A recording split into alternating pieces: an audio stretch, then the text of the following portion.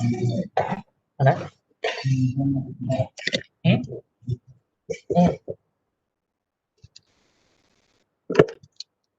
Sir ಬಂತು.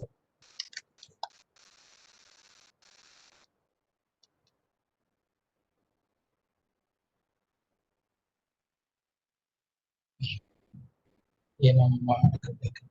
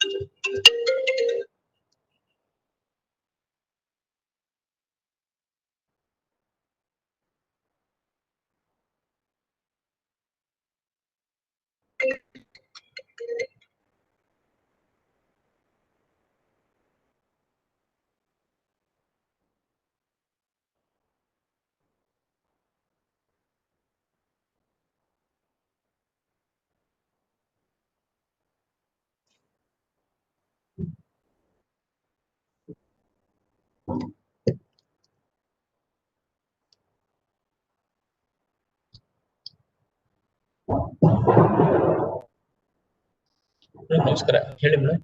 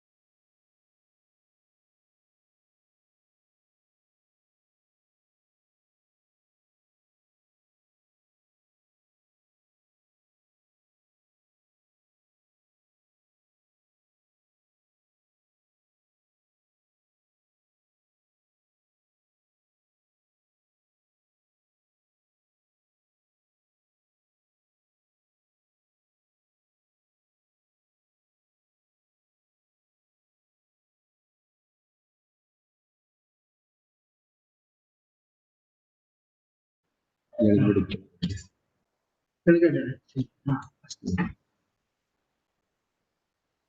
You can begin, Dr. Priya.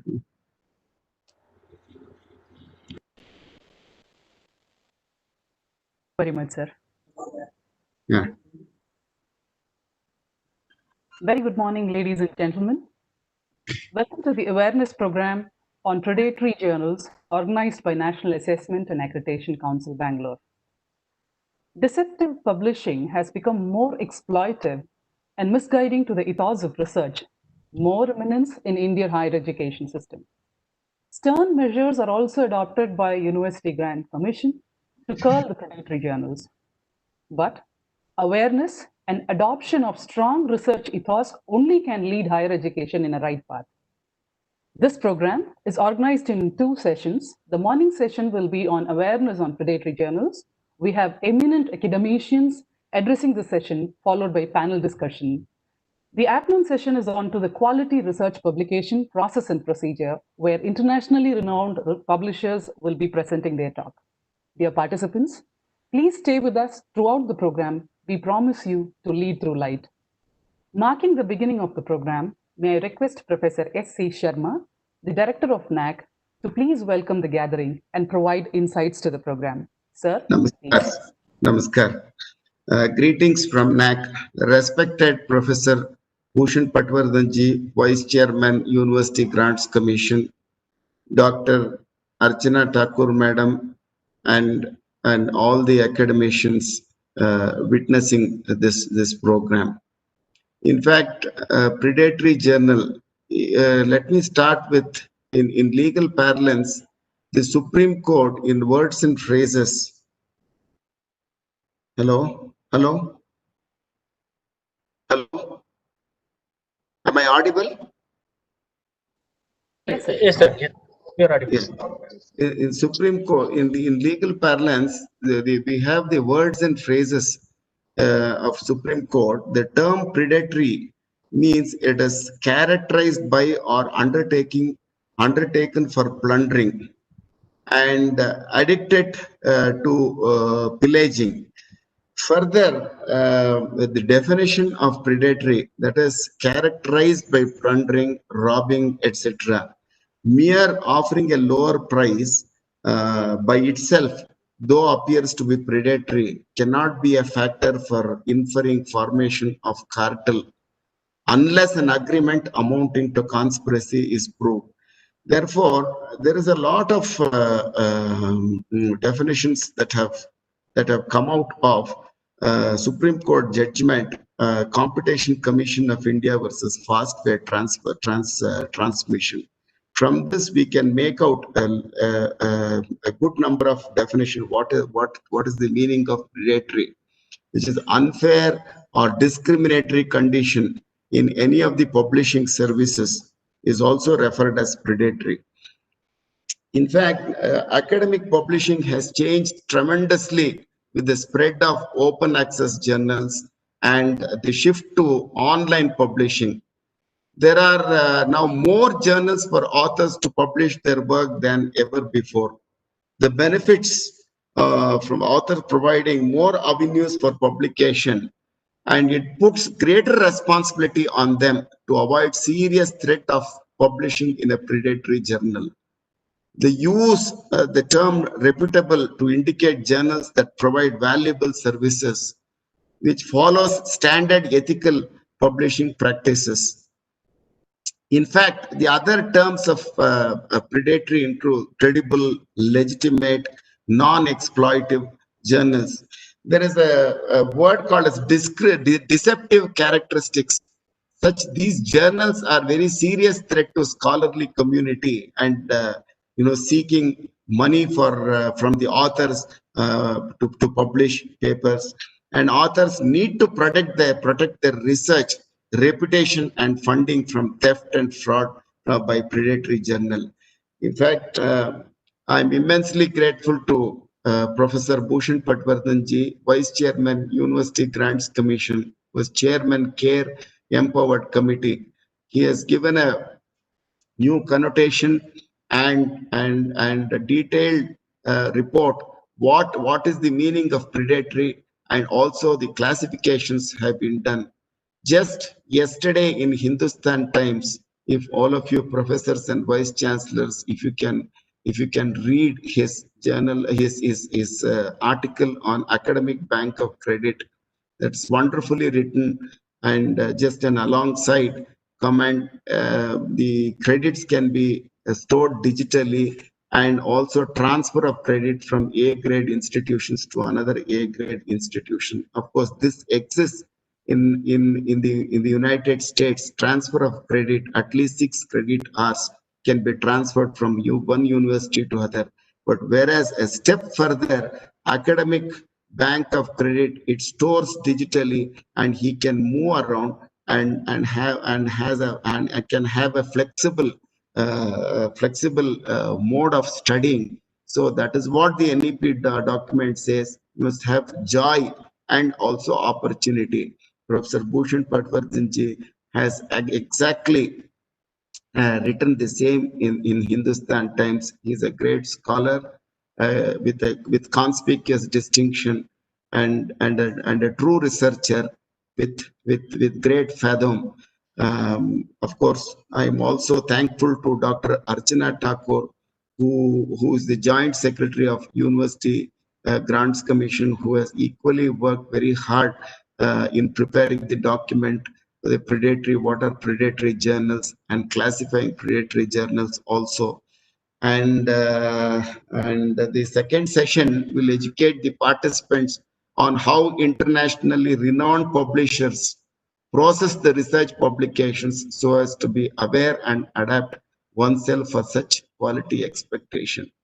There are two categories of researchers.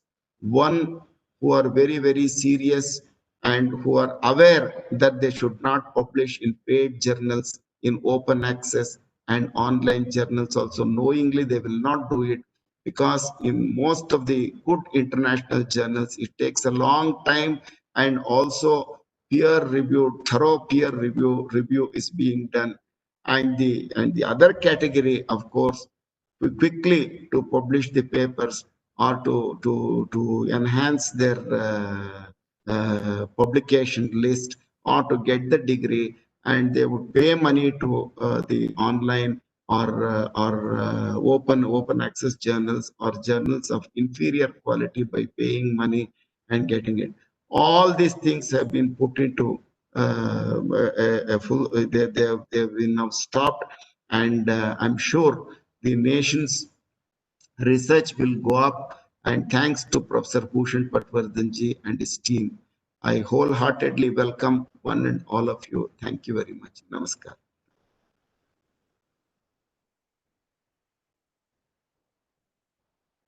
Thank you very much, sir.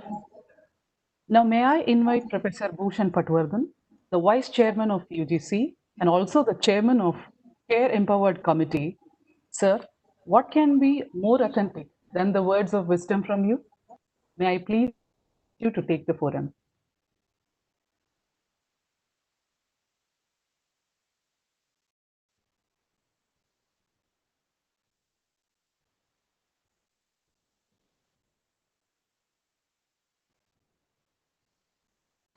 Professor Sharma, if you can continue, or somebody else can continue. So I just need 2 minutes. My laptop is just starting. Or Archana ji, please take over.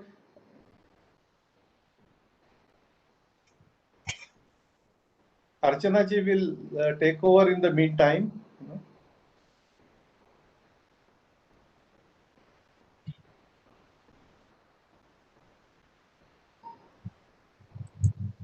Hello, can you hear me? Hello. Yeah. Acha.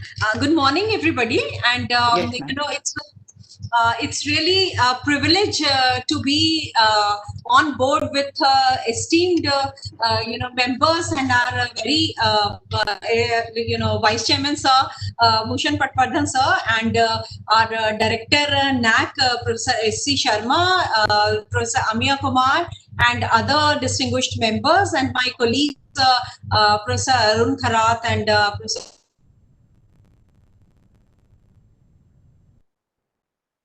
panelists, international for people who are going to be present for the. It's a pleasure to be here on such an important topic, which is the need of the hour. And then we have been, highlighting 3 or 4 years when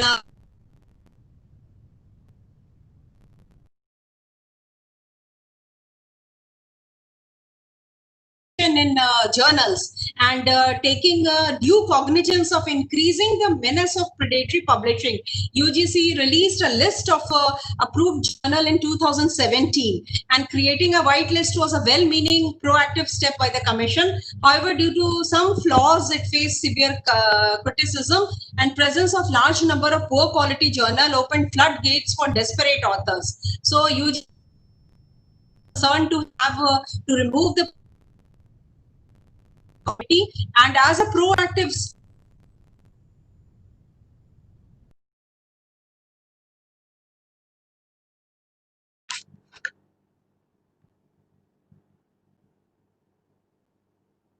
in 2018, and CARE is doing a well-meaning job since then, and in our quality mandate out of 10 important quality for creation of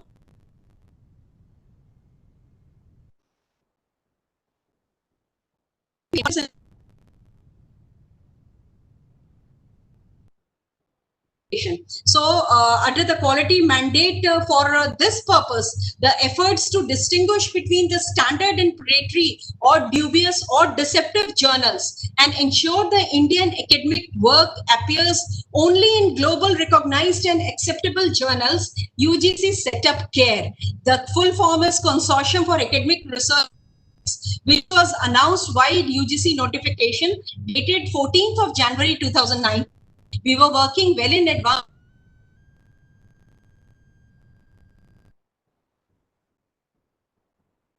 It's a very expensive.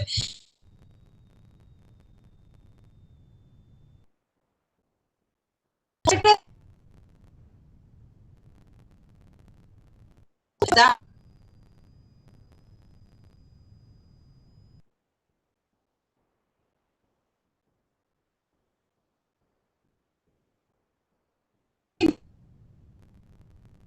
Indian universities as well as the publication dates. UGC know that it briefs, advises all the faculty exercise their selection of journals to publish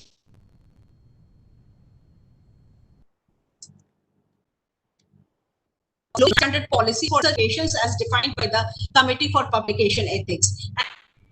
Avoid publishing in predatory and dubious journals and with the capacity in any capacity with them, and publications or presentations in dubious journals and conferences should not be considered for academic purposes. This we have written in our circular.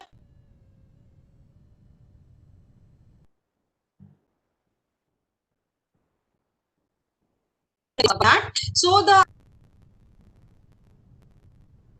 and creation of research quality,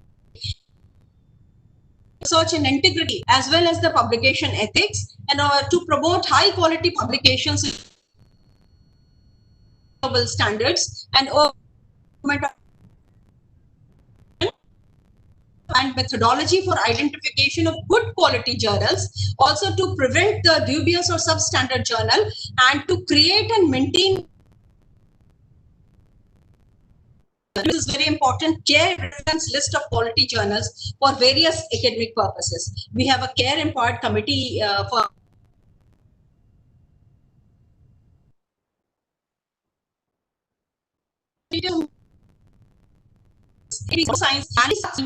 science, medicine, agriculture, association.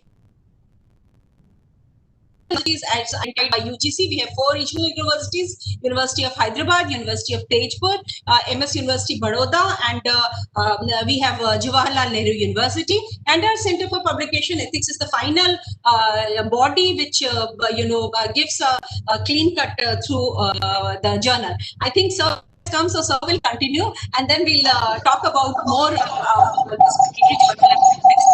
Sir, over to you.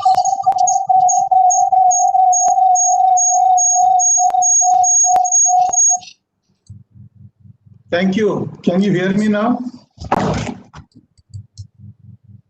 Am I audible? Yes, sir, we can, sir. Okay, very good. Thank you. And yeah, thank you, Archana ji, for taking over. There was some glitch in my laptop and I had to restart it. So sorry for that. And let me first congratulate NAAC for taking this very important webinar. And Professor Sharma, Professor Amerath, and everyone at NAAC, who have contributed for this activity. I must compliment them, because this subject of predatory journals has been really of great concern. And I really want to take you quickly first in some history, before I really come to, because CARE background, Archana ji has given you very well. But let me share what is the origin of all this and why and how we did that. Sometime during late last decade, you may be remembering, and those who are in academic may also recall that all of a sudden, sometime during 2008, 2009, we started getting invitations, be on our editorial board and things like that.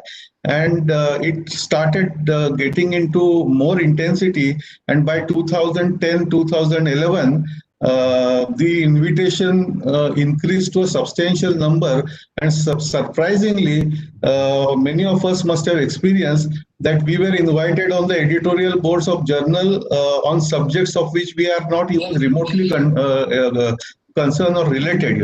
So all of a sudden, many of us became outstanding global scholars in the subjects which we don't know at all.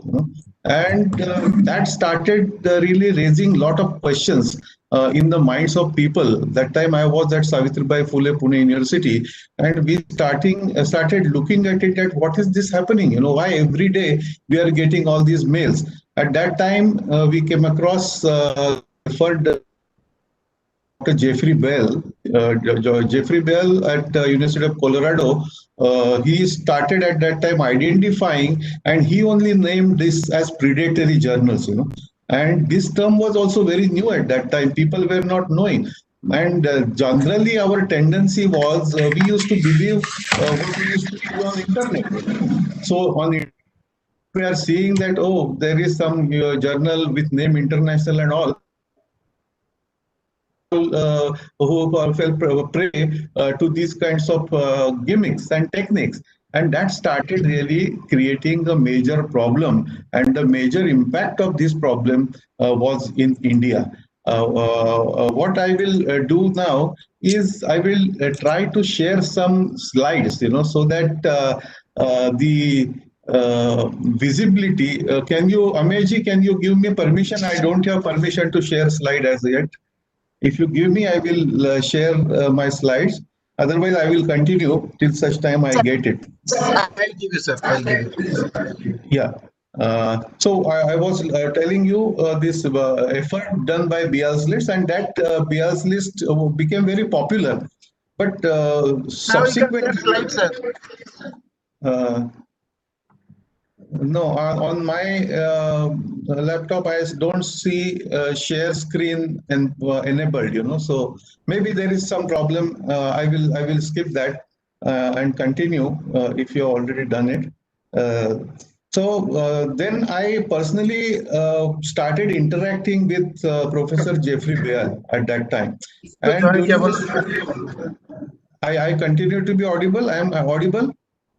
Sir, you're audible, sir.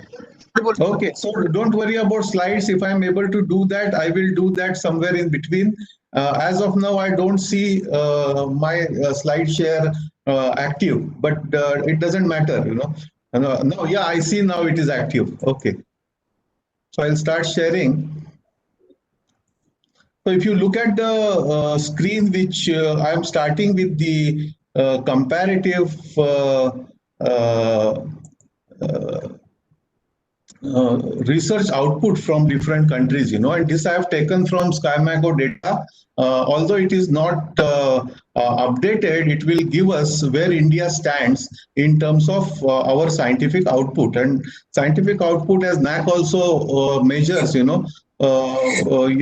is measured by how many papers in good journals you have published, how many patents you have, how many other intellectual property you have, what is the impact of that.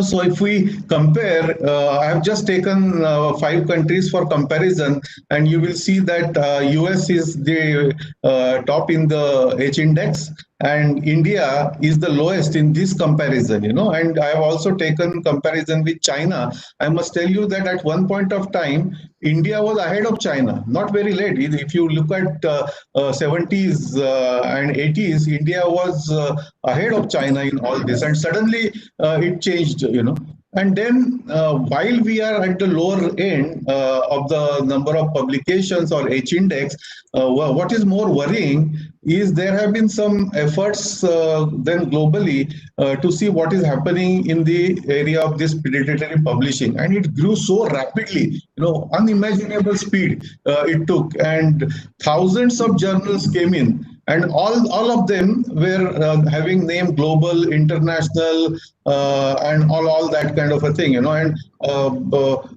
people, I'll also come to the why it came. So we witness what we call it as predatory journal menace, what Dr. Archana Thakur also mentioned, and we realized, and it was so sad to see that Indian authors are #1 in the world for publishing in these journals. And this report was done by Sitapati et al. And it was published in Current Science, where Sitapati showed that if you take academic performance indicators and PhD regulations, they could be possibly reasons why people are tempted to rapidly publish. So there is a desperation to publish. There is a publication pressure among researchers, and there is at the same time some kind of inadequate monitoring of research, Followed by this, there have been many papers. Actually, Nature wrote a major article. There were editorials also in Science and Nature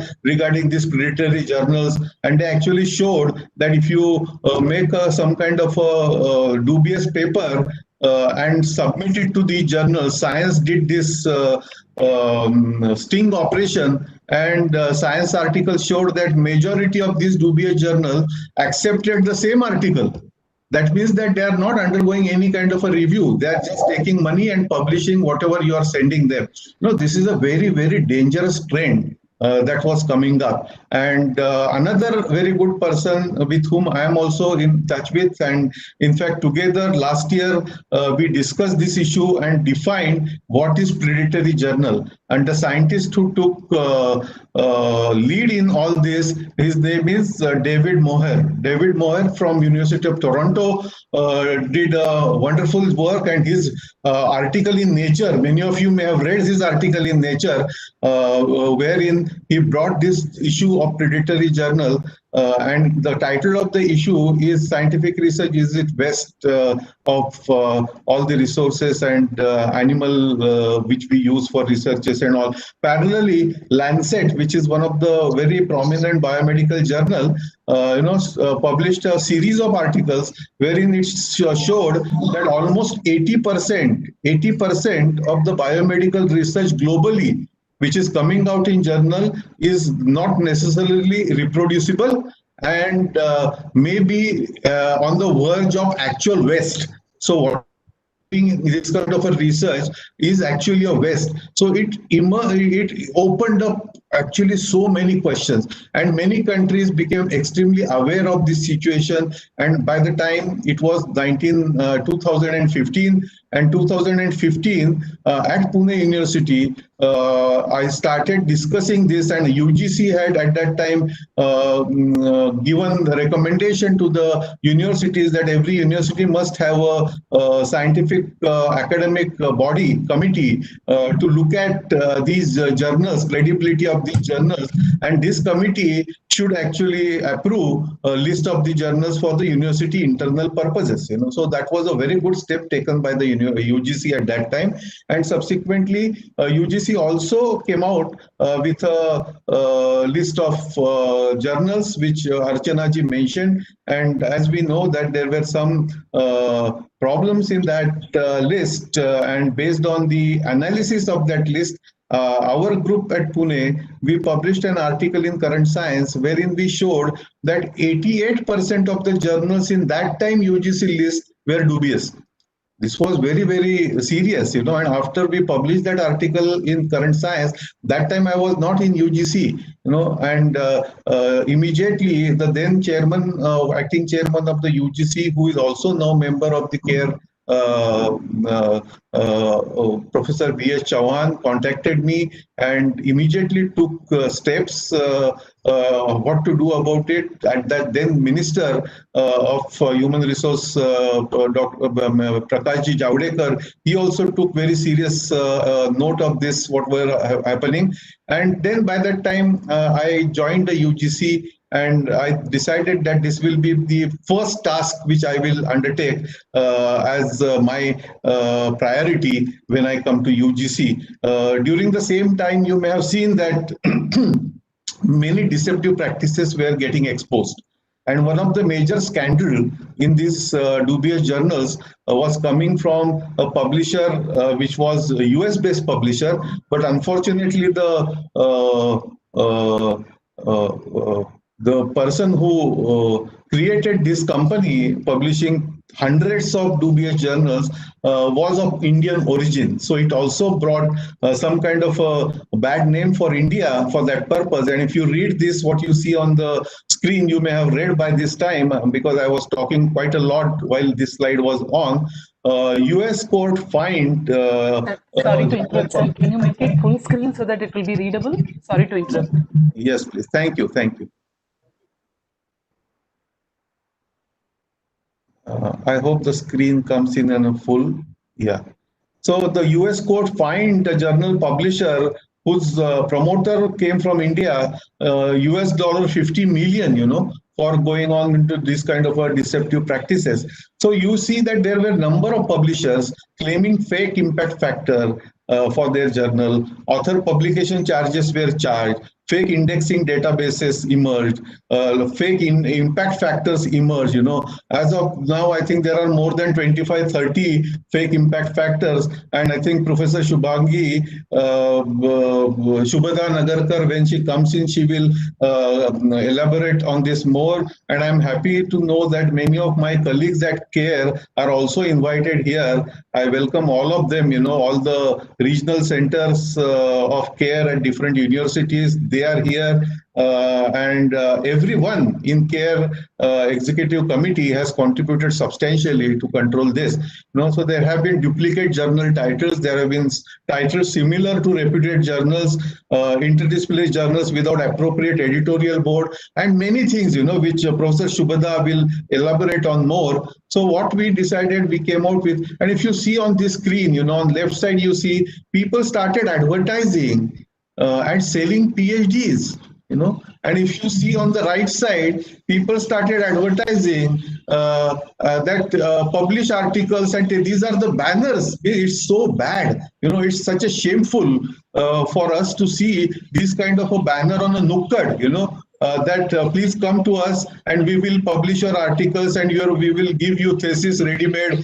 So the DTP shops, Xerox shops, virtually became suppliers of PhDs and international so-called publications. No, this is absolutely shameful for us, and so we decided that we will take a very, very strong action, and CARE emerged from this desire of the UGC to fix it up and take very, very strong action. So actually UGC filed a criminal police complaint in Delhi against this company, which you see on the left side, who is claiming that they can give you PhD with average quality at the rate of 50,000, better quality for 30,000, and good quality for 50,000. This is a mockery of research which we try to do in India, but this also we have to understand that there was a need, and so the supplier came forward, although unethical, they were actually meeting the needs.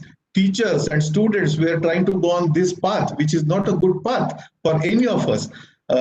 So the CARE, or Consortium for Academic and Research Ethics, was established in the UGC, and Archana ji has already pointed it out. And we should ask this question: why this desperation to publication is coming? Why we are tempted to take shortcuts? Are we doing research for name and fame? Are we doing research for some kind of a position because I want to become professor? I want to become get some membership of some committee, or I want to go on some foreign tour, or I want to attract more funds, or I want to contest for some election, so I want doctor as prefix. What is this? What are our objectives? Why we are doing all this? What is the purpose of research? Why we are becoming so desperate to research? And some of the answers of this desperation also lied in what were our own regulations, because in our metrics, we started differentiating journals based on whether this journal is national or international. Now, this is absolutely unscientific classification. There can be good journal or bad journal. There cannot be international journal and national journal, because there are several journals published in India are of international or global quality, and there are thousands of journals, which have international name or may be published outside India from many countries, could be very, very dubious and could be of extremely poor quality. So the quality parameter is not in the name of the journal, but in the way in which that journal is run or managed, So this is the article which we published in Current Science, wherein we showed, and Pune University was the first university which came out with a guideline for research publication, and these guidelines are still on the university website. I was chairing this committee at that time, and these guidelines actually alerted in our own university, because I was worried in my own university why good departments in my own university, faculty members are coming with publications. All of a sudden, a faculty member had never published 1 or 2 articles in last 10 years. Suddenly you see in his biodata 100 papers. This is unimaginable and unacceptable. So I realized that there are certain reasons, and on this slide, if you can read, I have tried to analyze what was happening. There is a pressing cause, which may be through a need to do PhD, need to improve our own API, or become eligible for conditions or appointment, which is one of the condition of appointment is PhD. Now, another thing is when there is a focus on compliance, because the focus became on compliance, I need to comply this condition. Then the desperation to publish begins, and the pay and publish culture or the predatory publishers thrived because of this desperation. And I call it as a Cobra effect, And Cobra effect, those who may not know Cobra effect, there was actually experiment done during British regime in Delhi, because there were a lot of cobras coming in city. So British government gave a prize, So if you kill cobra, you will get say 1 rupee or whatever that, And then that led to cobra cultivation. And people started cultivating cobra and giving dead cobras to the government. So the effect, what is known, so while trying to control this menace, actually we opened floodgates to thrive this menace, This is also called as, what is known as Campbell law. Donald Campbell, who is a very well-known psychologist, he came out with this law, and he said that use of quantitative social indicator for social decision making has a risk of corruption pressures and will be vulnerable to distort and corrupt the intended monitoring process. So Amir ji and Priya ji, for all of you at NAAC, this Campbell's law is very, very important to follow when we are trying to really monitor something and we are trying to develop some indicators. We have to keep this law in mind, that whatever we are trying to monitor or whatever indicators we are trying to create do not actually thrive or encourage the cause which we are trying to control. So that's how the CARE list, when we started talking about, we decided that our efforts should be based on a well accepted principle in management, and this principle is known as CAPA. CAPA is corrective and preventive action, CAPA.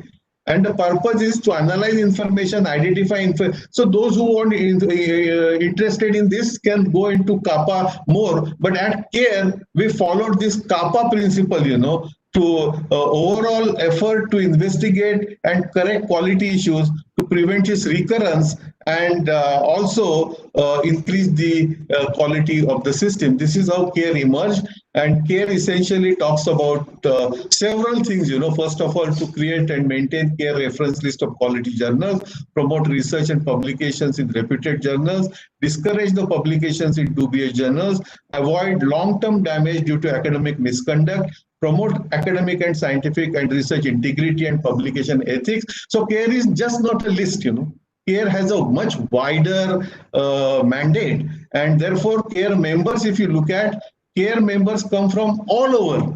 In India, those who are reputed agencies, councils, academies, government, especially academies and councils, all of them are members of CARE, be AICT or CSIR or ICMR or INSA or ICSSR. There are various councils such as Indian Medical Council. All representatives of these councils are members of CARE, and we consult them and we recognize their inputs while preparing this CARE list. So I think that creativity and scientific research is for search of truth, for creation of new body of knowledge. It is also about the pleasure which one takes, and the devotion and never-ending quest for innovation. It is not about publications. It is not about race. It is not about desperation. It is not for some recognition. All the socio-economic benefits should come as a natural outcomes. They should not become our primary goals. So if we are able to do this, I think we will be able to address this problem better, effectively. But I must tell you that UGC or CARE, or for that matter NAAC or anybody else, will not be able to control this menace. Everyone we have to contribute in it. And for example, for me, my only condition for my PhD student is you should be proud of carrying your own PhD thesis. I don't know what other committees will say or what other reviewers will say. You yourself should feel proud, and you should feel internal, because you can cheat the whole world. You can cheat CARE, you can cheat NAAC, you cannot cheat your internal voice. So we have to be very honest, and therefore the academic integrity brings in most important component in the whole thing. So very soon UGC will be publishing a guide on academic integrity, and that actually just 2 days ago, the guideline for good academic and research practices will be known as GARP, G-A-R-P, has been approved by the Commission, and it will be soon released as a document, which I'm sure every one of you will be benefited from that. At the end, I would end with this kind of a new UGC portrait, which depicts that UGC stands for all disciplines. UGC respects all the disciplines, all the thought processes, all the cultures, and whether we are having science streams or STEM, what typically call it as, we need not call them as superior. Social sciences, humanities, languages, they are equally important. And the research in Indian languages, CARE is taking even more care to include good languages from Indian languages, because we know that these Indian language journals may not have chance to get into the Scopus or Web of Science. So CARE is made for you specifically, but at the same time, you must follow the highest integrity and academic standards. We are all there to help you. I'm sure Shubhda and others will add to what I'm telling you, and also will take you to the process CARE is following. And actually, we are there to help you. We are not going to close. We are not here to close good journals. We want more and more Indian good journals to come in CARE, and we have created the process for that. And we are all there to help you. That's the assurance I want to give, but without compromising the ethics and integrity principles.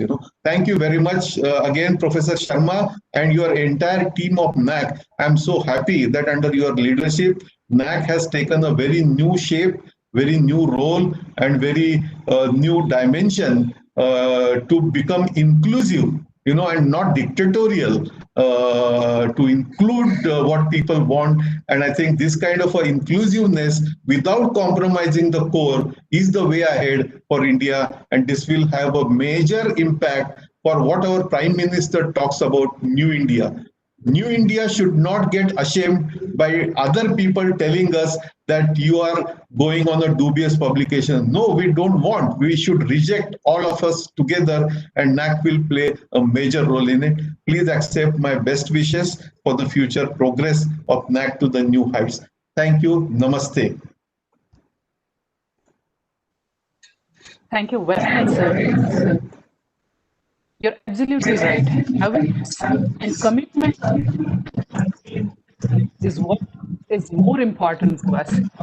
And now, proceeding further with the program, now we have a panel discussion. Before we plan for this program, Amiya ji, can you really stop my sharing if it has not stopped? Because I think the administrator has to do that. I'm not able to do it from my end.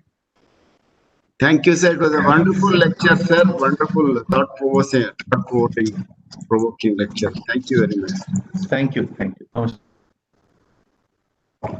I hope the sharing has stopped. No, sir. Okay. it did, sir. Yeah, thank you.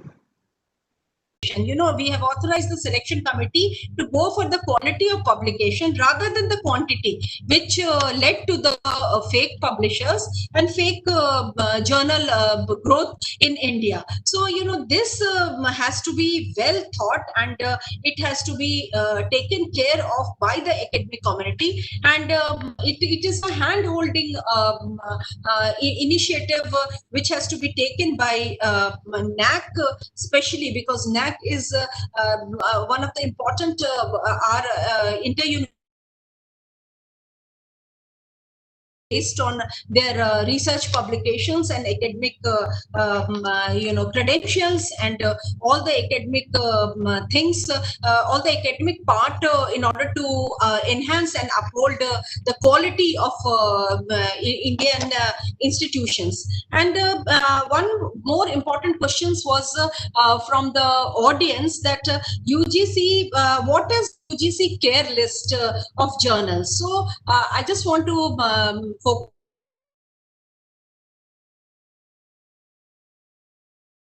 is there on our website also. Group A has research journals from all the disciplines which are indexed in Scopus or Web of Science and Indian Science Citation Index, etc. Group B has journals from previously UGC approved list. We get queries that what about those publications where we had published earlier, which were there in UGC approved list, and so one need not be bothered because those journals which qualify as per CARE protocols have also list of journals are present in UGC CARE list. So that comprises of Group B, where the journals from previously UGC approved list which are qualified as per analysis protocols are also placed. And Group C is journals from all the discipline of UGC CARE Council members, which is qualified as per analysis protocol, and group D journals are from the disciplines of languages and other all the disciplines submitted by CARE universities which are qualified as per analysis protocol. So any journal which is indexed in Web of Science and Scopus database, it is part of group A list, and there is no need of journal such journals to submit for inclusion in the CARE list, because it is already in group A. So that should be taken, rather than always repeatedly asking those questions to us and putting and making a confused state of affair that whether we should submit it again or not. So this is basically the answer. And one cannot search the journals indexed in Web of Sciences or Scopus database directly on a CARE website, but separate links to the database are provided under Group A of the UGC CARE list. This is also one of the query which comes to us. And journals included in ESI, Emerging Sources Citation Index of Web of Science, included in the CARE are not a part of UGC CARE list. As and when these journals are included in Web of Science, they will be automatically become the part of list of Group A. And these are a few important things which we have been taking care of. And CARE is a dynamic list. Dynamic means it is subject to change, and we update the CARE list every quarterly. That is in the first week of January, and then in April, and then in July. Next we'll be having in the first week of October. And then we have three criteria of submission: the protocol 1, which comprises of basic information, protocol 2, and protocol part 3. So first is the basic information, and part 2 primary criteria, and the secondary criteria. Those are for internal sites. For part 2 and part 3 protocol are for internal analysis and assessment purpose, which includes due diligence, verification process, and critical, including sequential algorithm elimination process and weightage matrices on a scale of 10. So the objective of quality assessment of a journal as per part 2 and part 3 of the protocol is based on the verification information regarding its history, consistency, peer recognition, market reputation, academic credentials of the editors, peer review process, indexing, citations, charges, fees, and related financial matters, etc. And the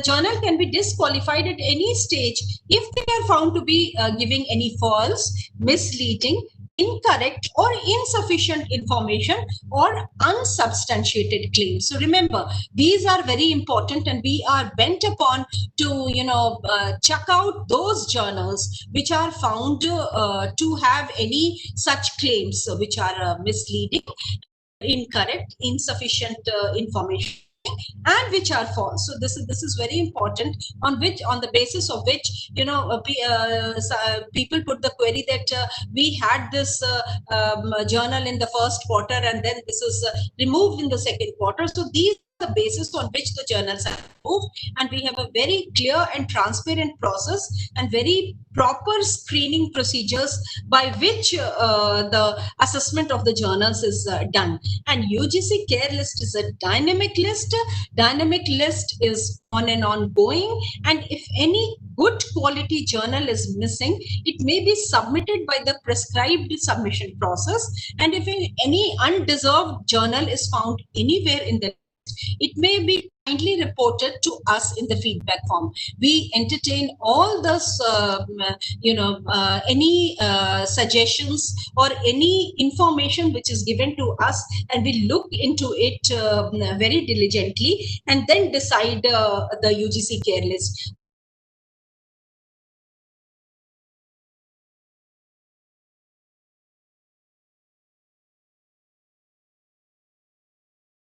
One by one, we have a group of experts who will be speaking later on, and our empowered committee is bent upon, curating a good and proper UGC list of journals. And process of submission of new journals, just I'll give you 2-3 lines on that, only teaching faculties from universities and colleges can recommend the journal from the prescribed submission processes, and the recommendation of the journal titles can be routed through the universities and colleges through their IQAC cells, which may recommend the journal title to the respective UGC CARE university, and also the affiliated colleges, college IQAC, because we get the query, how do we submit the journal? Where do we submit the journal? So the college IQAC cell may recommend the journal title if found suitable to the parent university IQAC cell, and the parent university IQAC cell may forward the recommended journal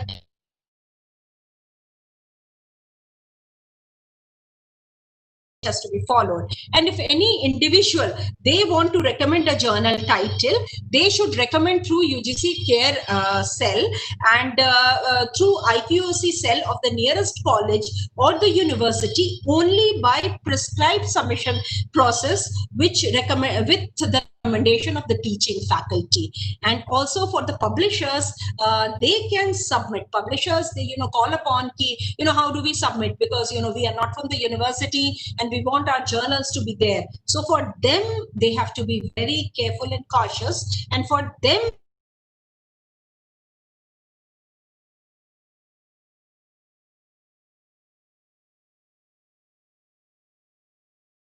prescribed submission process with the recommendation of the teaching faculty. Again, it is an academic intervention and it is an academic exercise. So we want the publishers who are not from the academic community or who are into the commercial practices to get it vetted by some leading faculty and then submit it through the IQAC cell.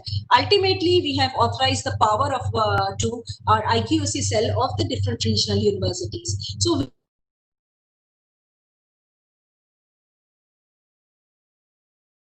our guidelines to add journal titles received from universities, colleges, individuals, publishers for their respective region, and the evaluate as per UGC protocol part 2 and the primary criteria, and if found suitable, then submit the necessary information to the CARE portal. And we have also empowered our CARE council members to follow the procedure to given to add the journal title, and UGC CARE council member should validate the academic quality of the journal title and must state the reasons for recommendations, and if found suitable, the member shall submit the basic information about the journal title on UGC CARE portal. So we have empowered them also, making it as a part of our empowered committee, and we have more than 30 members, as our Vice Chairman sir has shown you the list of the councils which are on our board, and they are submitting.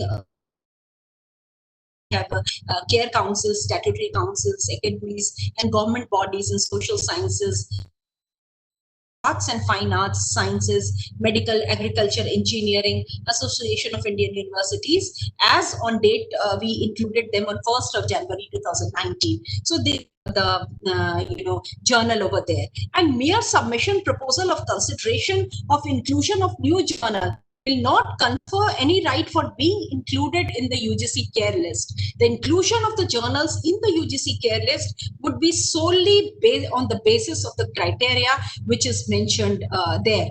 And also the final decision regarding inclusion and exclusion of journals shall vest with the UGC CARE empowered committee. We get journal after the journal is curated by in the guide our UGC committee. So it is final, decision rests with our UGC CARE empowered committee members, and it is our list is dynamic. And if any good quality journal is missing, it is submitted in the submission process. If any undeserved journal is found anywhere elsewhere in the list, it time reported through the feedback form. This is our request. And with these points, I'll make an end. I'll request Dr. Shubha Nagarkar to, speak next, and then we'll come later on and speak more views of UGC on, spurious journal and predatory journal and research, academic research ethics, etc. So over to you, Dr. Shubha.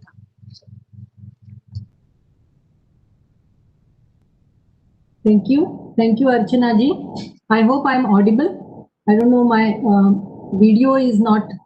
But we can't see you. You're audible, yeah, can ma'am. you see me now? Can you see me now?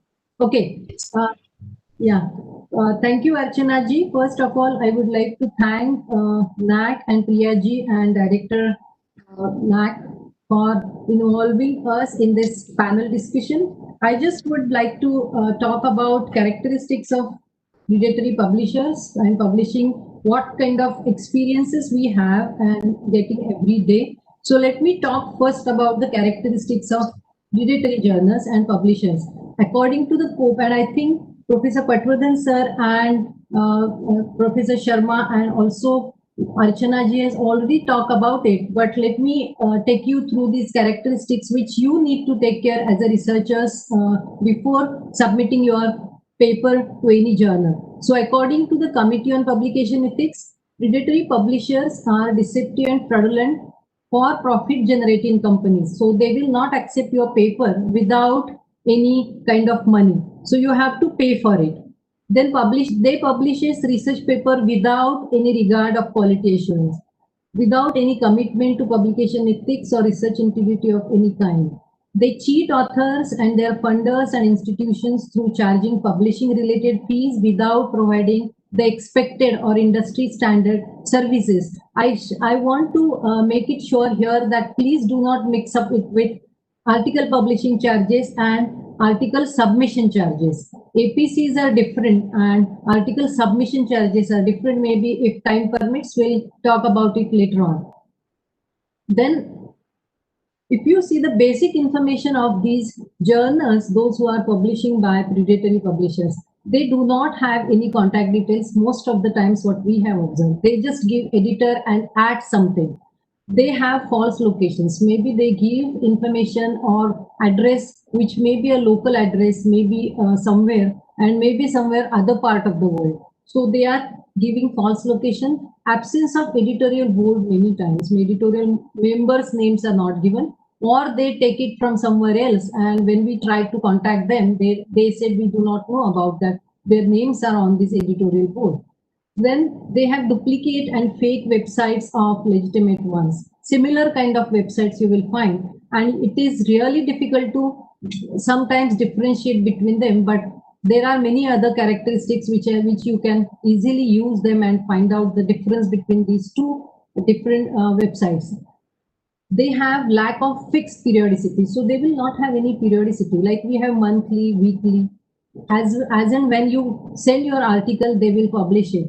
Many times they publish within a short period of time, so they don't have any time period mentioned. So maybe tomorrow, or maybe within a week, or within 2 days, or sometimes I heard they will publish a paper even backdated. It depends on how much money you are paying to them. Then they keep on sending spam emails for submission of papers. As Professor Patwardhan sir said, that suddenly you get that you are selected on the editorial board, or can you review the papers? So don't fall prey with such kind of invitations.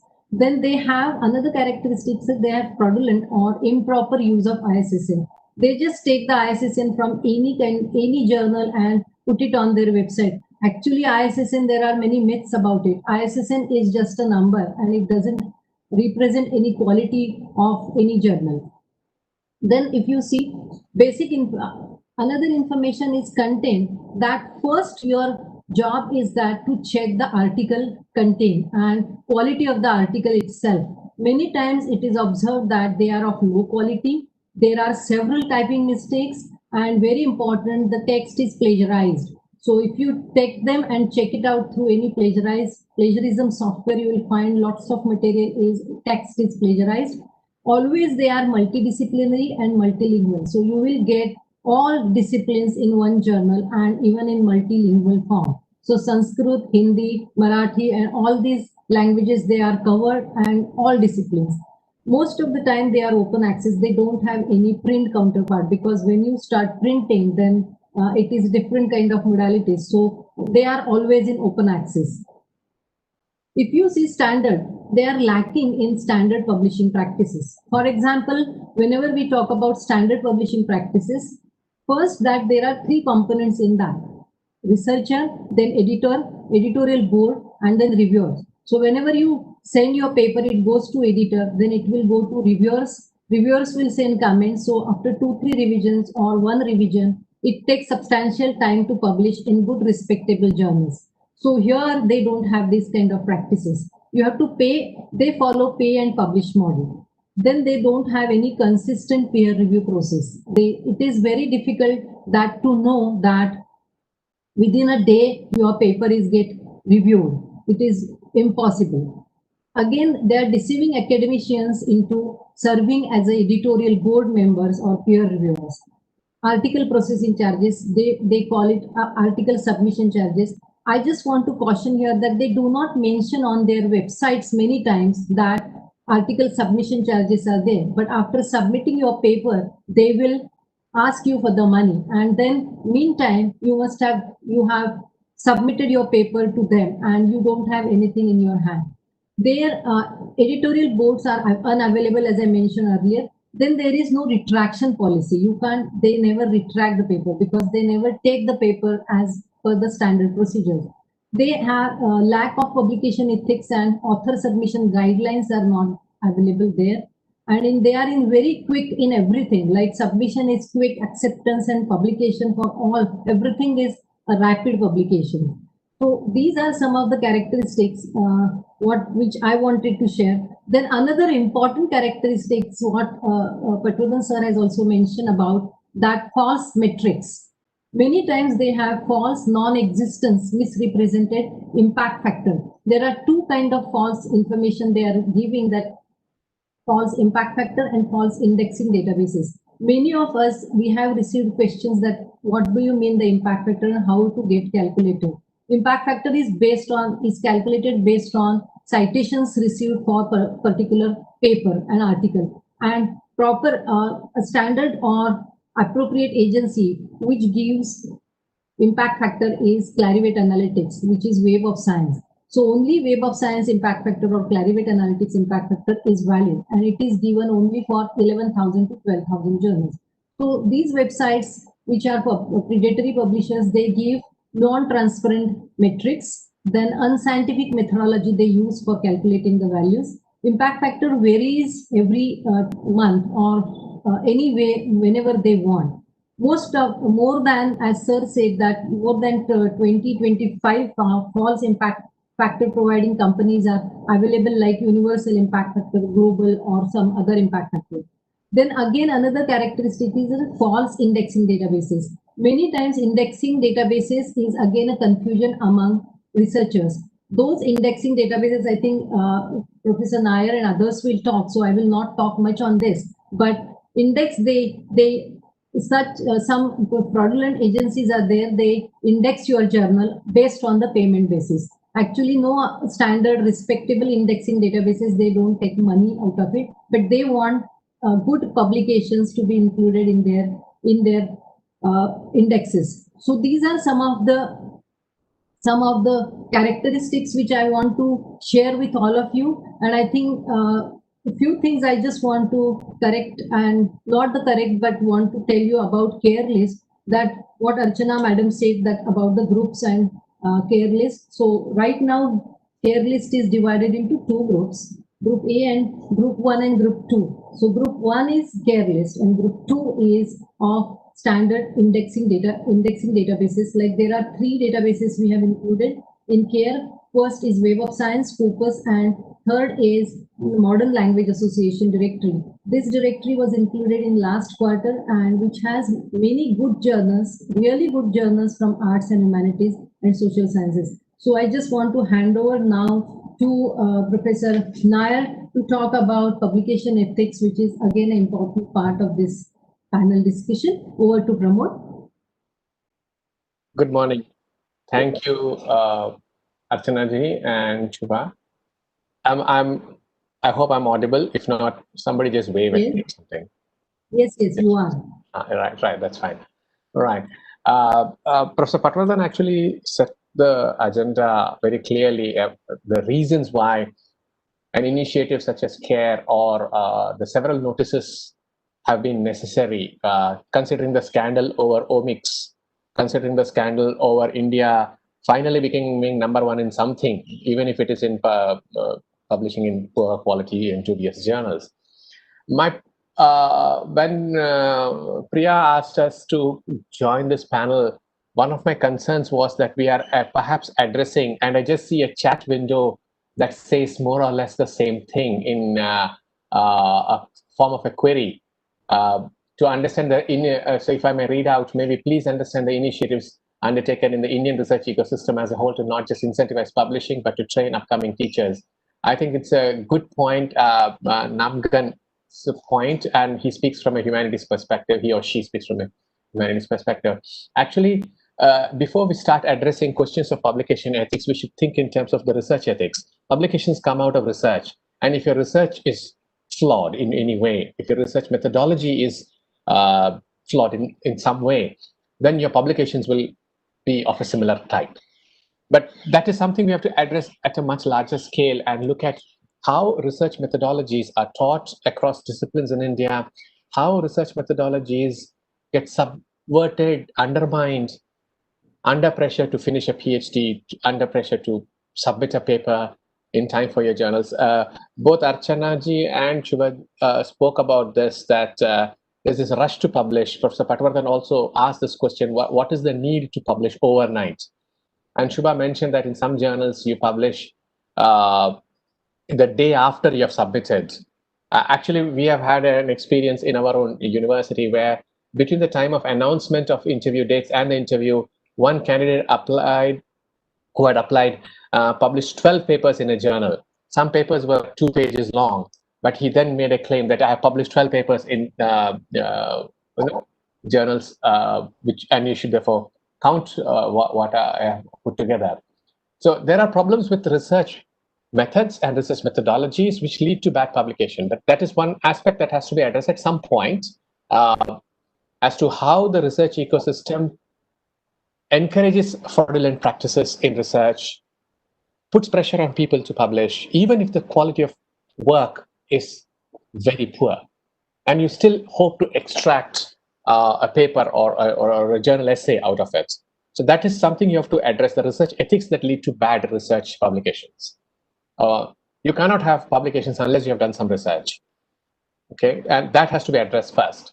So this is I have a problem with talking about publication ethics, proverbial putting the cart before the horse kind of thing. And I think Professor Patwardhan did mention this in some way about the research being done undertaken in universities. Okay, that may be as may be. I have a couple of things to say in addition to what Shubha has said about CARE and the really menacing problem of predatory publishing. Professor Patwardhan referred to it as the menace of predatory journals. I think Professor Patwardhan was being kind and had toned it down. Menace doesn't even begin to describe the astronomical nature of the catastrophe that we are stuck in.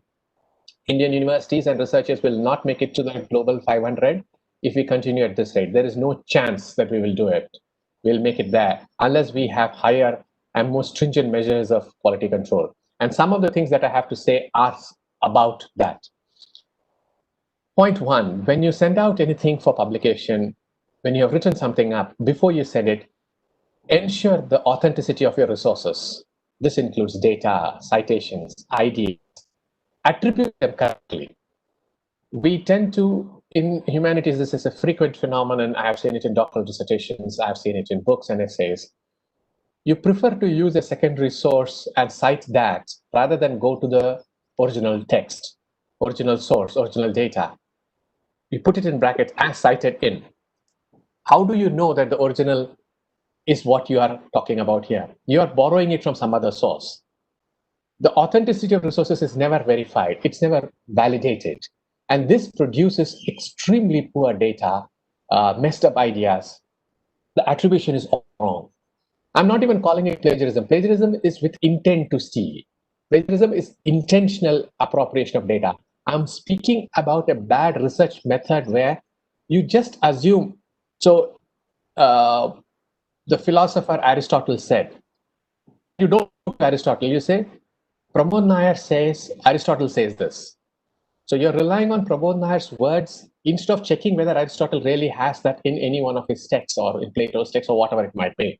There are over-reliance on secondary resources damaged Indian research credibility to an unlimited extent. And your attribution of resources is always therefore incomplete. So like I said, I am not talking about plagiarism. Plagiarism is intentional. It is with malified intentions. And at some point, we have to put a stop to that. But that is an entirely different discussion. I don't want to get into that now. Second, please acknowledge if you have published any part of your work before. I do not understand why this is such a problem for people. The world's best writers in humanities and social sciences don't write books straight out. They publish their ideas in the form of short essays, sometimes even journalism, a blog post, which then cumulatively cohere to a book. So you test your ideas. It's like a little, to use a contemporary term, a little bit of vaccination. You try out a little bit. You try a little essay here. You put out an idea in the world. You send it to a good journal. You get peer reviews. They'll say, no, this idea is absolutely rubbish. Or somebody will say, we could work on this idea a little more. Then it becomes a book. So the extended version has started life as a small essay. But what has been noticed is people don't want to acknowledge that. So you claim credit for your essay, and then you claim credit for your book without acknowledging that the book came out of that essay. Often called salami publications, redundant publication. The acknowledgement of previous publications that have inspired and influenced your present one is essential. Otherwise, it stands amount to what the UGC in its April 2020 circular defined as self-plagiarism. People don't want to do that because they want to claim double the credit. You get API here and you get API there, you get API everywhere. That's not acceptable because it's basically the extension of an argument you have made. I can vouchsafe this by saying that most humanities and social science scholars start exploring ideas in small forms, not directly as a 600-page book with 455 footnotes. No, very rarely do people do that. They try it out in some way. Third, all sources of funding should be acknowledged. This is something that the sciences have insisted upon. STEM research publications almost always have that.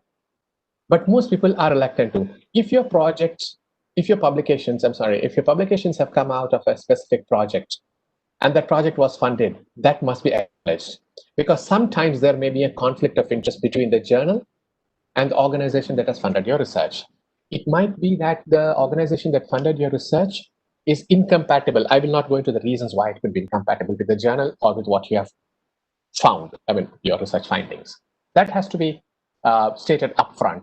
So it should not be revealed later that your research was funded by an organization which is unacceptable. For example, if your research for some weird reason was funded by xenophobic organizations or racist organizations or whatever it might be, or organizations that rely upon superstitions for something or the other, all sorts of organizations exist, then it might defeat the purpose of publishing it in a certain kind of journal.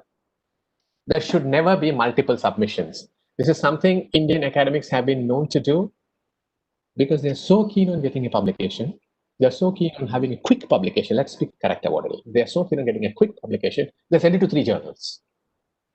Whoever publishes first, as Professor Patwardhan said very correctly, this is not a race. Research and research publications are not a race. Well, I know they are a race in the sciences, particularly to discover the vaccine first. We remember the race to discover the secret of the atom and the atomic bomb. There is a race, yes. But a race is not the excuse for shoddy work or for submission before your work is ready. This is something that people never seem to understand. And I know for a fact that PhD students who are so desperate because there was this idea that there was a regulation that you have to publish 2 papers before you publish. You send the same paper to 3 places. Sometimes it also gets published in 3 places, and then you claim all of them. No multiple submissions should be done. Appropriate data management, point number 5, appropriate data management and sharing. Concealing data, manufacturing data, and misrepresenting data is not on. This happens in several social science disciplines, sometimes in empirical studies, not very common in the humanities, but very often only partial data is given to you. And that partial data is what is used. You cannot build an argument, you should not build an argument, you ought not to build an argument on partial and unrevealed data. The 6th point is a much more complicated ethical point. If you're working in the social sciences and working with human subjects, and I'm not speaking medicine, where this is an integral part of what you do. I'm speaking about social sciences and the humanities, where in many cases now we see the work is based on interviews with people. Have you obtained the necessary informed consent? Did you inform them that their personal data will be used? Did you tell them in what form this data will be used? So you interview people, you submit the results in the form of an essay or a book or whatever it might be. But did the people know that you're going to use it? Have they given you consent? Now, I acknowledge that in many cases, they may not be literate enough to put a signature to a document. They may not be able to record their consent in the form that you may need. But there must be consent, because you are making an argument based on the lives of people. You are making an argument out of the personal data which was shared with you in good faith. In good faith. That is the key phrase, in good faith. How do they know what you are going to use it as? And you may have met recently several academic essays. I know in the Journal of Refugee Studies, this has come. Interviews with the refugees, the refugee crisis from the last 2 years across Europe. And many European journals and American journals have actually published this. But were the refugees interviewed, being informed of what they were doing, of what the methods of study are, of what the outcome will be? So informed and appropriate consent for use of personal data is mandatory. Next, check your work for any expressions of bias, discrimination, or hate. Even if you are writing about racism, it's not the call for using racist language. I have found in research publications, they are not outright casteist, racist, or sexist, but it slides perilously close to that kind of language being used. Now, to go back to the point that Shubha made, if it's a serious journal, they will disqualify your article for the use of inappropriate language.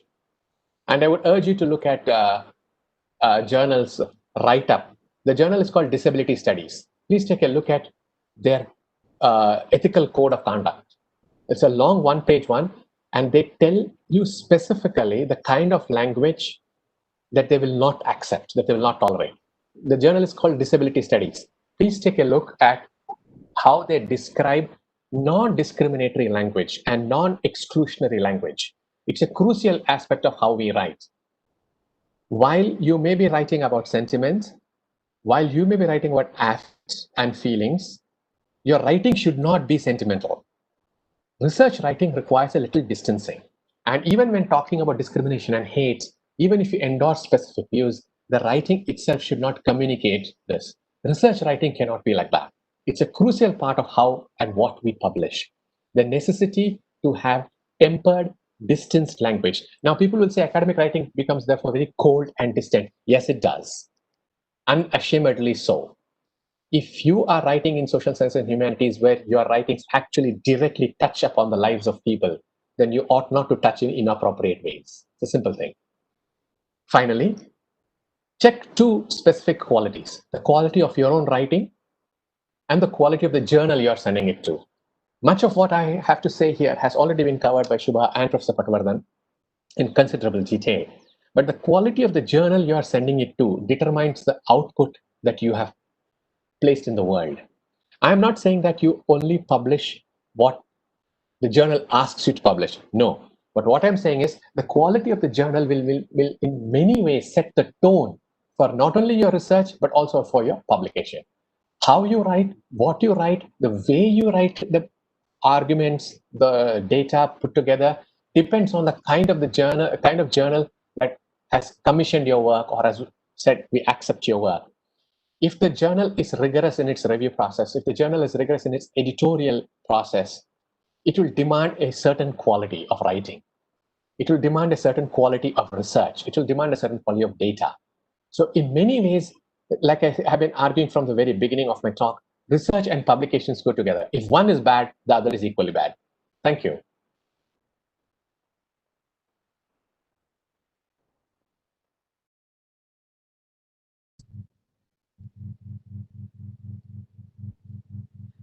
Yeah. Pramod. Yes, Archana ji, I am done. You're there? Yeah. Oh, it was beautiful deliberations by you, and you've given a very valid thoughts about the quality of publications and what is the need of the hour. That is, you have given a good insight into it. And then I would invite Professor Arun Kharat, who is one pioneer of working in for journals himself. He will also throw light on different aspects, and basically today he'll give you on Scopus and Web of Science database, more emphasis on that. So Professor Arun Kharat, you're welcome to speak in the panel. Thank you so much, Archana ji.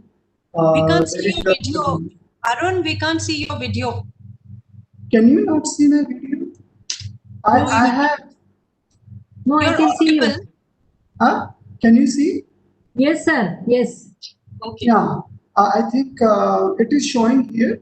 So let me thank the NAAC team, the director, Priya madam, Ami sir, the vice chairman, Archana madam, Pramod sir, Shubha, or R.C. Deka sir for endeavoring this very need of the hour topic. Now, basically, I am going to give a little idea about Group 2 journals. UGC CARE basically deals with the Group 1. There are like in the beginning, Archana ji has already mentioned about the Group A, Group B, Group C, Group D journal, which was a nomenclature during the very first UGC CARE list in June 2019 on the very day of 14th of June. Then in the 1st of January 2020, we have moved that Group A, B, C, D into the Group 1 and Group 2 journal. Group 1 is basically for our very own Indian journal list, maintained and created and curated by the UGC CARE unit, and that is what is called UGC CARE. There is a Group 2 journals, which is basically talks about other international ratified quality list journal databases such as Scopus and Web of Science is a one, but that is not the limiting. Modern Language Association is also there. PubMed is also there. So there are a few other important databases where the quality journal list can be found. But in general, the Scopus and Web of Science is a very talk of town and a very popular one. So let's first make it sure that UGC CARE is not different and Scopus and Web of Science is not different. Because most of the people think that UGC CARE list is meaning the journals which are only present in UGC CARE. That in a way is true, but UGC CARE does not want to analyze separately the dynamic list of Web of Science and the Scopus, which by themselves they do it very regularly, and they are also more or less following certain criteria in order to select a journal, maintain a journal, remove the journal, reintroduce the journal.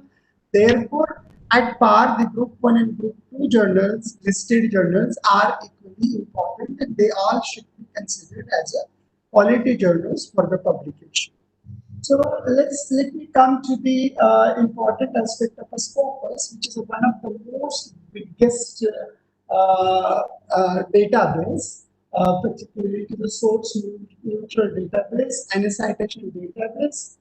with different areas of subjects matter experts. So one can think about there are 76 million different items present in the Scopus, and nearly 16 million author profiles are covered in the Scopus. So you can see by numbers, Scopus is such a huge one.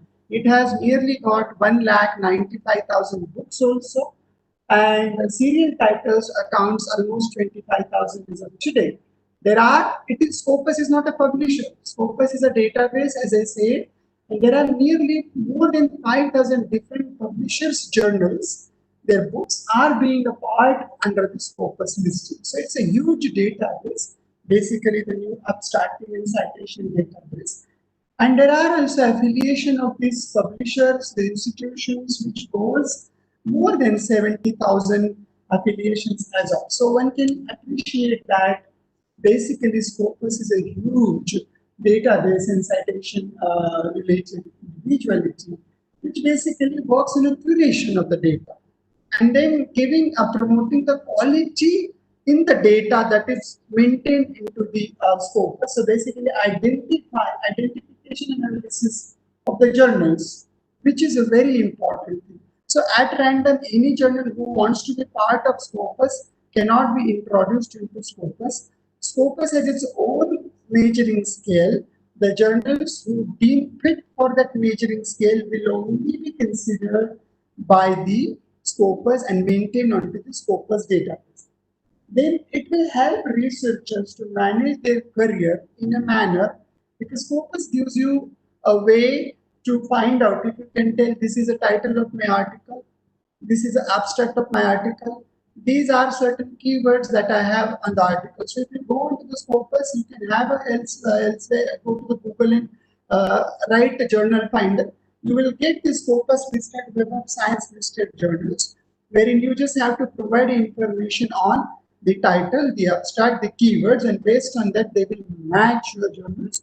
That's a very appropriately done. So Scopus basically delivers a comprehensive view on the world of research. There are no packages, there are no add-ons, especially in Scopus, and you can consider this as a one all-inclusive subscription. So you have a books, you have a book chapters, you have the serial titles, you have the journal titles, and they're very good at maintaining the what is called the archivings. So how does it work? Basically, it has a certain criteria. It gives a due importance to the peer review process. A journal that has seriously following a peer review will only be considered. A journal that must have an English abstract.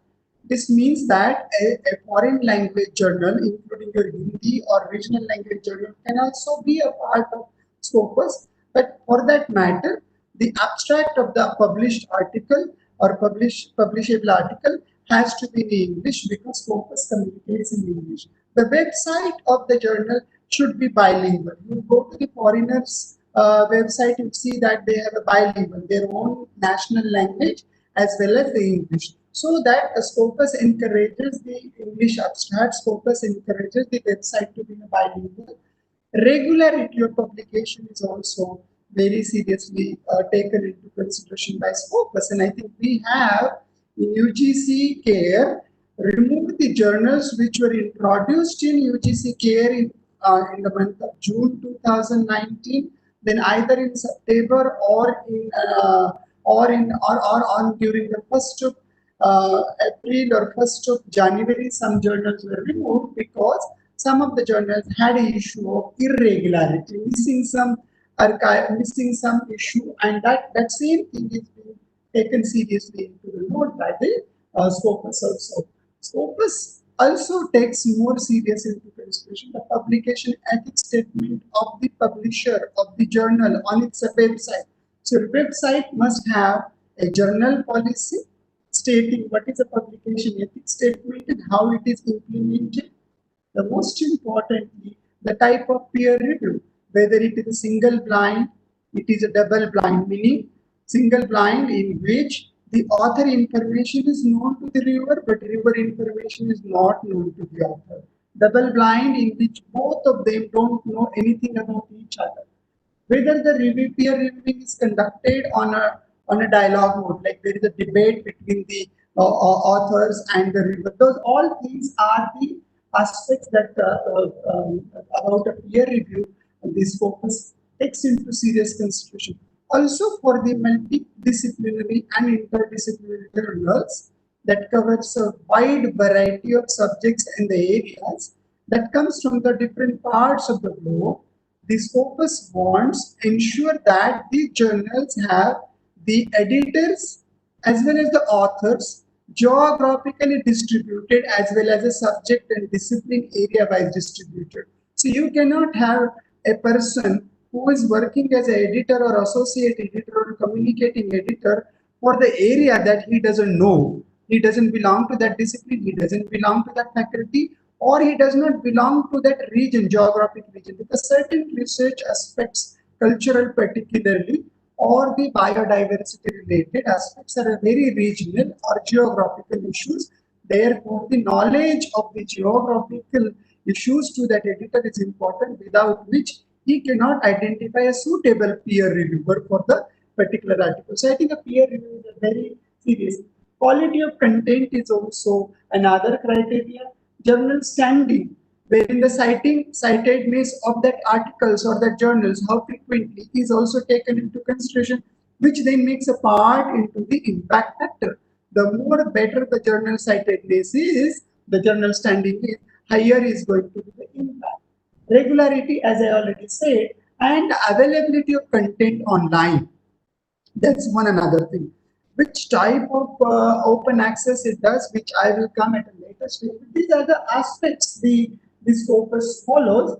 On the other hand, the Web of Science, it is not limited to the science. Often people, particularly the languages, humanities and social sciences, from my experiences, since I started working with the UGC CARE as a nodal officer from the March to January 2019, I have learned most of the languages, social science and humanities teacher and the researchers say, oh, the Scopus and Web of Science is not a deal that belongs to us. Basically, it is related to the science, technology, engineering and medicine. That's a big myth. Actually, you have followed the perception or the narrative that you have heard about. You did not personally visit the Scopus website and made a search, spent a day or two, whether or not certain journals of your interest are available or not. I think that is the very first thing every researcher, whether it is a research scholar, research supervisor, or a senior researcher, must do from the humanities, social science, and languages. So basically, Web of Science is, it is beyond the science, beyond the technology, beyond the engineering, beyond the medicine. So basically, they have the languages, arts, humanities, and social sciences. It is a very first that follows the Clarivate analytics. So it is the first of the adopted. So there are 20 different criteria in a workflow Web of Science takes into consideration, out of which primary 24 different criteria qualifying journals are then considered into emerging source citation index. That has already been mentioned by Shubha, already been mentioned by Professor Patwardhan sir also. So emerging source citation index is a basic affiliation to a journal on the Web of Science. They further go for the impact related 4 additional criteria. If a journal which is qualified already the 24 criteria and qualifies those 4 additional criteria of related to the impact, then those journals will be divided into the different flagships such as a Science Citation Index Expanded, SCIE, or Social Science Citation Index, SSCI, or Arts and Humanities Citation Index, AHCI.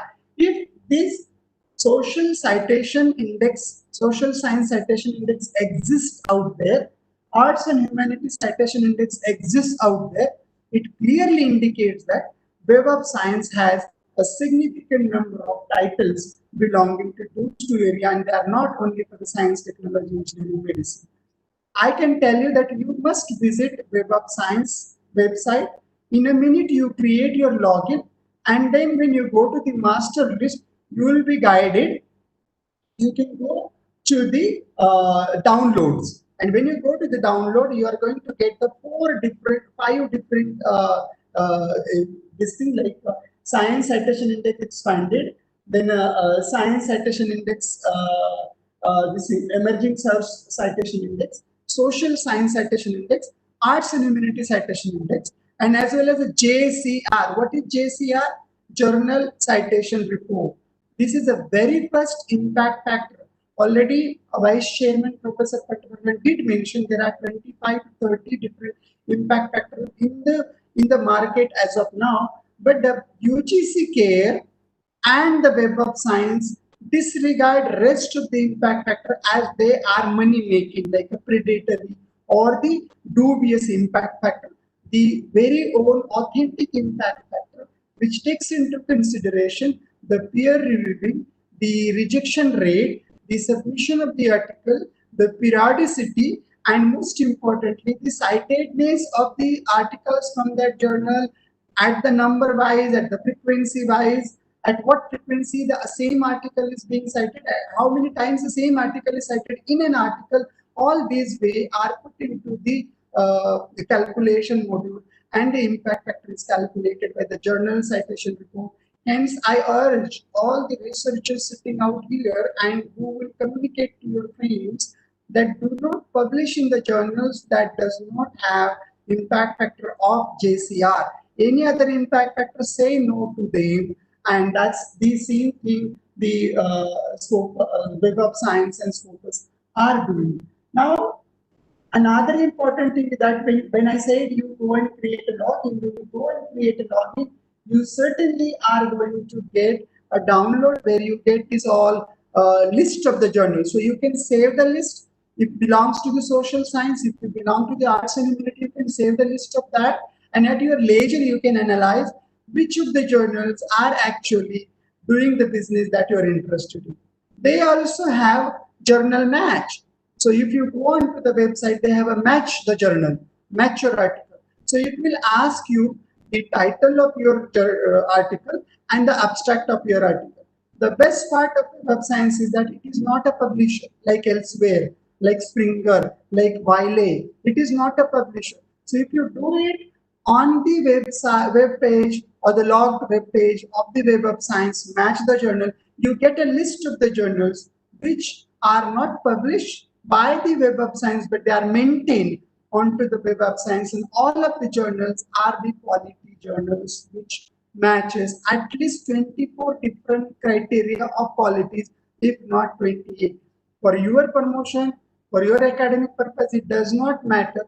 If you really want to be high impact journal, then go for the 28 criteria, which is like a science citation index emerge or something like that, or social science citation index, or arts and humanity citation index.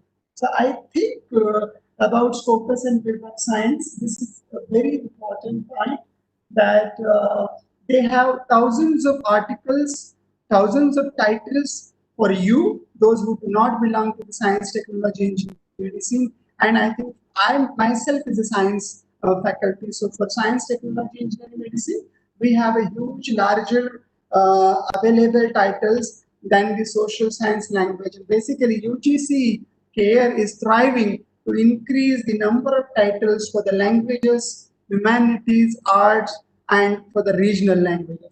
I would stop here and I'll come back to the open access when I get a chance at the time. Thank you very much. Now I'll give it to Dekha. Please, Dekha, sir. Thank you, Professor Arun. You throw light on various aspects of how to publish, what to publish, where to publish, and what the criteria are there for publication. So time is running fast. So I would request our last panelist, Professor Dekha, to throw light on clone journals. So Professor Dekha, you are welcome to speak before the audience.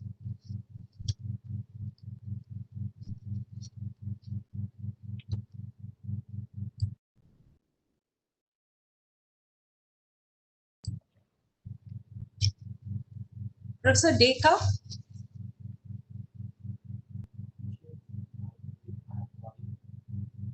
Priya, am I audible? Am I audible, Priya? Yes, yes, you are. You are very audible, ma'am. Okay. Yes.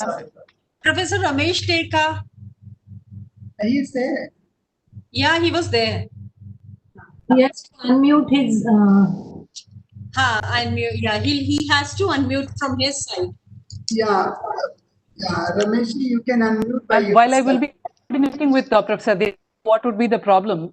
Maybe just go ahead to the next speaker for the next round. I would set the issue appropriately.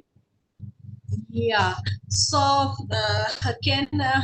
so the next round is the Priya. What you've given me the schedule is again me to speak. So shall I start for 2-3 minutes if you permit? Hello.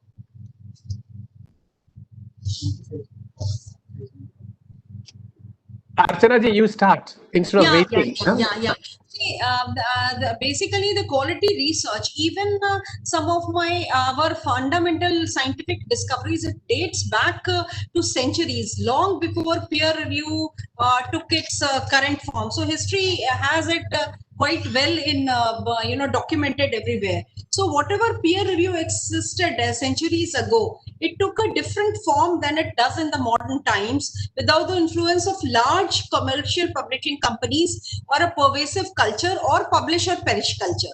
So though it in its initial conception, it was more of a laborious and time-consuming task, researchers took peer review on nonetheless, not on obligation, but out of duty to uphold the integrity of their own scholarship. They managed to do so for most of the part without the aid of centralized agencies or now it is done. It is done now.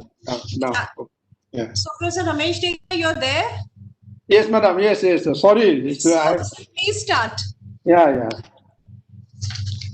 Thank you, Archana, madam. I was asked to talk about clone journals. Yeah.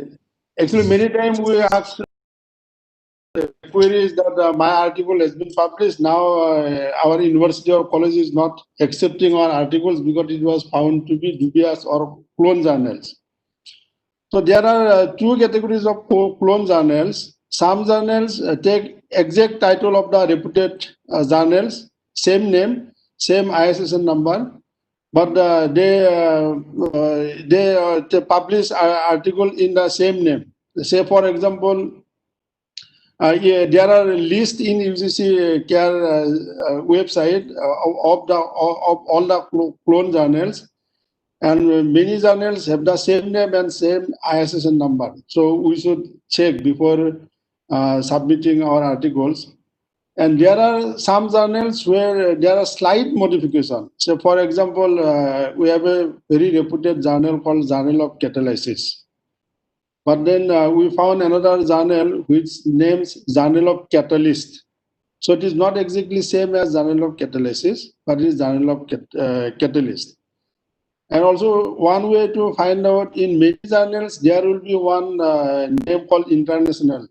So when you find the name international, you should have some suspicion about the quality of the journals. There are very few reputed journals where we have international word. Say journal is Journal of Catalysis International.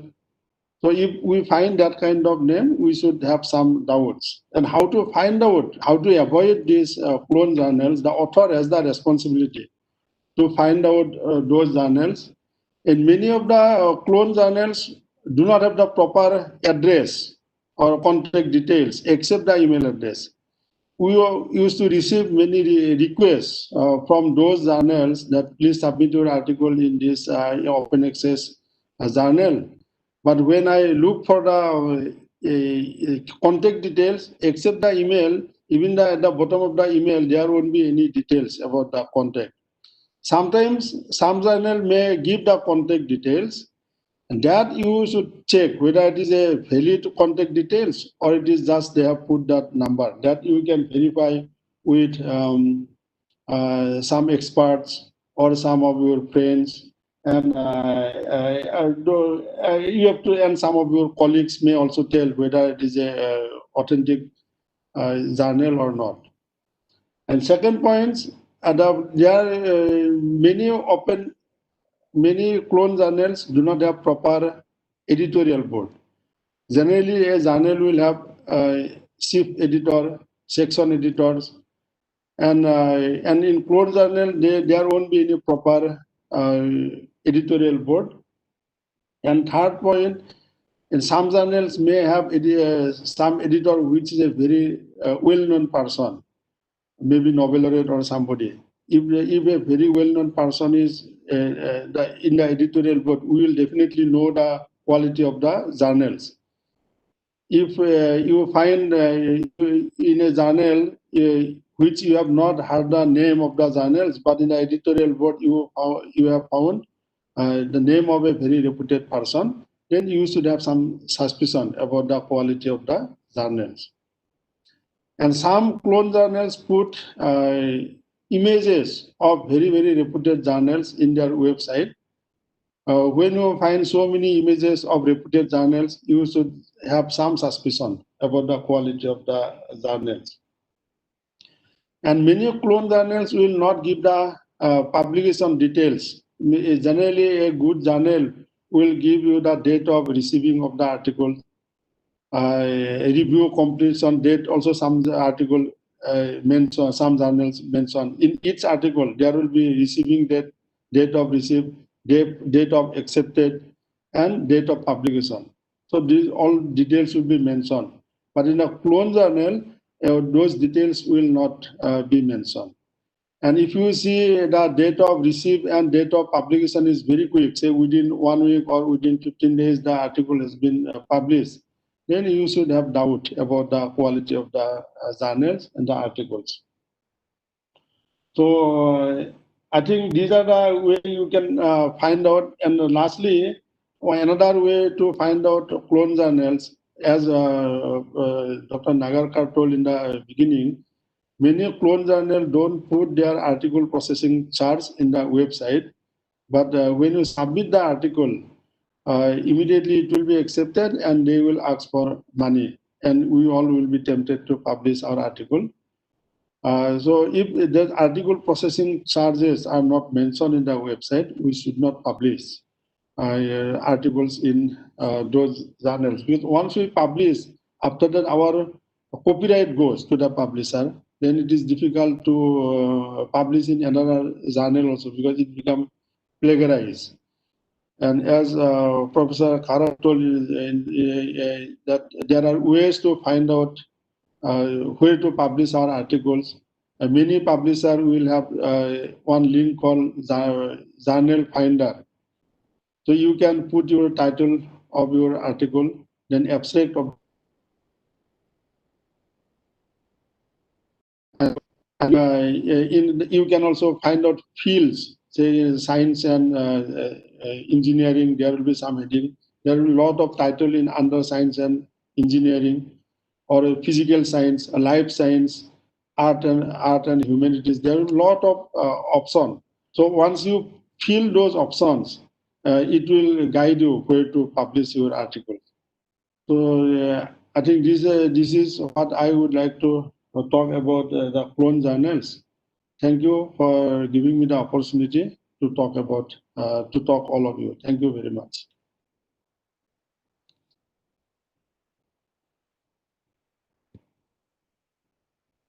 Hello, madam. It is up to you, madam. Yeah. Thank you, Professor Dekar, for giving a very good and informative delivery. And then again, I will request Shubha to give some highlight on the process in including print journal, how to suggest. We have many queries that, what to do with the print journal, how to get it enclosed, and then how to get it in the So we have strategized some methods on which Shubhada will be giving some highlight, and then we'll come later on to the other panelists also. So Professor Shubhada, can you please speak something on this? Sure. Thank you, Archana ji. Very good question, and I think I am also looking at the questions receiving in chat box and on YouTube channel.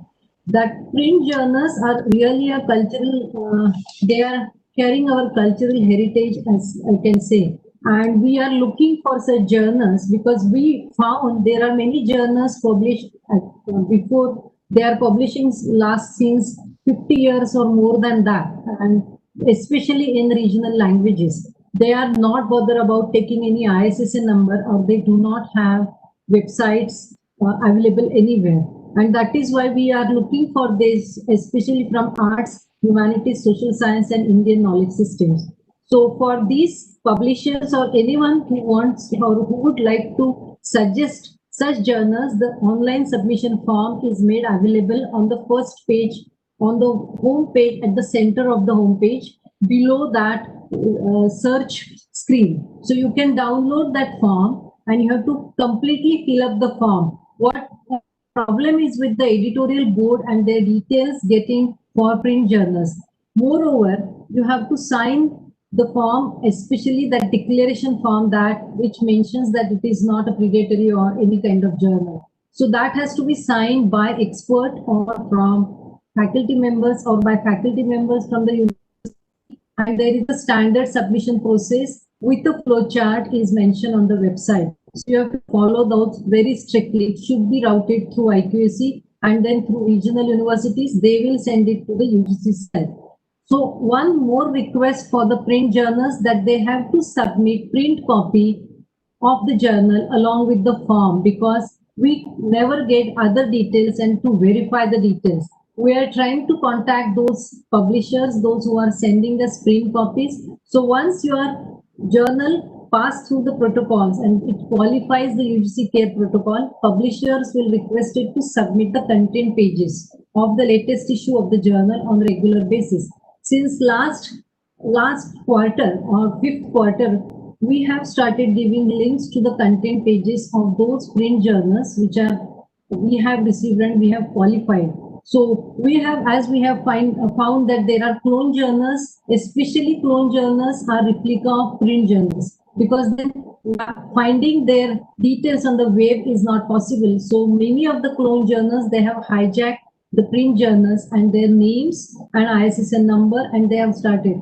That is why we have put from last quarter the content pages of these print journals, and we are regularly requesting publishers to send content pages. We are not asking for full text, but we do not want to violate any kind of copyright.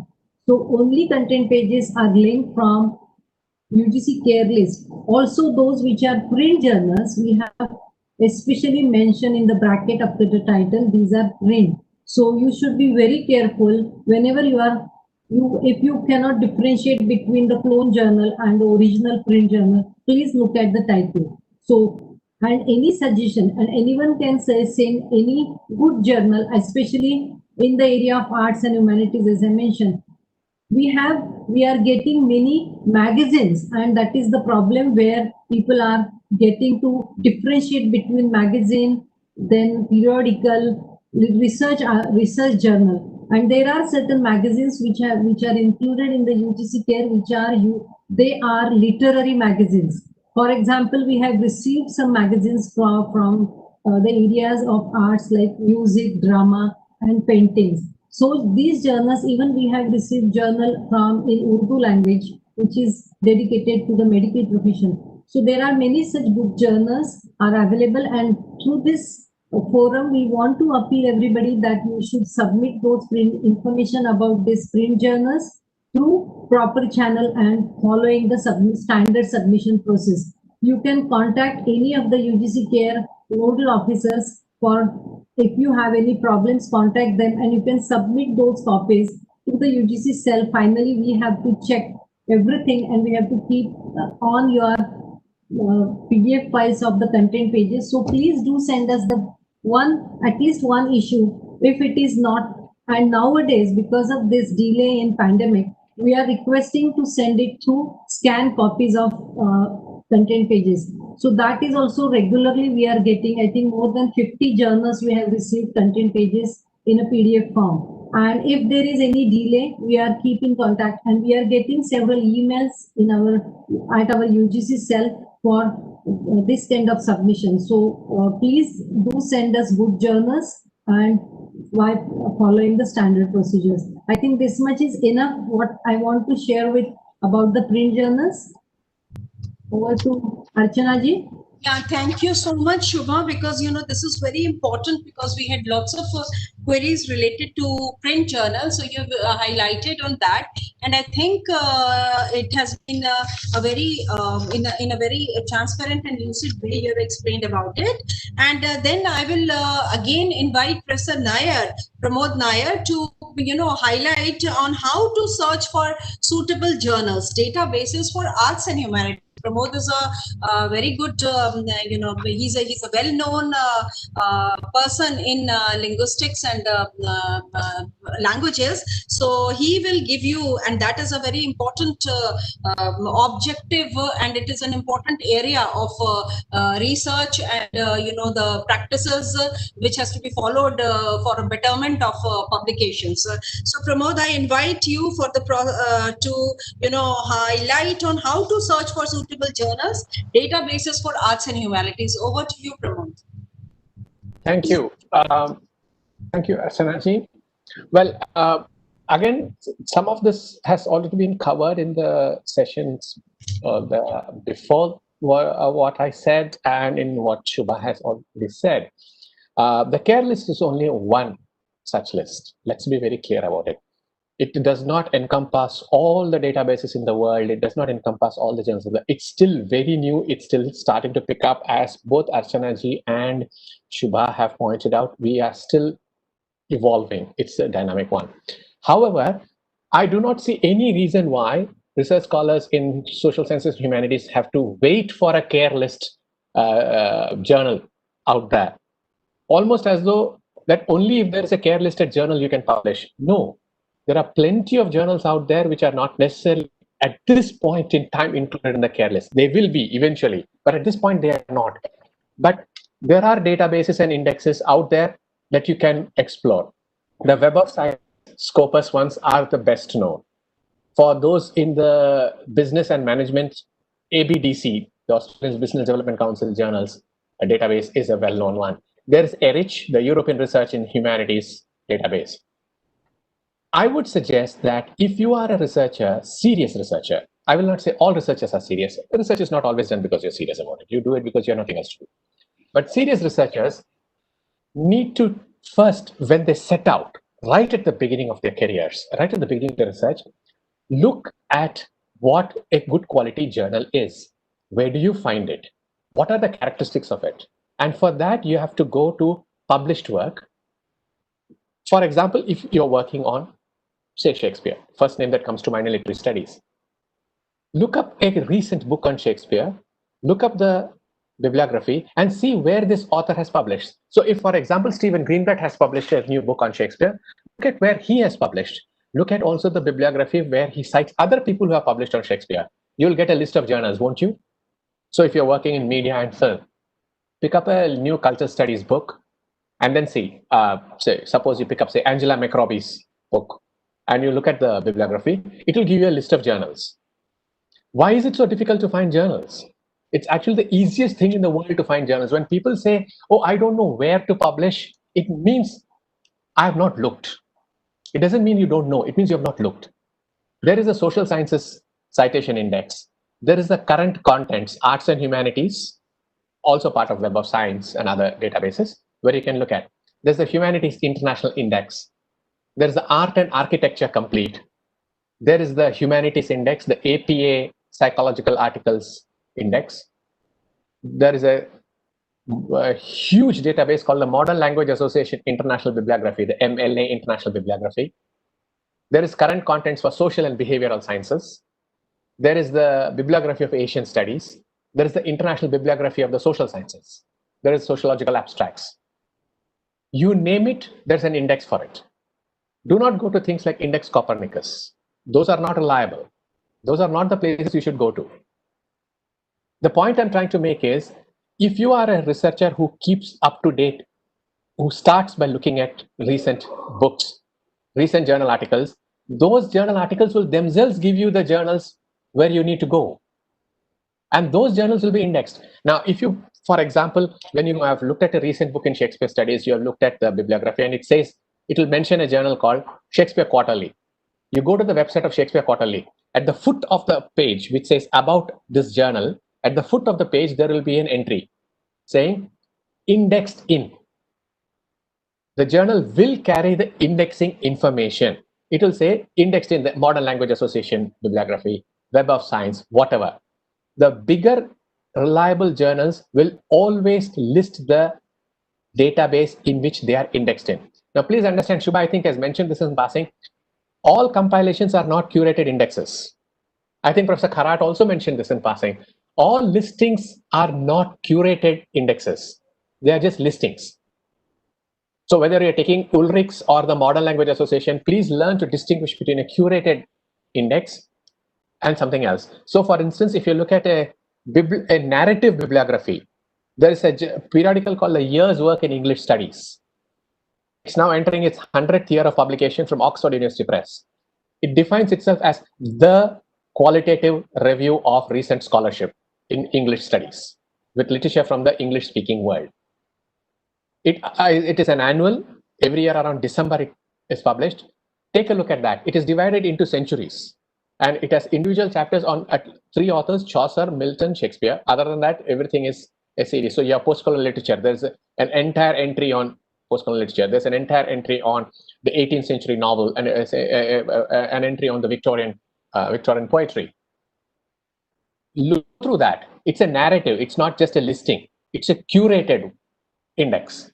And it will tell you which articles you must read. And when you look at where those articles are published, you have a list of journals. Simple. It's not that there are no ways of ascertaining journals. There are plenty of journals. The question is, do you want to find them? Thank you.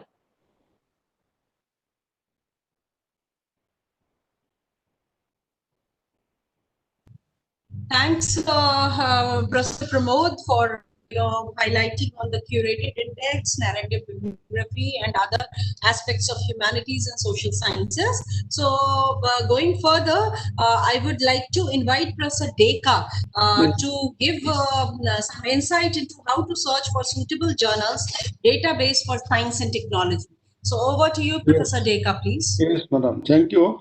I have already mentioned how to find out suitable journals, and just now Professor Nair also mentioned, if we do, while doing research, we knew where to be published.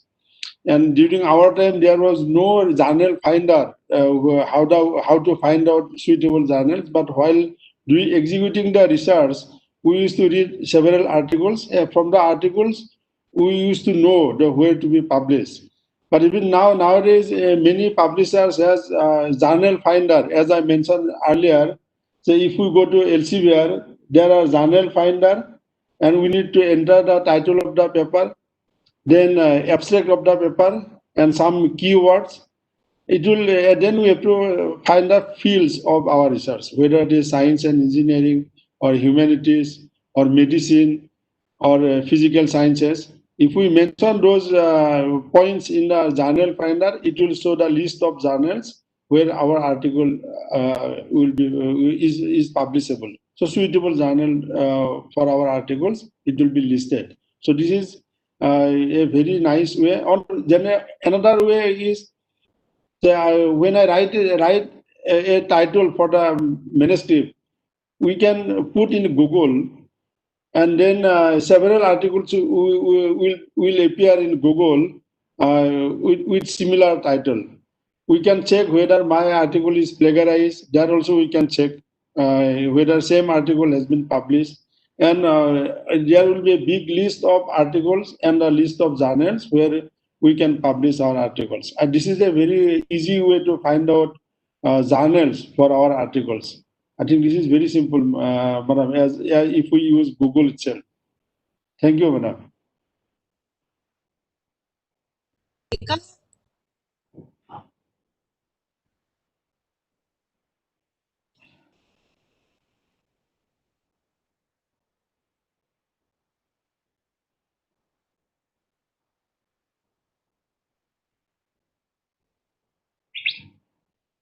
Archana ma'am, we did not hear you.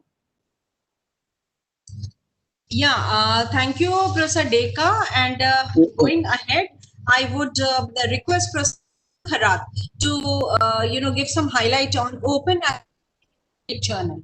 Professor Arun, over to you. Thank you, Archana ji, once again. I think this is one of the very important keyword. That's a paid journal. And another thing is open access, where most of the predatory or the praise gets trapped in the predation. Actually, we have not been able to, in general, the common researcher, discriminate between the article processing charges and the paid journals. I'll clarify that as a first thing. Starting from Professor Predatory sir and then in Shubha's speech also, both of them clearly mentioned that the dubious nature or the predatory journal publishers will solicit you to ask for the payments, which is a publication charge. And that may be at random asked in the beginning, after acceptance, or at any stage. There is no particular policy defined. Whereas on the other hand, article processing charges are levied to the authors only by those quality journals upon accepting your article. So there is no submission charge as such for the quality journal. So submission is always a free activity, and the charges are levied only after ensuring that the peer reviewing process ratifies the article is worth to be published in that journal. If that is so, then what are the article processing charges per article are also mentioned. These journals will categorize the countries as a low economic, then middle economic, and developed like a high economic countries, and the lower economic countries may get 100% waiver by itself. So one of the smart way people find it, like you have one of the corresponding author made from those countries, say for example Bangladesh, rather than having India. So naturally the article qualifies then to become a free article. But do you want somebody just for the sake of saving money make a corresponding author? That is also an issue. But nonetheless, the people who come from the middle economy, they have institutional registration, institutional membership, then they get some discount in the article processing charges. Or you can article one-on-one, the article basis also you can seek for the waiver for the article charges. And this is encouraged both on the very high profile quality journals such as the Wiley, then publisher of Elsewhere, Springer. But of course, the authors have to justify indeed they are not having any kind of funds to support the article processing charges. I am sure many of the people will have this question. These journals that you have mentioned in Web of Science, Scopus are very highly charging. So how can we publish in such a expensive journals? So of course you can give it a try, that once your article is submitted and accepted, or at the time of submission or upon acceptance. There are two ways of policies of waiver works. Some of them encourages you to get the waiver before your article is completely submitted online onto the portal, or sometimes they encourage you to seek for the waiver request only after your article is accepted. So what is the modality? You have to read in the instructions to the authors on the website of the journal, and accordingly you can go for the seeking the permission or the full waiver, partial waiver, depending on your funding financial status. So after that point, I'll come to the open access. Now, the impact factor is one of the important keyword that tingles in our mind as a researcher always. High reputed journal, high impact factor journal. That is the equation we believe. If you don't have highly impact factor journals article, then some institutions won't even encourage entertain your application to be looked at. They will simply say that, oh, you are not worth it for our institution, does not encourages people to have publications in low impact factor or no impact factor journal. So the impact factor comes only to those articles who has got a wide publicity, and the wide publicity comes preferably from the open access, and that has been given the thing in the 21st century. In the 2001, the open access policy began, and today there are a couple of color-coded open access. So first is a gold open access. Gold open access basically is a model in which publisher will make immediately article available on the website for everybody at any corner nooks of the world to the readers to have a free access. They can not only access, but they can use the content that is under the Creative Commons Y. So CC-BY under the same article content cannot just be seen, that can be saved, that can be used, and that can be reused for the purpose of academics. Of course, you have to acknowledge or due acknowledgement is very, very important. The second open access is a green open access. Now, basically, this open access is dealing with the self-archiving of the article by the author. Rather than in the gold open access, it is done by the publisher itself. So here it is not a publisher, but the author is doing. Sometimes the access to the articles here is by subscription, and therefore author is allowed to publish privately on his own way onto the institutional website or the funding where he received from, or it's some networking. But here in this case, the author gets many places a chance not to pay. So author does not pay here. This is also a class of journals where author can pay free of cost in a very reputed, very significant, high impact factor journals also, and the readers who have institutional or personal access to those journals, or one can have access to the article basis, or the archive made by the author can be accessed by the readers, and the article is made available. Third open access is a hybrid open access. Now the whole hybrid open access basically has a both open access article as well as a closed access article. Now here the publisher basically looks for the partially funded subscription. So those people who have subscribed, they get access openly. Those who don't have subscription, they have to pay per the article, and then they get the charge, then they get the access. The next article open access is a bronze open access. Now this is basically you have open access, but you cannot download. Until now, what I said in gold open access, green open access, hybrid open access, we talked about the article that can be downloaded in a printer friendly format or reader friendly format, or most of the time they are a PDF article. But here in this case of a bronze open access, the article is opened only onto the publisher's website. You can have a full view to the article, you can read. We used to do like a print version. We used to sit in the library, read the article, make the notes. So same thing can be done with the bronze open access articles. However, these articles cannot be downloaded, cannot be saved. So therefore the reuse is strictly forbidden in these cases. However, you can make the note of it. You can take the content of your use and you can utilize them into your academic purposes, whether it is a thesis, whether it is a performing experimentation, whether it is a site techniques or anything. Then another color code comes a diamond, platinum, open access. So the journals in this case, they do not charge any kind of money either to the author or to the reader. So the question comes is that how do these people maintain these databases there, or the open access? How do they maintain?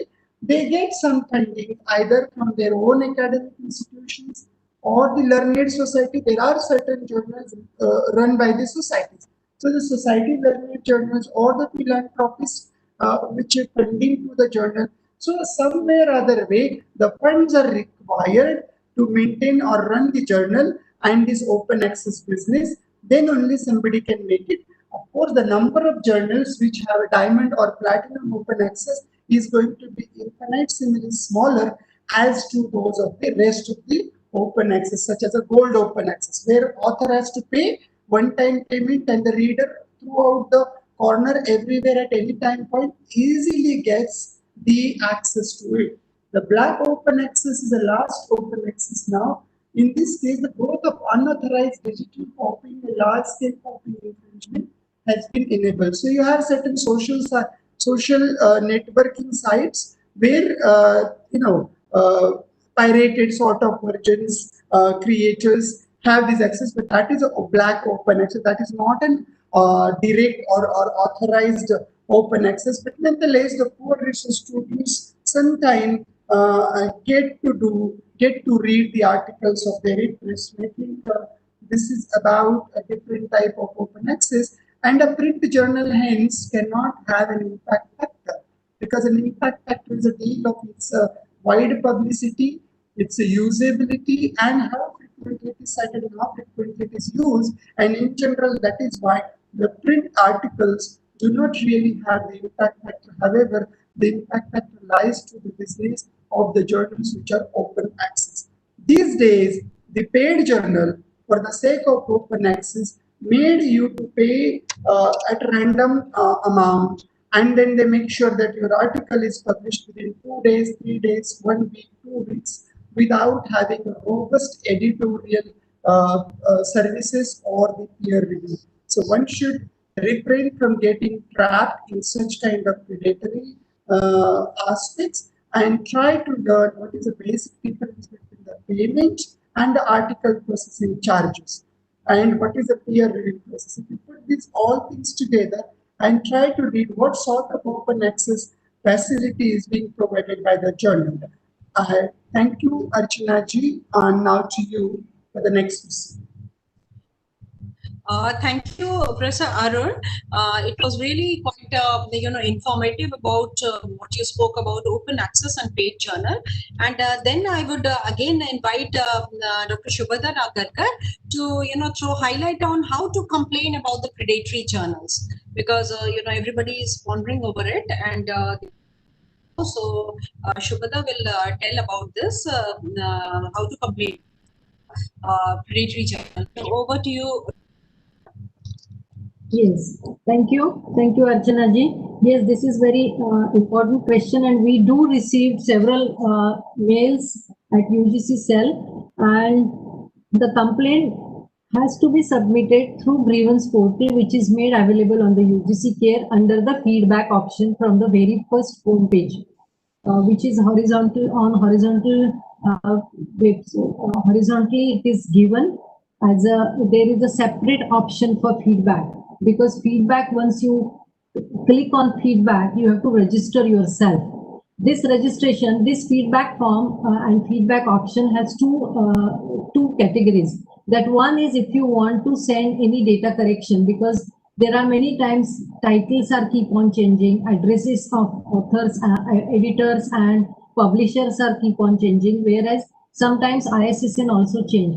So there are two forms are provided. One is data correction and second is grievances. Once you go to grievance portal, again you have to register, and after that you have to submit your complaint along with the proof. Without proof, if you are sending any kind of complaint, which will not be entertained at all.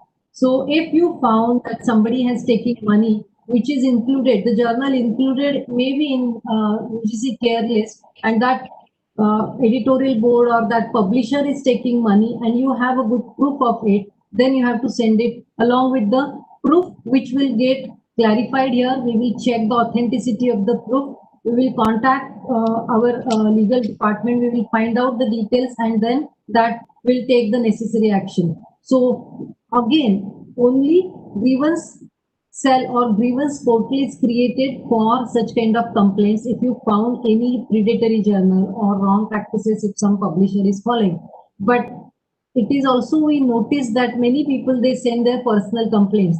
The most important or common one is that I have submitted my article to this journal, I have paid for the money, now I am not getting any response from the publisher, and I do not know where is my paper and whether that publisher will publish my paper. So do something for us. In that case, we cannot do anything, because we are not dealing with personal and that is why you have to understand, and that is why this session is, that before submitting your article, find out where you are submitting. I think Professor Nair and Pramod, he has said very clearly where it is published, where you are submitting, whether journal is legitimate, whether journal is standard one, where it is indexed, whether the impact factor is given is proper or not. So those kind of complaints if you submit through grievance, will not be entertained at all. And we cannot help you at personal level to contact the publisher and do anything. It is not possible. So please use grievance portal for the complaints only if you are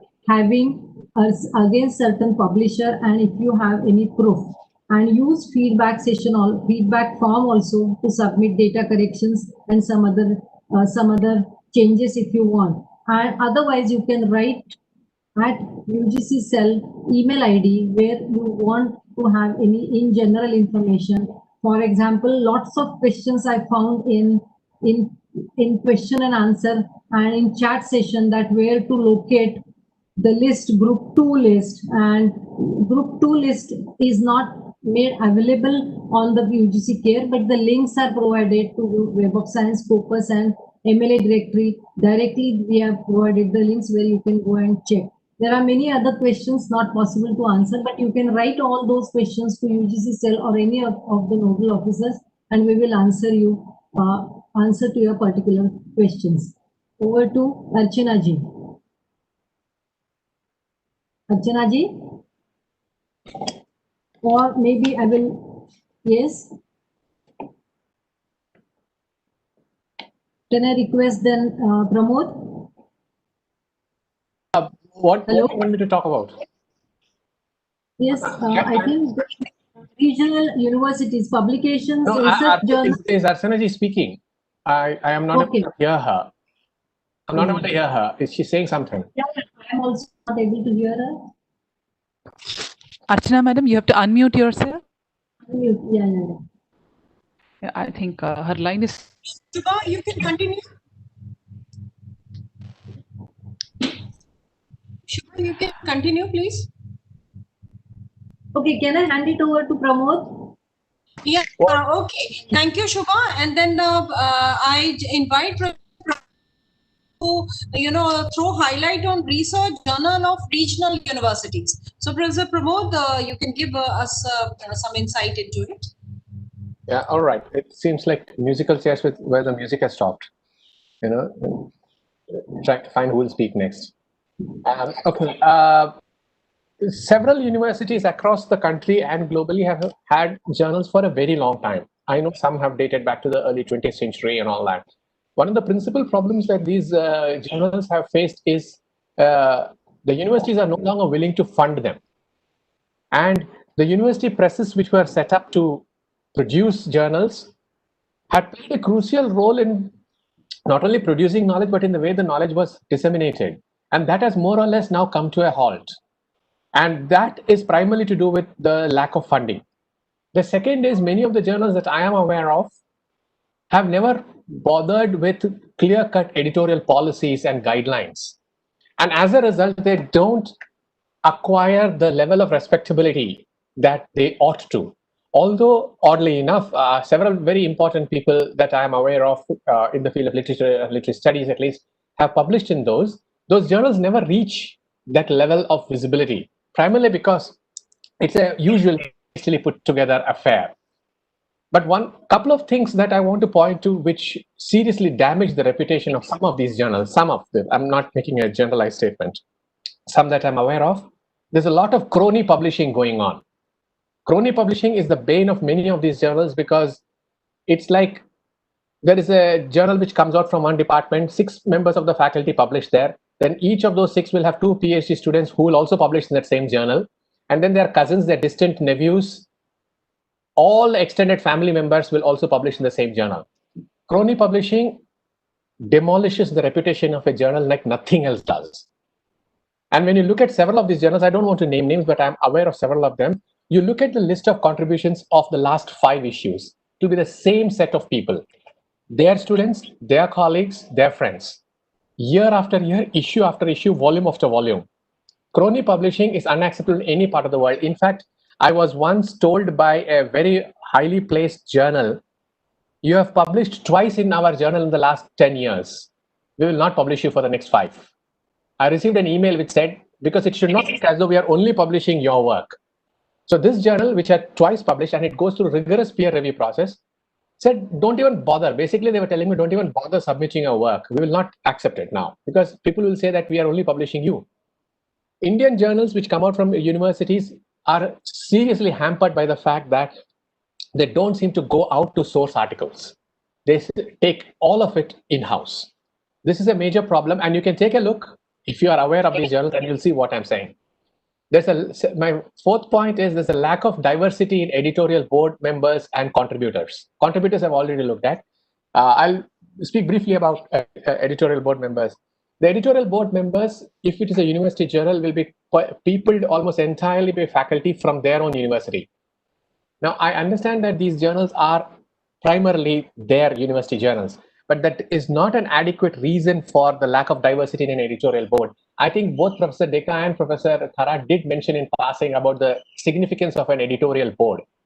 An editorial board whose members are constituted primarily by their own faculty, their own former students, their own former colleagues, will not stand up to scrutiny.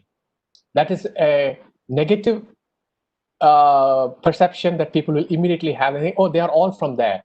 So then you look at the editorial board members, oh, they're all from this place. Then you look at the contributors, they are also from the same place. That's not a journal at any point in time that will acquire that level of academic credibility. My final point is, and this is to do with the first point I made about funding, the periodicity of the journal from university presses is irregular. They publish one issue a year, then after 2 years, there will be another issue. It has been a problem primarily because they don't have funding and the editorial board is not active enough, many reasons. But the periodicity of a journal, which is an index of its quality and its commitment to academic excellence, is something that university journals have not had for a very long time. The 4 or 5 journals which I am more or less familiar with have always had this problem, one issue in 3 years.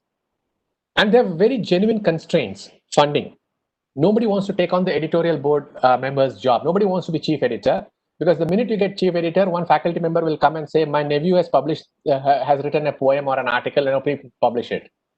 And then the editor cannot say, no, I don't want to publish this because this is absolute rubbish, because then your colleague will not speak to you for the rest of your life, which in many ways is a good thing, but what can you do? People want to be popular. And one of the things that journals have discovered and have done, if they are high quality journals, is they are not afraid to reject. I think Shubha also mentioned this, Professor Kharat also mentioned this. If it's a good journal, their rejection rate will be very high. Their acceptance rate will be as low as 5%.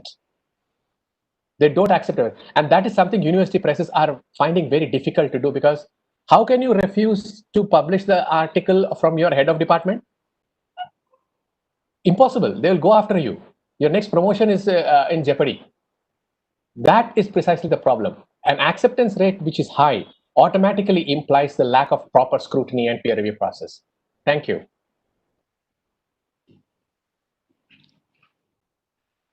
Professor Both and invite Professor R.C. Deka to throw some highlight on being Scopus indexed is guaranteed, being not predatory. So this is very important topic. So Professor Deka will give a highlight on that. Professor Deka, over to you. Yes, madam. I'll quickly talk about this. Being Scopus index is guaranteed, being not predatory. I think there is no guarantee. There is no guarantee that if it is indexed in Scopus, it did not be. It may be predatory. It has been found that about 2% article indexed in Scopus are predatory. So it is up to the authors to find out the proper journal, because Scopus will do the indexing through software, using software. So, and it is very difficult to eliminate all those clone or predatory journals in a software. So some articles may get included in the Scopus index, but we have to be careful. And there are about 1 to 2% Scopus index articles which are predatory. And more, it has been found that articles published from generally developing countries like Indonesia, then Malaysia, Even India, from India, about 10% article has been found predatory, which are also Scopus index. And then from developed countries, this percentage is very less. So being Scopus index cannot guarantee, 100% guarantee will not come, even it is indexed in Scopus. So it is, we have to be careful as a researcher. Thank you, madam.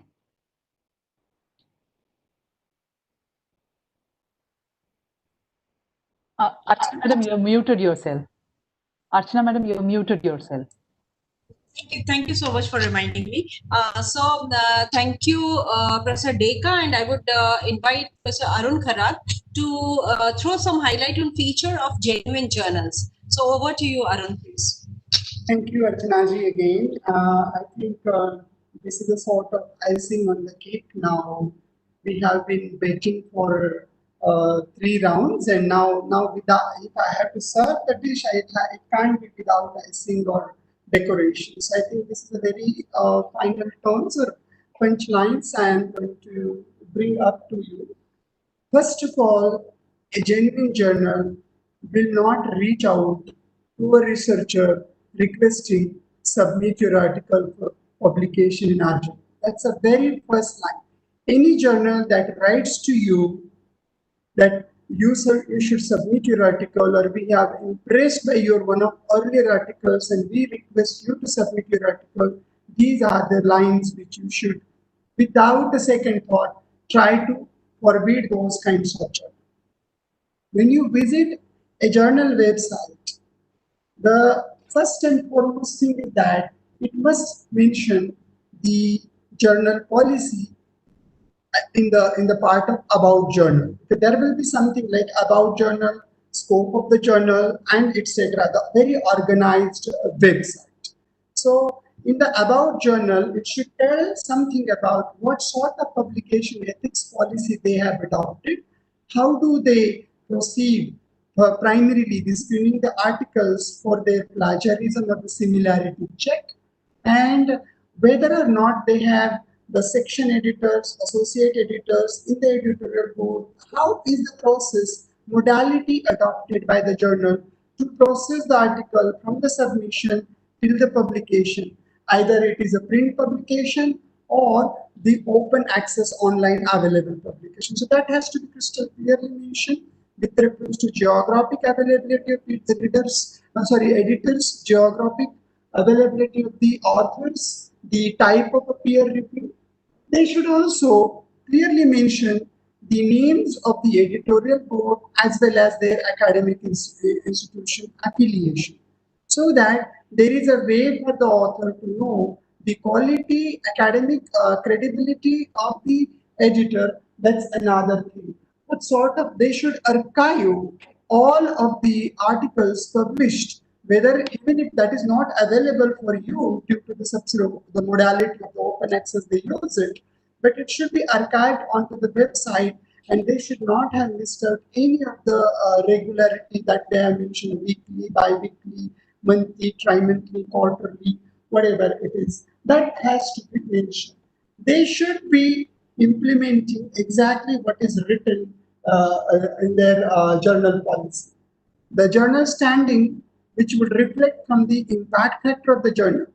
How to know the impact factor of the journals? Many of these journals, on the Springer if you go, elsewhere if you go, Wiley if you go, those are covered under the Scopus and Web of Science, and some of the UGC CARE listed journals also, they do mention the impact factor, and try to know whether the impact factor is from the JCR or not.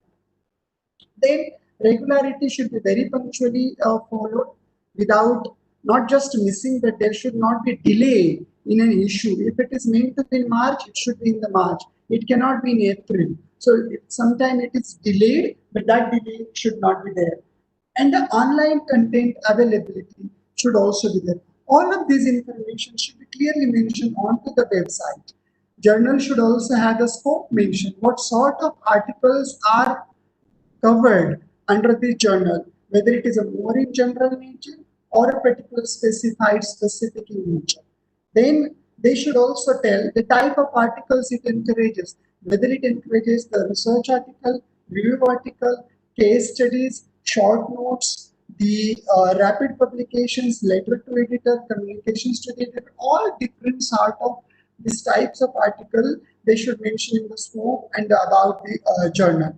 Then how frequently, how much of the time it takes from the day of publication till the first time you hear from the reviewers, and how much of the time it takes from the getting the journal article accepted from that point till it is made publicly available. So these kind of a clear instruction must be available onto the website. They should also have very crystal clearly mentioned the policy about open access, article processing charges. Like what are the article processing charges? Which of these group of countries will be waived of the article processing charges? Which of the group of the countries have 50% waiver? And whether the articles can also be subjected for the on individual article basis of waiver policy. If that is so, whether it is at the time of submission or it is after the getting article acceptance. So these all things have to be crystal clearly mentioned, and these are the features of a genuine journal. If journal specifies number of numerous impact factors, more than one, and they don't belong to JCR, it specifies that we will publish articles in a couple of days or just 2-3 weeks. Nobody can guarantee.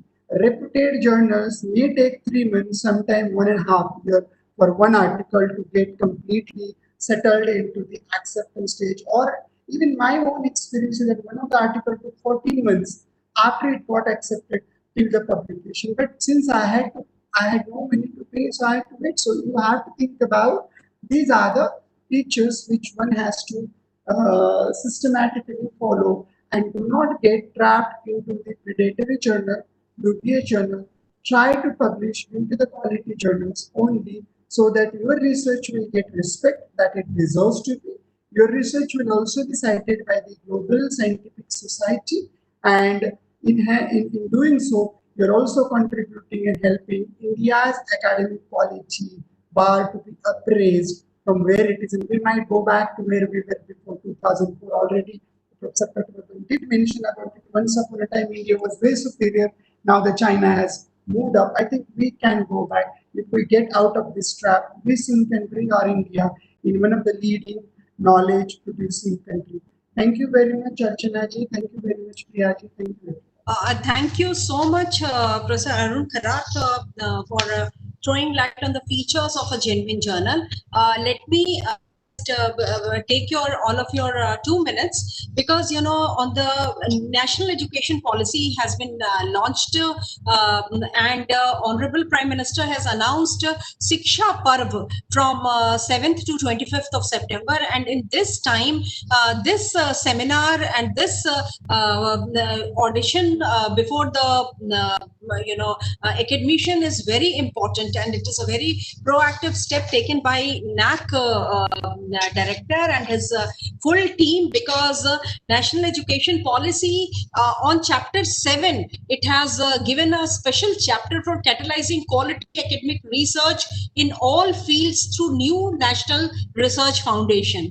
And all of you know that a robust ecosystem of research is perhaps the more important than ever, with rapid changes occurring in the world today in the realm of climate change and population dynamics, digital marketplace, learning, etc. Importance of research and innovation in India at the current time is only 0.69% of the GDP, as compared to 2.8% in America and 4.3% in Israel and 4.2% in South Korea. So all these we are lagging behind. And then our national education policy, which has come up with to build on these various elements in a synergistic, thereby to truly grow and catalyze quality research in the nation. This policy envisions the establishment of National Research Foundation. The overarching goal of the National Research Foundation will be to enable a culture of research to permeate through our universities. In particular, this National Research Foundation will provide a reliable base of merit based but equitable peer-reviewed research funding, helping to develop a culture of research in the country through suitable incentives for and recognition of outstanding research, and by undertaking major initiative to seed and grow research at state universities and other public institutions where research capability is currently limited. And the National Research Foundation will competitively fund research in all the disciplines, and successful research will be recognized and where relevant implemented through close linkages with the government agency as well as industry and public philanthropic organizations. So, these are the quotes from National Education Policy, and we are celebrating Siksha Parva in these days, and Indian higher education system is expected to have a quantum leap in the quality research and publication, and this awareness through our panelists. So I want to thank our panelists, Professor Pramod Nair, Dr. Shubhada Nagarkar, and Professor Arun Kharat, and Professor R.C. Deka, who came with all the answers to more than 800 questions. Remember, more than 800 questions which we received in NAAC, and these 800 questions more or less have been answered by our panelists, and some policy which was taken by UGC was, I tried to give light on that. And then this was a very important deliberation. This session was very important, and I look forward for a more fruitful second session on quality research publications, in which the process and procedures will be addressed by representatives from eminent international publishers like Springer Nature, Elsevier, Emerald, Sage, and Wiley. So every publisher will speak on their own point by briefing the process and procedure involved in publishing research and outcomes with them. And then, that will be also more fruitful. And I thank all the team.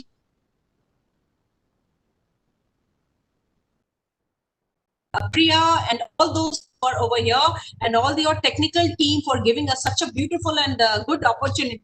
I would our Vice Chairman, Professor Bhushan Patwardhan sir, that he's constantly guiding us towards a more cleaner and safe and predatory free culture of academic research. So with these words, I would like to make a stop on this session, and we can go for a break, and further Priya will apprise you for the next session. So thank you, all of you. Have a very good day. God bless all of you. Thank you, ma'am. Thank you, ma'am. Just words are not enough to please your commitment for quality research and publication. I thank all the panelists, Professor Shubhada, Professor Arun Kharat, Professor Pramod, Professor Deka, and of course you, ma'am, for guiding the panel in the right direction, and see to that the questions asked meets with the answer, and all the participants on behalf of NAAC and on behalf of all the participants here and on my personal behalf also, I thank you very much. As mentioned by you, we will take a small break. We will meet again at 2:30. Remember, Professor Bhushan Patwardhan's talk really settled the dust. The panelists cleared the air. Now we are all set.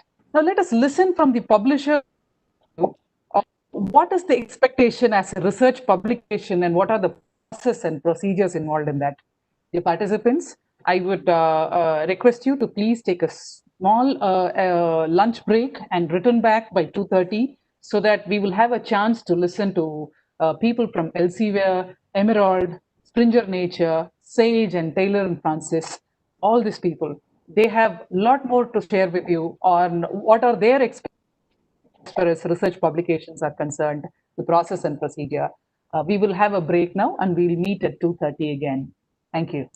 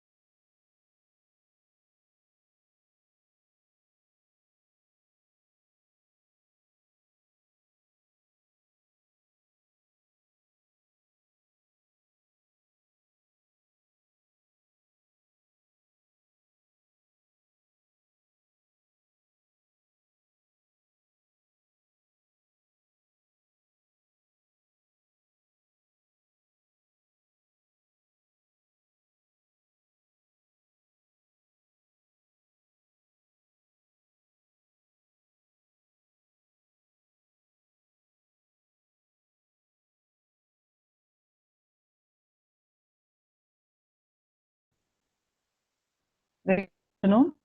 I hope all of you are back after a lunch break. Now we will have the session 2, which is on to quality research publication, process and procedures. I request Dr. Srinivasa, the Deputy Advisor of NAAC, to please give the briefing of the session. Thank you, Priya Madam. Good afternoon, one and all. For present in this virtual awareness program on predatory journals. It is an honor and great pleasure on behalf of NAAC and my personal behalf. I heartily welcome all of you to this post-lunch second session on quality research publications, process and procedure.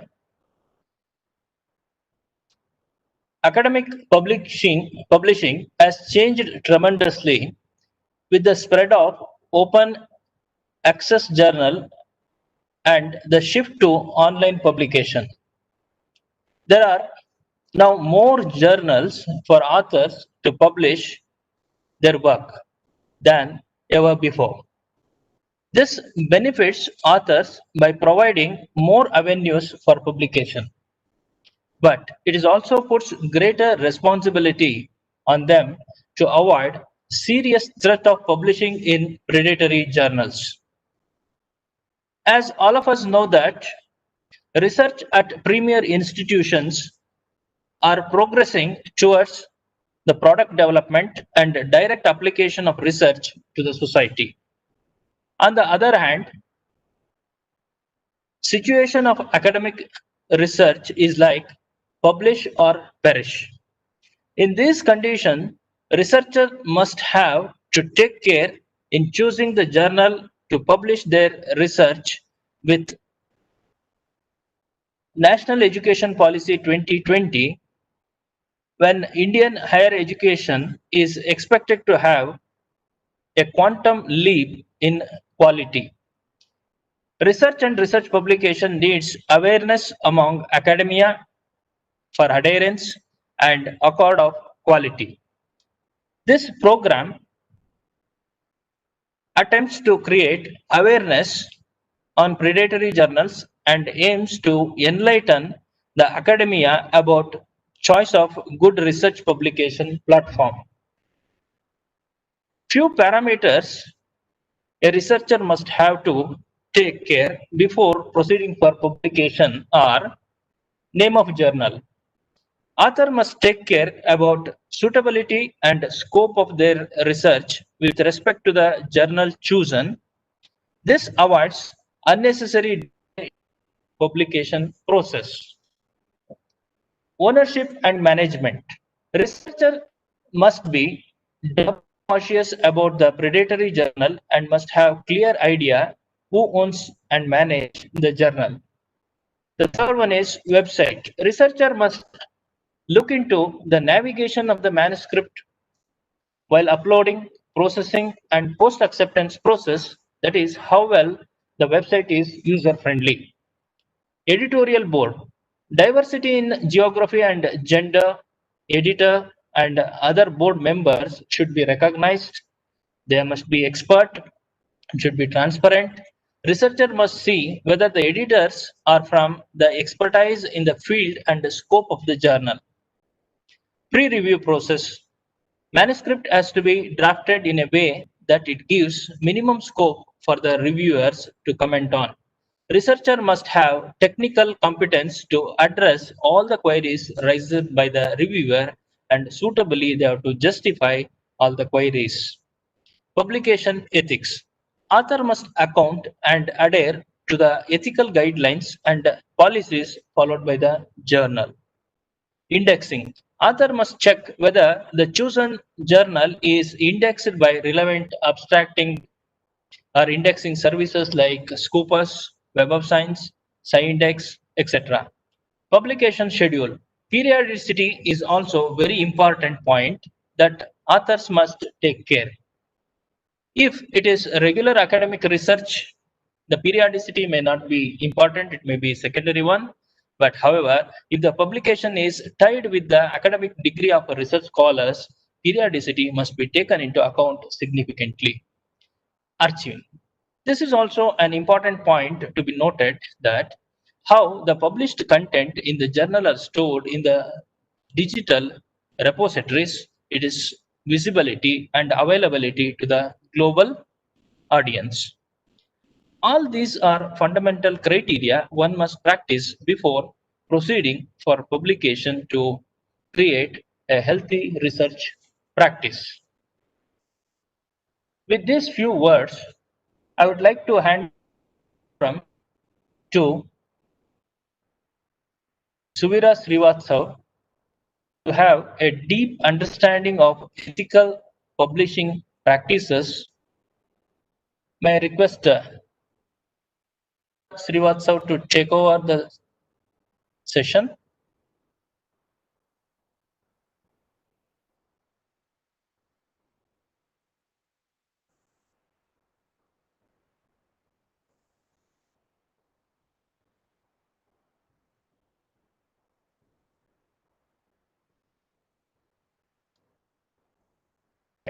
Make it bigger screen.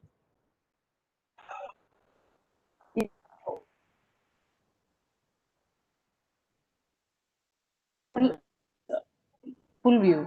You come Ah, to okay, okay. yeah. Okay, madam. Now it's full.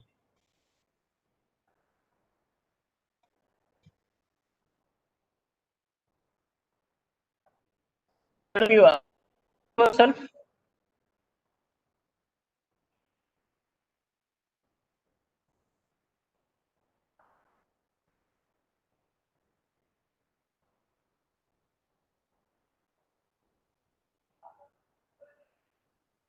No, madam, unmute.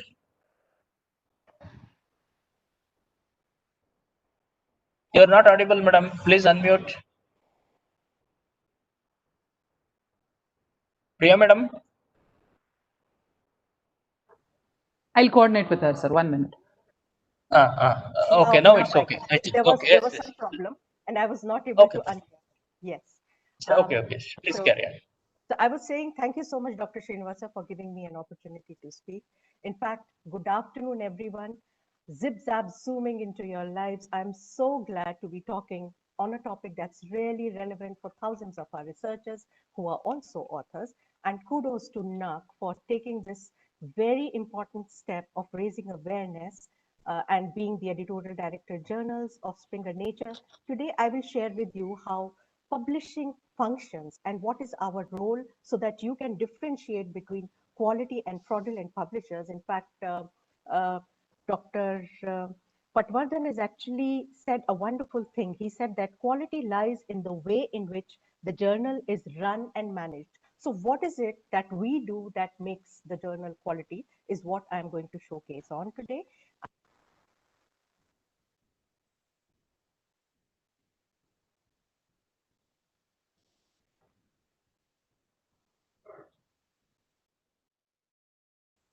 Ms. Srivastava, you went on mute again. Okay. Okay. So many may wonder what is Springer Nature. In fact, that is why I'm just showing this one slide which says that in 2015, Springer and Macmillan Education, we merged together to form this company, and the brands that you know are visible over here, which is the famous Horse or Night, the Springer, Nature Research, Biomed Central, Paul Gray for even our friends in social sciences. These are the brands that the company is publishing. And in fact, what never ceased to amaze me is that Springer is 178 years old and Nature first published in 1867. And in this checkered publishing journey, offering an unmatched breadth and depth of quality information means that there is a journal for every research area, niche or broad science, and for all, be it early career researcher or top researchers in their field. Now, in fact, it's really an honor and a privilege to state what we are doing from India with our researchers. And you'll be really surprised to know that we publish 97 journals from the country, which are in different disciplines. And my team per se is very honored to be working with all the 4 academies. It is Indian Academy of Science, INSA, NACI, INA, and together we publish 17 journals of theirs. Many of those journals are not published by one academy, those are published by 2 academies. As you can see, Bulletin of Material Science, or BOMS as we call it.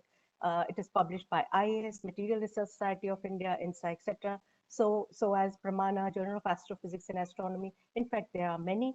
And in fact, in the next slide, this is just a small snapshot to give you all an idea with who all we are working with, right from Indian Institute of Science to Indian Institute of Technology, Madras, to Delhi School of Economics, Indian Statistical Institute. All these are our co-publishing partners, including the Association of Surgeons of India. In fact, if you see all the disciplines that we are publishing from India, it is clinical medicine, biomedicine, life sciences, human science, social science, business economics management, statistics, mathematics, physics, chemistry, engineering, astrophysics and astronomy. In fact, the list is endless, and that's why you just see this, just a snapshot to give you an idea of what we are publishing from India. And these are all very, very quality journals being published by our renowned researchers and academicians.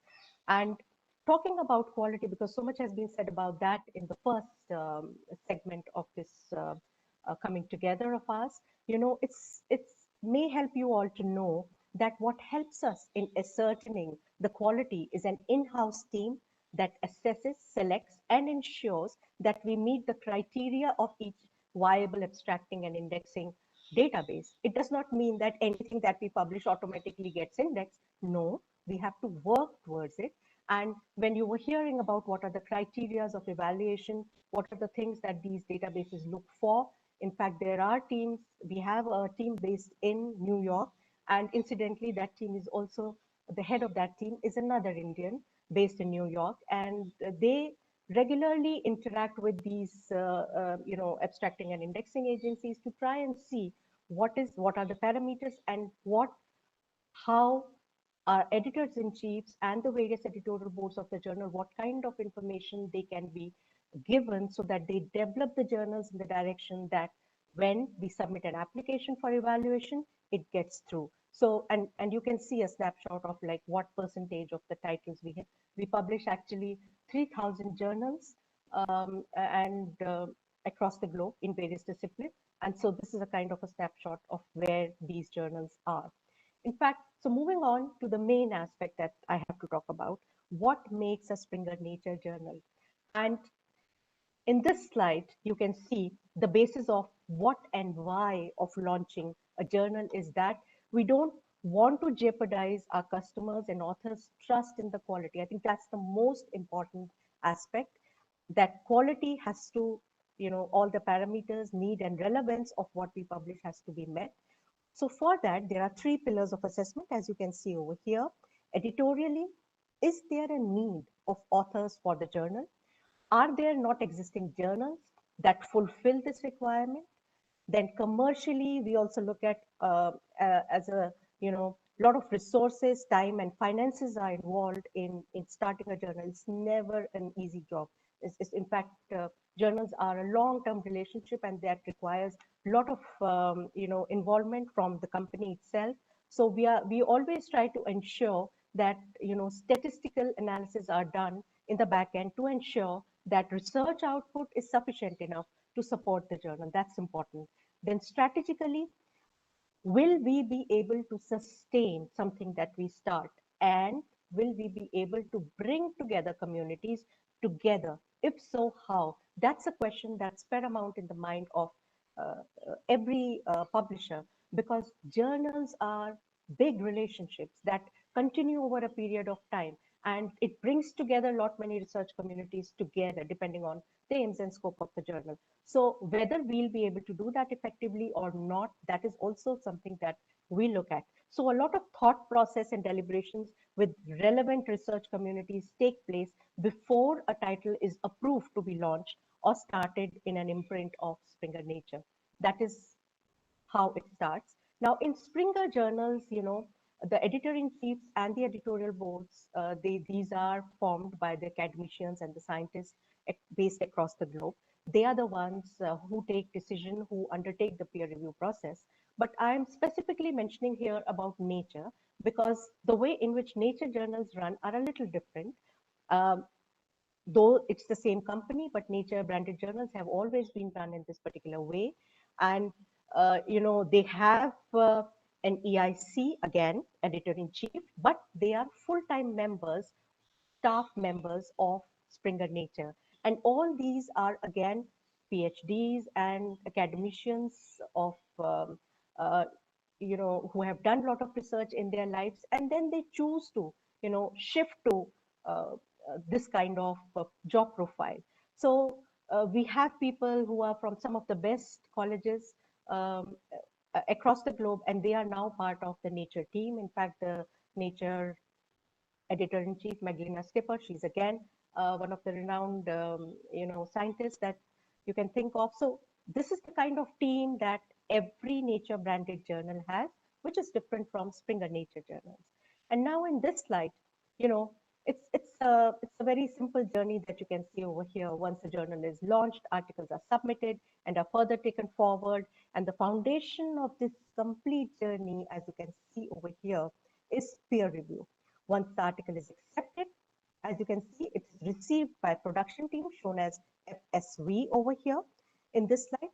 And, these are some of our vendors also. So these are not just the company staff, but there are also many vendors who work, but they are all totally tuned in to the kind of quality parameters that the company stands for.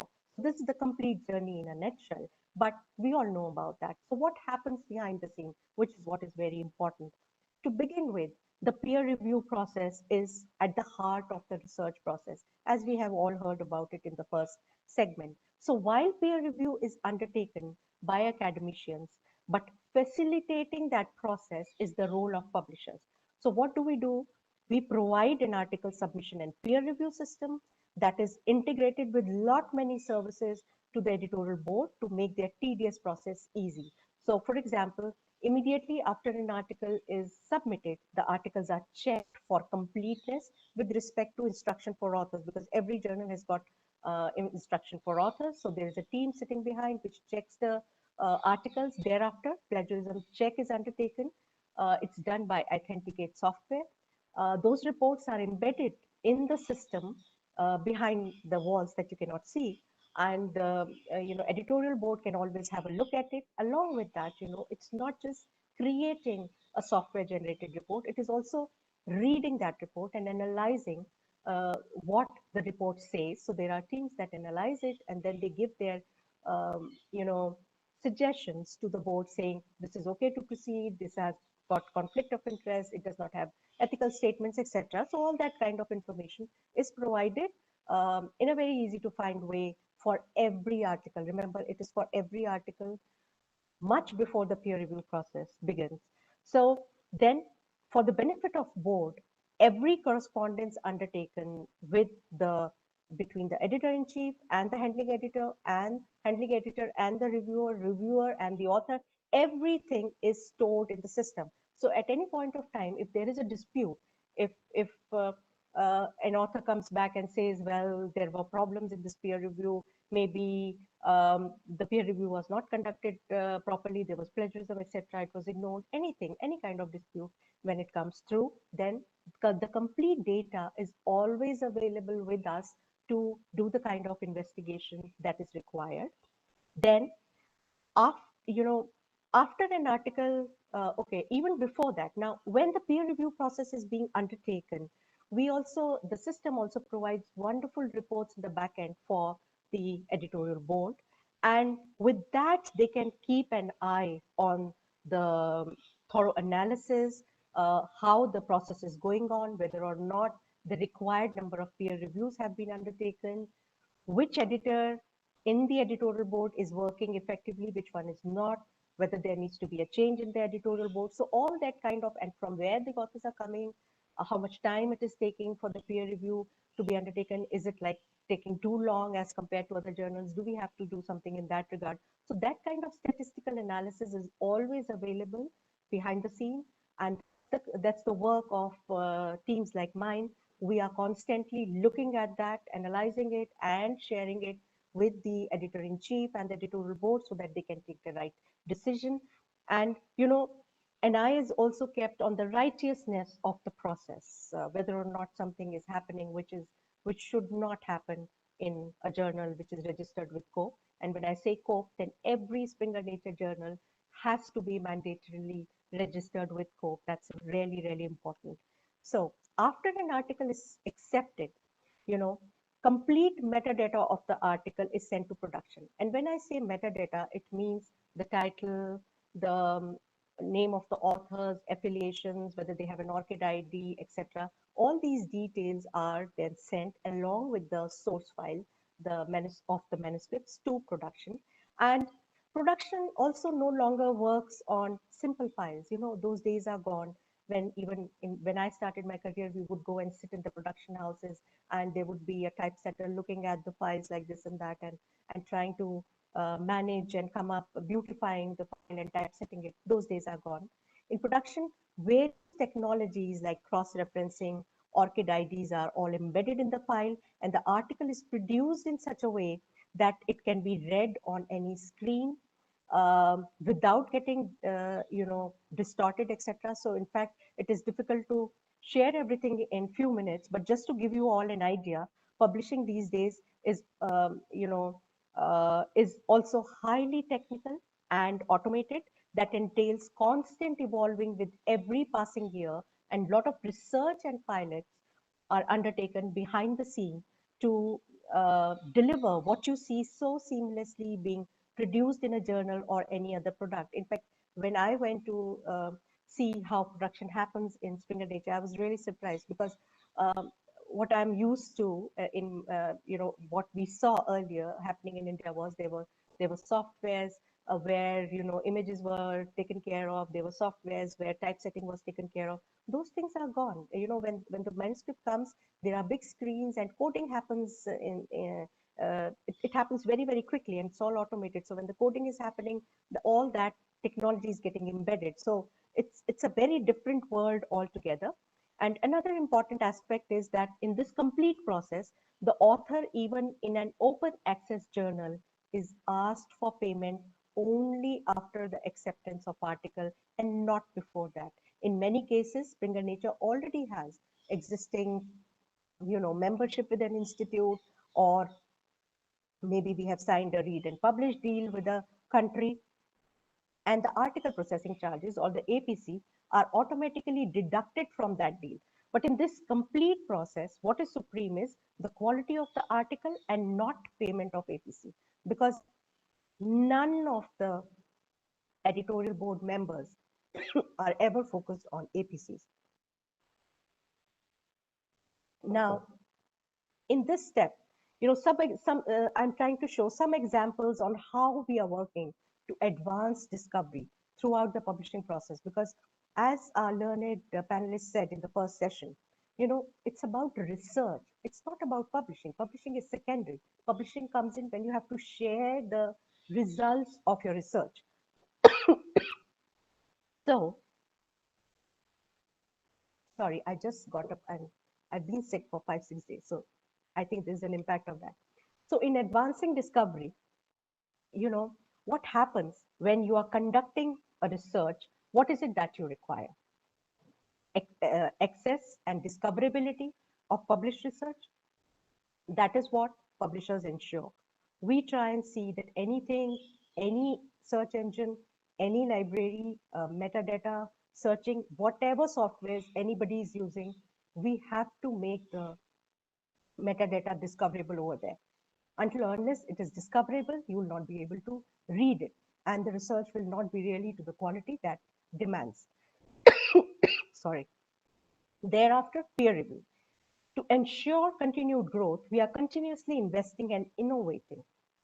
We are pioneering new developments in peer review, including open, double-blind, and recognition rewards. So all kind of peer reviews are being tried now. Biomed Central is trying different kind of ones. Nature is trying different. Now it depends on the discipline, the kind of research community which is involved. It varies from the requirement of the research community that we work with. And last year we published over 40,000, open peer review reports recognizing the contributions of over 24,000 individual peer reviewers. That was only for one segment. Thereafter, in editing and preparing, we have invested heavily in streamlining our processes to make journal publication as swift as possible. See, we all know that the foundation of academic publishing is peer review. That has to happen. That takes its own time.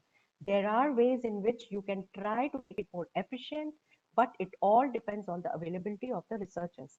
However, when the article comes to us in production, we can do a lot.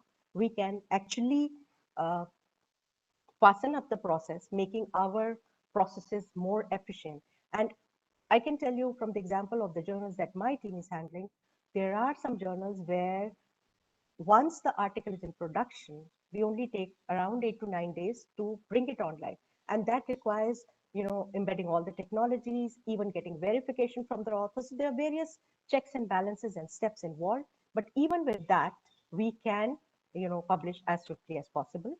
Then once the article is produced, metadata is the gateway to content, and the knowledge embedded in there provide best quality metadata with state-of-art semantic enrichment in all key standard formats available in all relevant delivery modes. So our metadata is free, open, and reusable. These are a couple of things that we do. And in fact, there is a lot because of time limitation. This is just to give you all an overview of how things happen. Apart from that, there is another very important segment which quality publishers do, which is very important to understand. We keep an eye on the evolving publishing trends. So just as the researchers are constantly working in improving on their research, we are also trying to see how we can serve you better. What are the requirements of our editorial boards? What are the requirements of our authors? And what is it that we can provide at our ends? So in that context, talking about growing open, encouraging open research. Now, in support of open research, we have not just data support service, we also have research data training, and we also work with universities to report on the output by their researchers, confirming and supporting compliance. So there are various ways in which we are trying to make the data open, and not just making data open, we are also very positive towards encouraging preprint posting and self-archiving. That's something that Springer actually encourages a lot.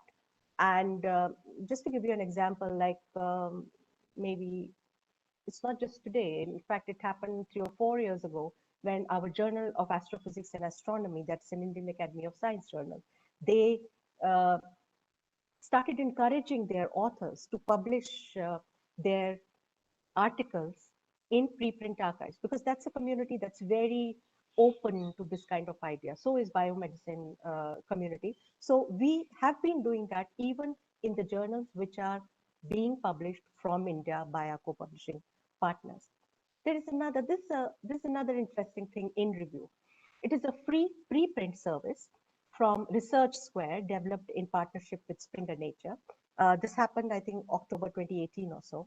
And it provides author with journal integrated preprint sharing and transparency into the peer review process. So what happens is that if any journal is partnering with InReview, then the moment an article comes, then the author is encouraged to submit in InReview. So even before the article has been peer reviewed, it can be submitted in this preprint archive. And it's not just a preprint archive, it has many services embedded. So it gives a very nice dashboard to the authors. They can actually see where what the steps are there, what is the status of their article. There are many things that are embedded in this particular InReview, which the author can make use of. All this is free of cost, but it is there to support open research. Apart from that, as I have always said, that author services are very important. So we invest a lot in that, and peer reviewer service. This again is a very important segment.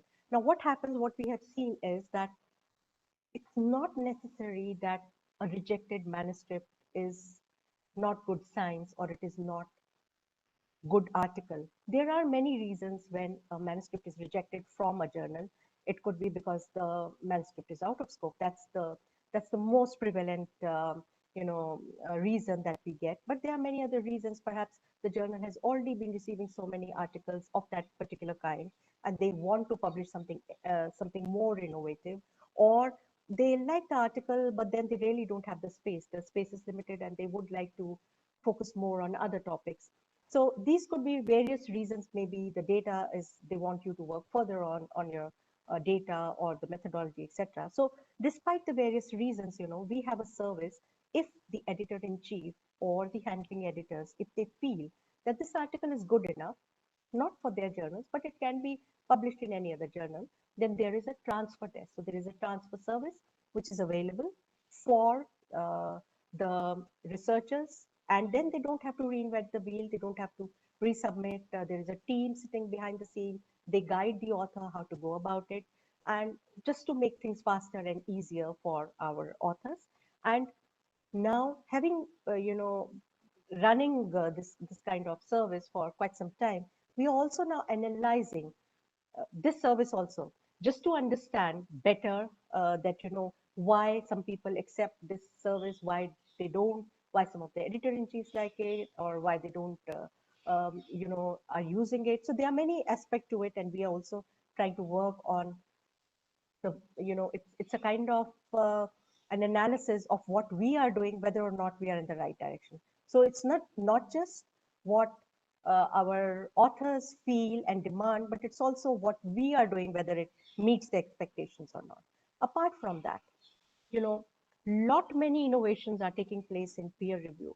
We have a tool called Reviewer Finder. So we have a peer reviewer finder, and it's also in some journals integrated in the peer review submission system. So it runs on Web of Science. So it has many interesting parameters based on which the editorial board can quickly find a reviewer of their choice. Then we are using artificial intelligence. We are using algorithms. We are also using blockchain technology. There are various things that we are trying to use for peer review. Thereafter, we are also working closely with ORCID, ORCID. That is a 16-digit identifier for a researcher.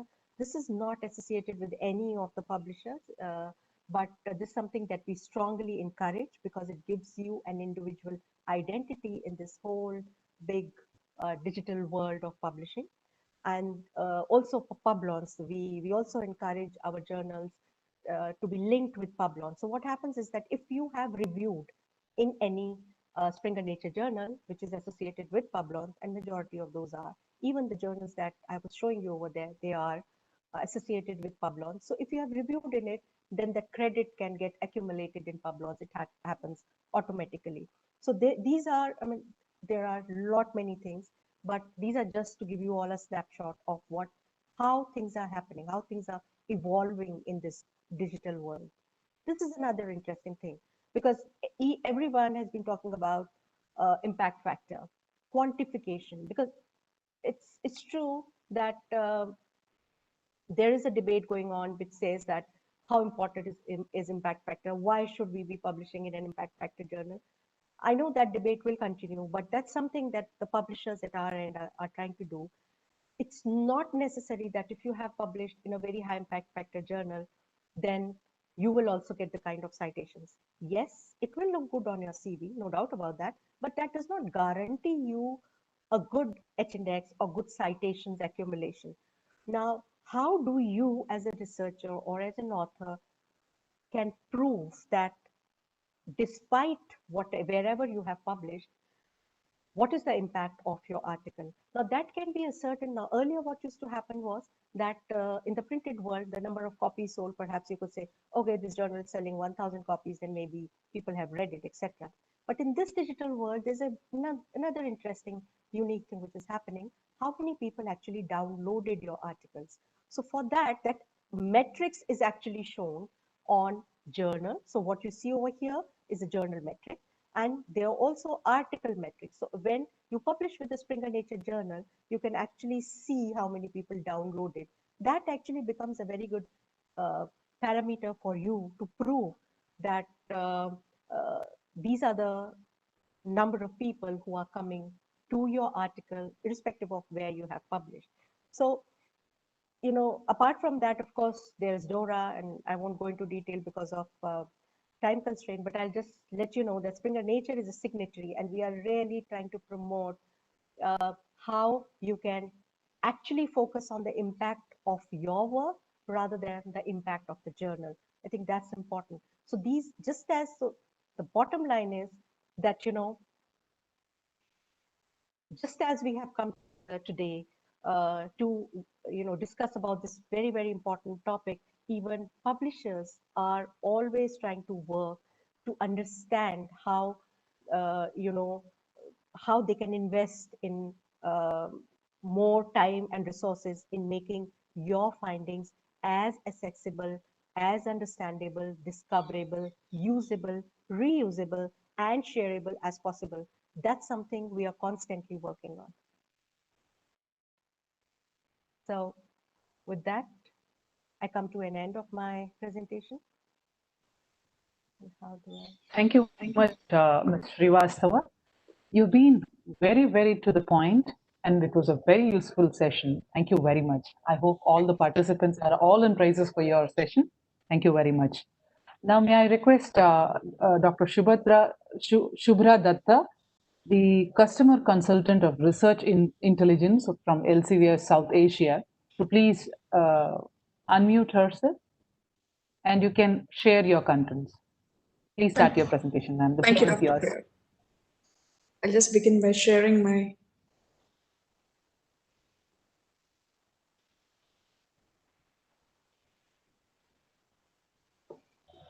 just give me a second.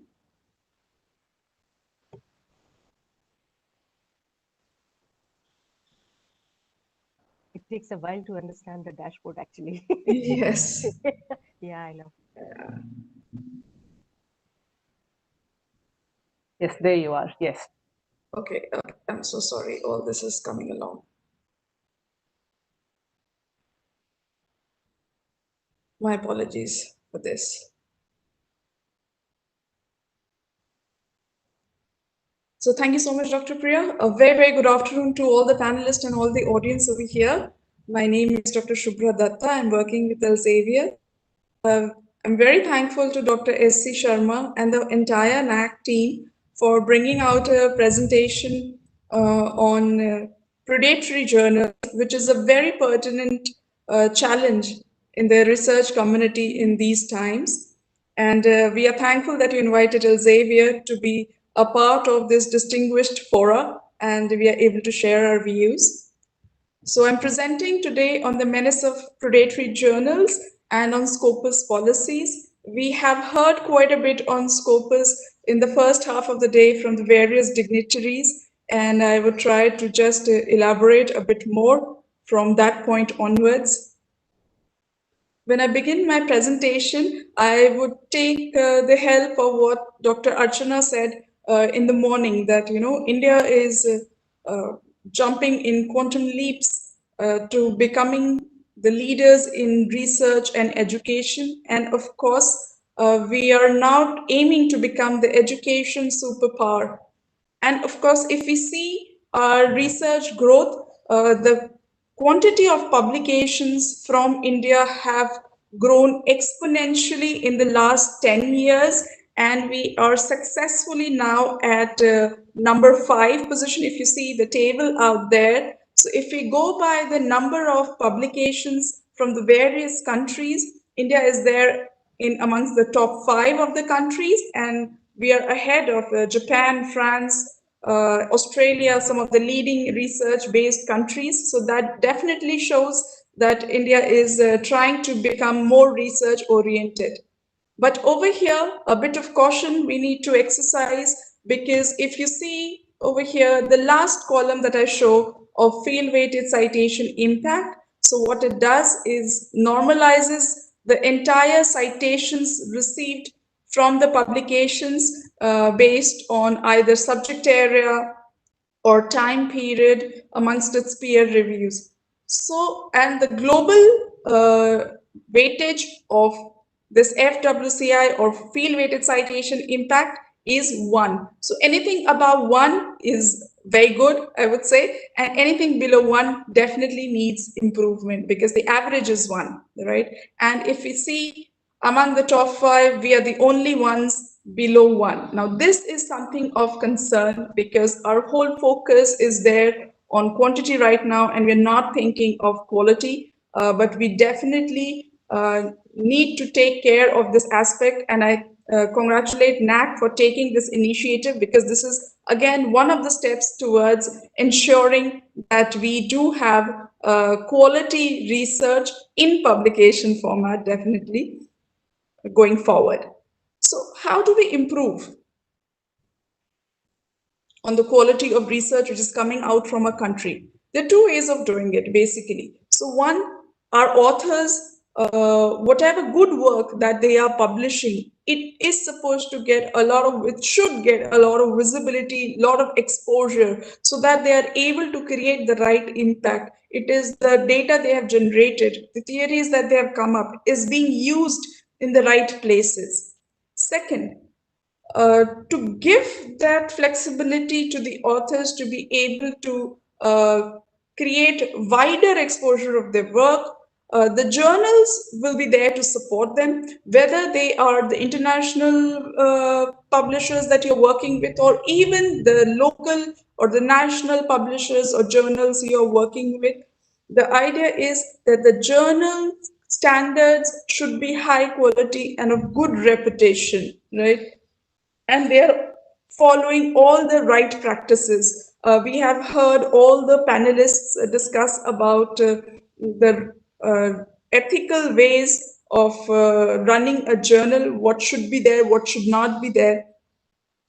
And taking a cue ahead from there, I would like to highlight why, if you choose to submit your work in a poor journal or in a bad journal, let's say predatory journals in their terms, is a risk for you. Because nowadays, and we realized in the first panel, because of the pressure of publishing, it could be for anything. Dr. Patwardhan, laid down quite a number of points, be it promotion, or you want to going for grant or foreign tours or whatever, multiple things that under pressure you're trying to publish a lot, and in that pressure or desperation you end up submitting to journals which may be predatory in nature, and in effect you lose out a very good work of yours which could have been published in a better journal, but because it was taking time you shied away from it. But not only that, it costs a lot more to you in a negative way when you publish in a bad journal. And not only the monetary cost, because most of these predatory, all of these predatory journals thrive on the pay to publish manner, because that's how they build their business. It's only a business for them. They do not do anything for the researcher community. So there is a cost involved for you and your institution. So you lost that. The reputation is at stake, because if that journal is later on highlighted to be predatory in nature and you have already published it, people will start questioning your credibility as an author or your institution's credibility as coming out with good research.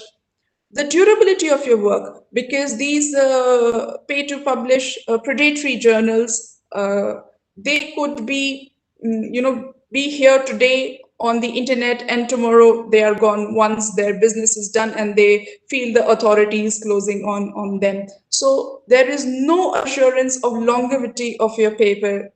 If you see, we now talk about or we in our school books we read about Newton's theories, Einstein's theories. We were able to read because they were there in the public domain, right? So that's why the longevity of your work or durability of your work is very important. Now, these journals, they may seem very lucrative because, it's easy to publish over there, and they will assure you, we'll publish in, let's say, a month's time, in a week's time, and we'll charge very low fee compared to probably other bigger publishers. But these are the journals which have the highest probability of being kicked out from these databases, like Scopus or even UGC CARE list. So Dr. Shubhada also mentioned that UGC CARE list is a dynamic list, and so is Scopus. Scopus is a very dynamic list. So it doesn't mean that if a journal is there today, it will remain there forever. It can be kicked out the very next year if it does not maintain its quality. So, and if it gets delisted, it definitely impacts your work as well.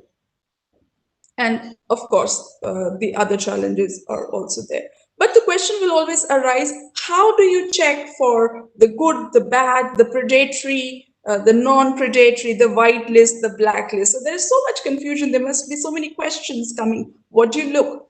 In fact, it is not very easy to distinguish between them, given the age of internet. You know, and anybody and everybody can pull a website and put things over there. But you have to be careful about when you're checking the website, are those the places you're looking for? Over here, I would like to quote Dr. Nair, what he spoke in the morning. He rightly said that there are plenty of journals. It is not that you do not know where the right journals are, but probably you're not putting the right effort to finding out the journals, what the good journals are relevant to your work. So for that, please have a look at the journal website and see, does it make sense to you, right? What is their publication history? Have they promised you a very fast publication? You know, you pay today and in a week's time your publication will be out. Is the aim and scope mentioned on the site and the articles they have published? Is it matching? Is it not matching? Or they just are publishing anything and everything that is coming up their way? So there are multiple areas that you can look into, which tells you about what a good journal is. But I will sort of point you towards a cross-industry initiative, which is the Think, Check, Submit website. Here it is, Think, Check, Submit website. This is an initiative between COPE, ISSN, and DOAJ, and different publishers, including Elsevier, where they have got together, understanding what are the challenges regarding predatory publishing and what are the things an author should be looking at. So they've created a checklist. So go through that checklist, which makes you think, so this is just a sample of the checklist over here. Is this journal right for your work? Is it matches your work? Is it read by the communities you want to access to? Is it indexed in relevant databases, including Scopus? So there are multiple questions they have listed. So do a checklist of that. If there is a no which comes into this checklist, then please have a rethink or reconsideration about the journal you're going to submit your hard-earned work into the manuscript that you're going to submit, and then only you make the decision. So do check out the site, Think, Check, Submit. Or else, as I said, it's a very difficult proposition to understand what is predatory and what is not predatory. And this is databases like Scopus help you out because there is an entire team which is working towards curating material and analyzing what is in respect good practices of a journal and screening out journals which are not following the right practices. So Scopus aims to help the world of research make better decisions with confidence. And to cater to these informed decision making, you know, as an author, as we say, that you need to make that call that are you publishing in the right journal? Because most of the times it is under the pressure if you deliberately are going into the trap or, you know, of publishing, having a quick publication, and then later on you face the backlash because that journal has been delisted, de-indexed by either Scopus or by UGC CARE list. You lose a lot of your hard work, but there is no point crying because you did not make the conscious decision earlier of having having looked up the journal properly. Even if you know that the journal is doing bad, but since they are publishing fast, let me go towards them. Do not do that, because such journals, not now, but maybe 6 months or maybe a year later, they would be in limelight, they would be caught, and your work would be in jeopardy. So for that informed decision making, you need matrix to assess a journal's quality. How are they publishing? What has been their trend? Is the quality maintained? How many number of publications coming per year, right? So Scopus provides the bibliographic data to support such an evaluation at an author's level, at a funding agency level, at an accreditation body level, because it's a publisher neutral database with 5,000 plus publishers, journals listed over there from around 105 countries. Now, this 105 countries is very important, because as a growing research field, you would realize that besides the first world countries or European and the American universities, which were leading since past century in the research, you will see as and how the conditions have improved in the developing countries, and they are developing more. There is a lot of research focus in these upcoming countries. So it's always good to have an understanding of how they are working, what research is coming out from their end. So you need a wide data coverage also, and that's why this point of 105 countries is very important. So what Scopus aims is to have a representative coverage across all regions and disciplines, across the entire spectrum, because so it's right from the high ranked journal to low ranked journals as well, because doesn't mean that all publications coming in the low ranked journal are bad, doesn't mean all publications in the high ranked journal are good, right? Individual quality of the content coming out by the authors is far more important than the simple ranking of a journal. And with over here, I will concur with my fellow panelist, Ms. Suvira, who just talked about this in her presentation.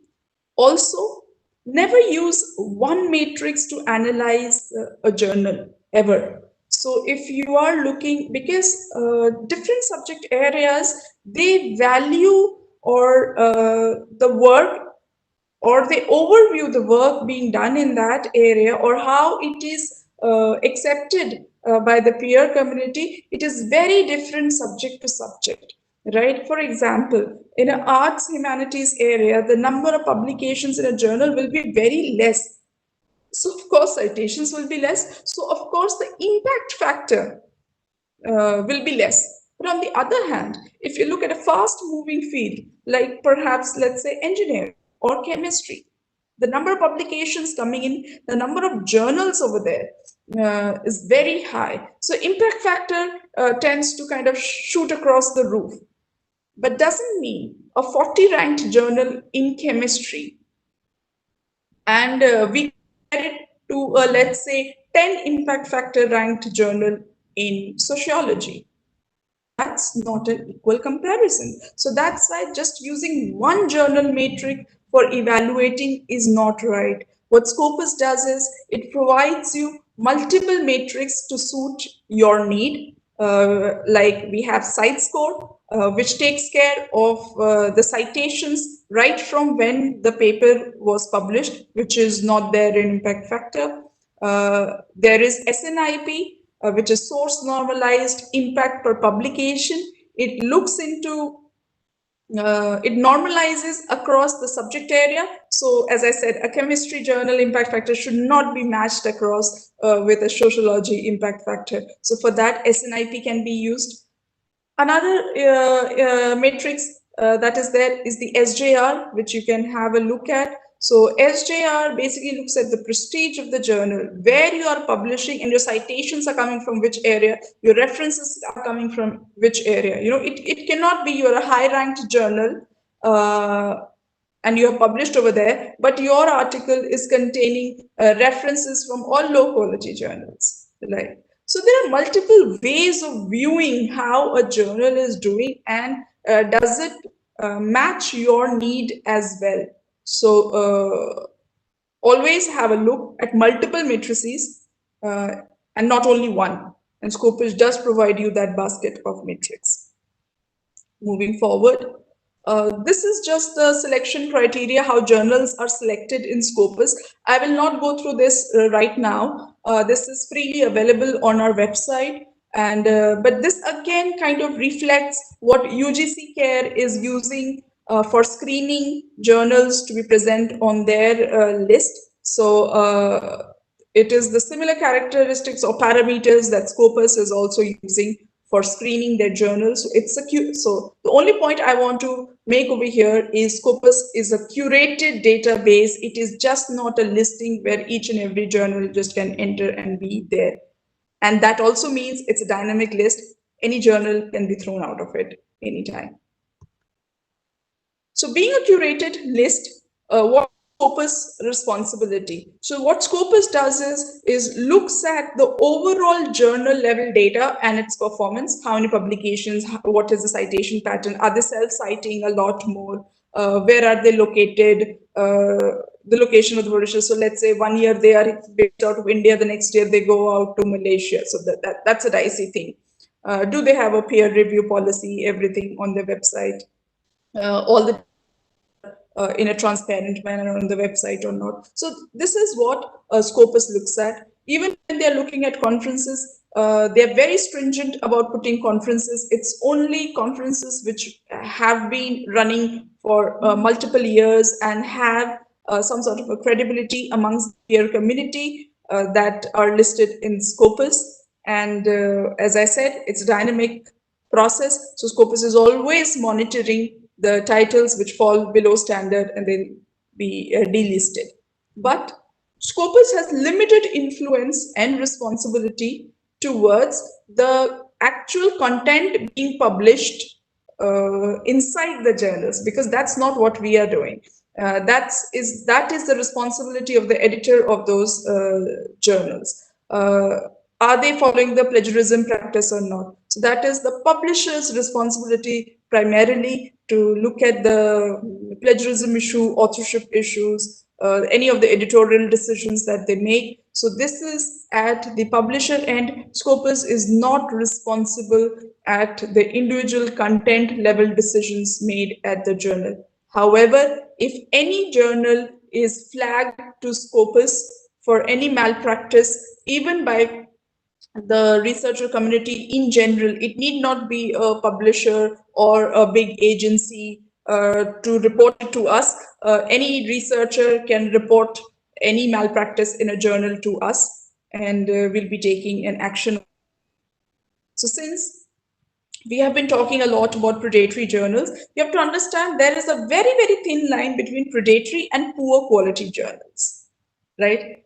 Not necessarily, as I said earlier, all poor quality journals are predatory, right? Predatory means there is no proper definition of predatory journals. It's a very ill-defined area, but the common consensus is that if the journal prioritizes self-interest at the expense of scholarship or characterizes false or misleading information and does not provide the sound publication practices, then it's a predatory journal, right? So as I said, it's a very thin line between a poor quality journal and a predatory journal, and it will vary subject to subject, right? A journal which is publishing very low number of articles, let's say in chemistry, can be a journal of question mark because not many people are reading it, not many people are publishing over there. But a similar journal in arts or humanities, which is again publishing a low number, may not be categorized in this. Why? Because anyways, the publication rate is slower over there in that subject category. So for that, we it is required that we have academic subject experts of relevant areas looking at these journals subject wise. You cannot have one rule fit for all because of the complexities in the research happening in the different subject areas. So we need subject experts from a particular area to be overviewing how particular journals are performing, or if they are flagged, then what are the issues. Because it is very important that predatory journals are being called out, because they are a real threat to the integrity of science in general. And we take utmost care that we try to screen out such journals from Scopus on a regular basis. And for that, we are always looking for communication and engagement with the researcher community.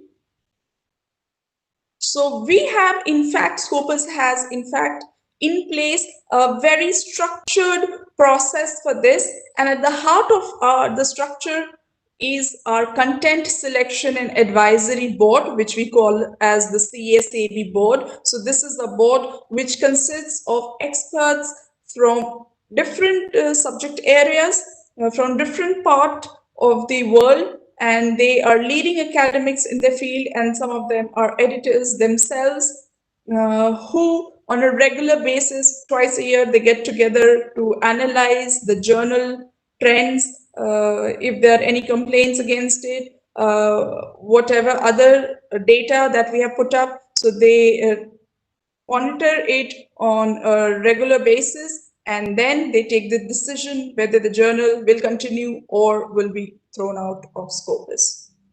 And this board is completely independent from the Elsevier or Scopus team. So we do take their advice, but they work completely independently. So how Scopus addresses the issue of predatory journals? I've already showed you that at the heart of our process is our CSAB board, which has the responsibility of curating the content and also monitoring it. But it is not a very easy thing to do, straightforwardly distinguish between predatory journals and the good journals. What happens is, these journals, they get indexed into Scopus, or even for that matter in UGC CARE list.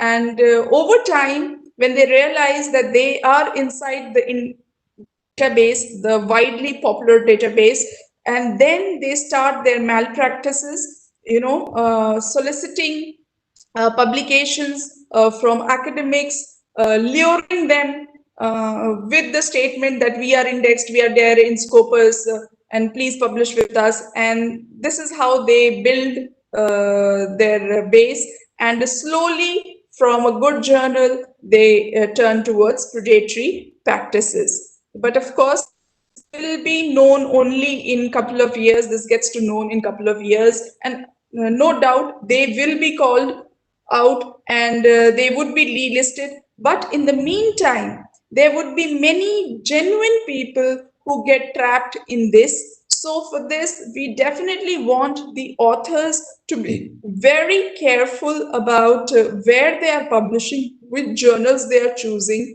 And if you come across such wrong journals or bad journals, I would say, so please do raise it out to Scopus. And but again, you'll understand that it is not that straightforward that you just say that this journal has published 100 papers this year, and last year it just had 2 papers. Simple going forward like that will not help, because as the law of the land goes, that one, let's say, a good journal should not be penalized for wrong perception. That's why we always need good evidence to prove that the journal has turned predatory and needs to be de-indexed, so that genuine authors are not punished for it, or even some poor quality journals, but who are following all practices correctly, they are not penalized for it. So we have to be very careful about that. And that's why we always request the researcher community to please raise your concerns, but do come up with specific evidences that this is why you feel this journal is predatory. Just saying it is predatory will not help. We would need some data to back your requests.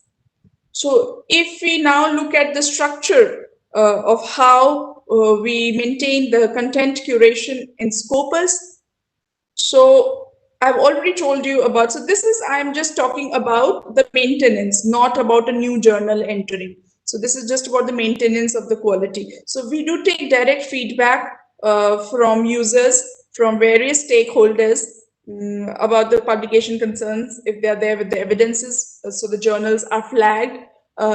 Scopus, anyhow, over the year, it monitors journal for different matrices to see if they're underperforming or not. We'll talk about it more later.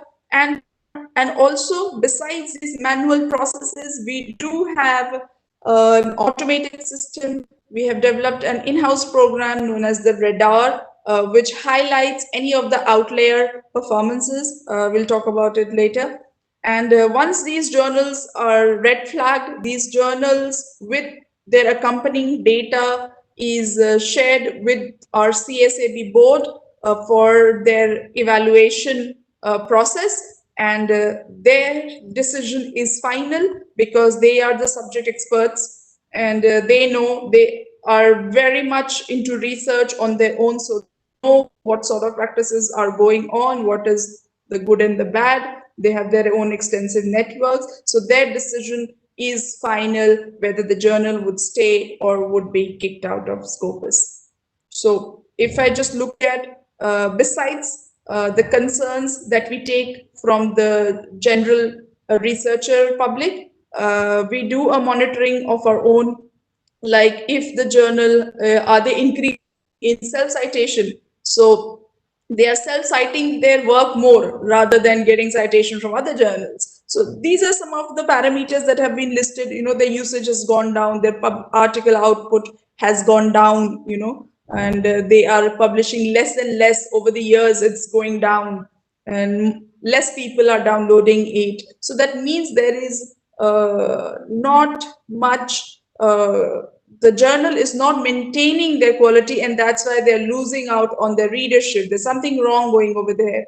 So the journal is given these red flags that this is not happening correctly, and if they if they fail to maintain and improve back on their quality, then of course the CSAB is there to take the decision.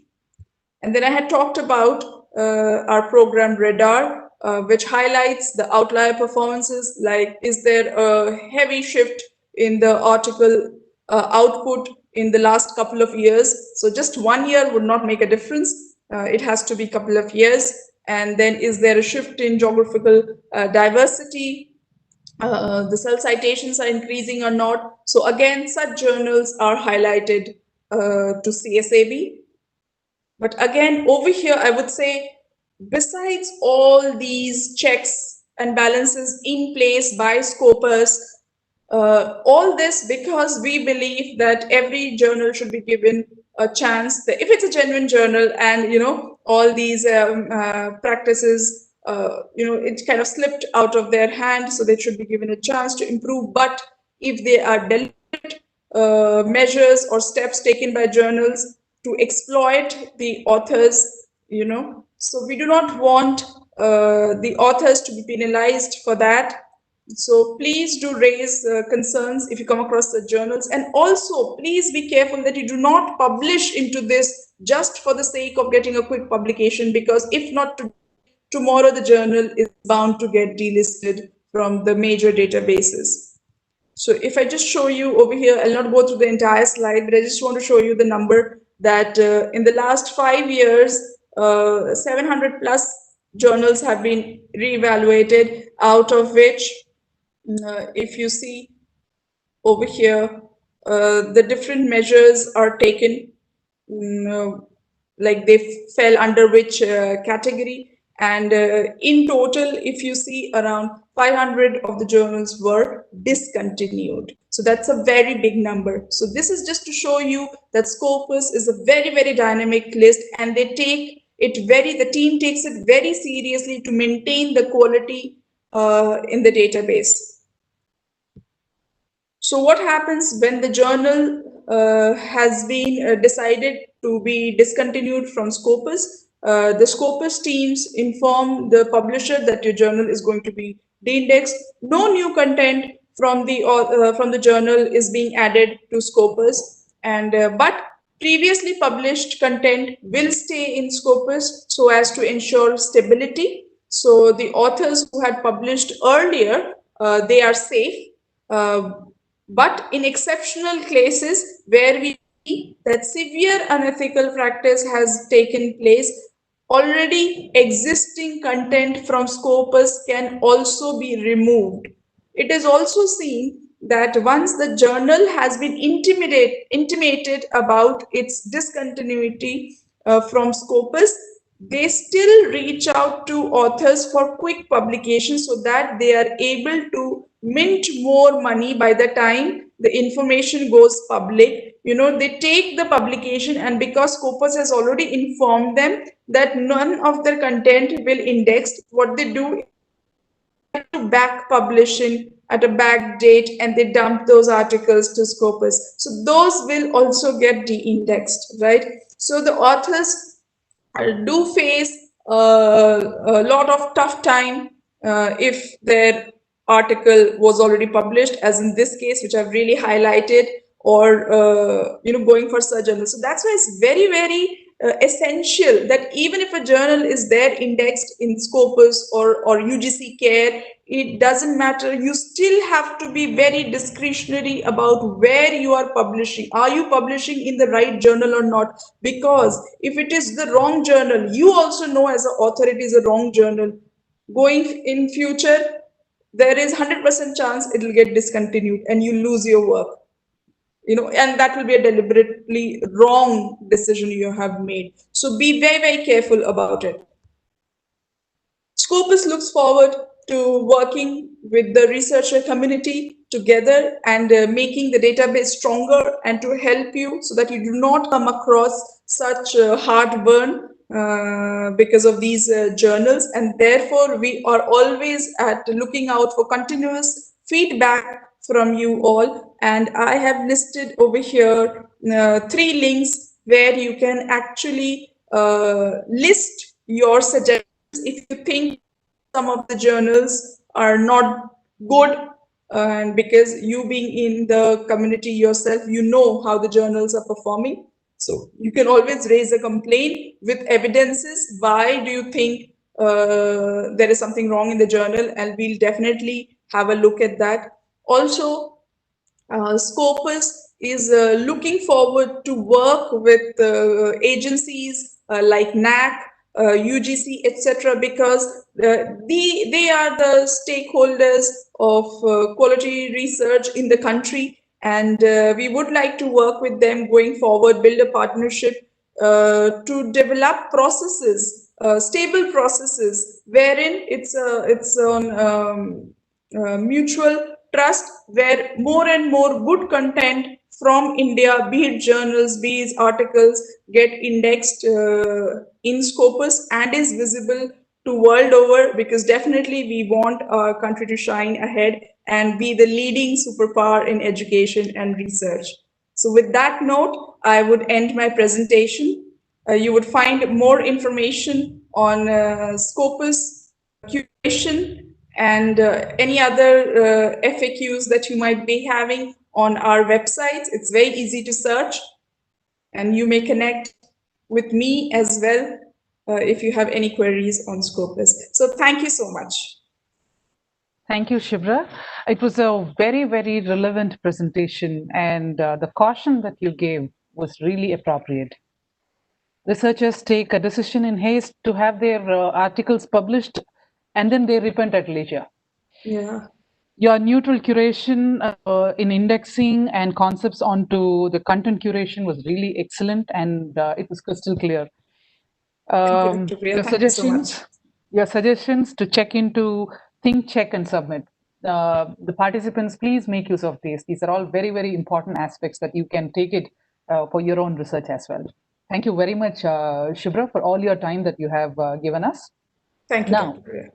My pleasure. may I request Sangeeta Menon, the Publishing Relationship Manager of Emerald Publishing India, to please share her contents and begin her presentation. Ma'am, please. A very good afternoon to everyone, to all the panel members and the attendees here today. It's a great pleasure to be a part of this session and to hear such interesting conversations that took place in the morning session as well, and to hear from my colleagues from different publishing companies. I hope everyone can see my screen. Yes, yes, okay, yes. Perfect. Thank you for the confirmation. So, as all the publishers who are present here, we all are members of CORE. Our processes are very similar, and in terms of how we process articles and our objectives on getting quality research published is a common thing that binds us all. Additionally, one aspect is that we all will agree that in terms of scholarly content, we don't have any dearth of submissions that are coming in. But with an average of about 11% acceptance rate from India itself, it becomes a big issue, because now we are questioning what is going wrong in the picture. Why are more articles not getting published? And based on that, we in Emerald have been thinking a lot about how research has been conducted, what are the processes that influence the kind of choices researchers make. So I'm going to be focusing on two particular aspects in my presentation that were brought up by the panel members in the morning session. One of them is from a point that Professor Pramod Nair had made regarding research ethics. So we are now talking about how research ethics is influencing the publishing choices in terms of communication of research. And the second aspect is what was discussed by Professor Karat in terms of impact from open access articles. Now, just to give you a little background, Emerald itself is a very young company. We are only a little over 50 years old, so we don't have the huge histories of publishers like Elsevier and Springer and Taylor and Francis and Wiley. However, we have been able to establish ourselves as reputed publishers for social sciences, and especially in business and management. So when we have been investigating on what we need to do differently is also an aspect of how we as publishers are supporting organizations like NAAC and UGC in terms of bringing quality research. How do we support researchers and also move away from discourage practices that actually hampers research communication itself and research itself, the quality of research that we're talking about. So keeping that in mind, I'll begin by saying that back in way before 2018, in fact, we have been thinking about, like I mentioned, how is research being impacted? What are the kind of processes that are influencing the kind of research output we are getting from any region for that matter? And then in March 2018, Emerald came up with the Impact Manifesto, where we started thinking in terms of not about research being published, but in terms of what kind of impact it has on a subject area. How is it influencing or bringing benefits to those who are reading this research, whether they are other researchers or policy makers for that matter. So in 2018 itself, we came up with that Impact Manifesto, and it talked about a change across whole academic ecosystem, recognizing that the traditional markers of influence such as citations don't give a true story of what an impact is. So unfortunately, we have gone through a lot of points in the morning also regarding how the need to publish quickly is actually hampering the process. It actually devalues the entire process of publishing quality research itself. And one of the ways that Emerald is tackling this is by changing the way we receive research and what kind of research we publish and communicate further. So in 2019, Emerald signed up DORA, which is your Declaration on Research Assessment. Ms.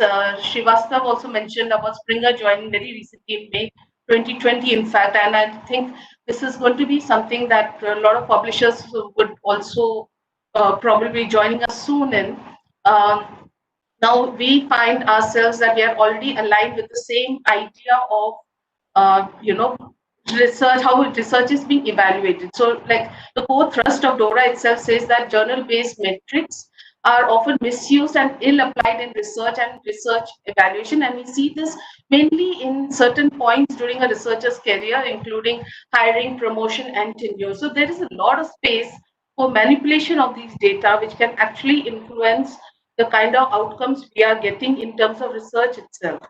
And so we support DORA's vision of advancing practical and robust approaches of research assessment globally and across all scholarly disciplines.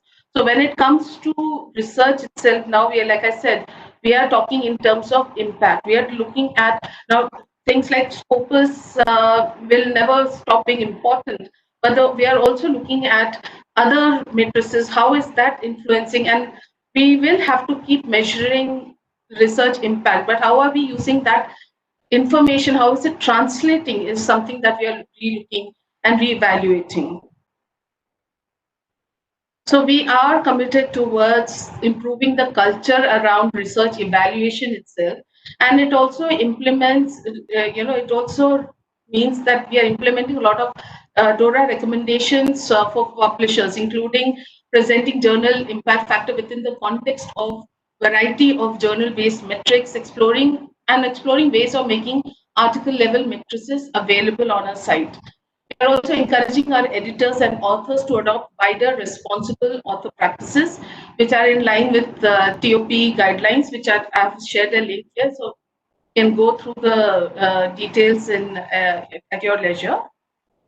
And we are also introducing open access and open research opportunities for researchers. We understand their challenges, especially when it comes to developing countries. And unfortunately, we do have a lot of a reputation for the highest number of predatory journals in the world coming from India. That is a big challenge since no, I will not go too much into the topic because it has been discussed so often today. It's the difference between open access and a paid journal. Where is that line that divides open access and predatory? And unfortunately, we see that quite often people mistake any open access journal to mean predatory nowadays. So we are trying to also see how are we able to create that awareness about what's the difference. And sessions like this become extremely helpful in joining us in getting the message across to all researchers. And also in terms of, we understand the barriers to scholarly communication often comes because of the prices that open access often has. So how are we trying to resolve that? And in terms of removing the barriers to research itself, because we understand that when it comes to subscription journals, it also means there's a barrier to the information that these journals contain, and all based on prices.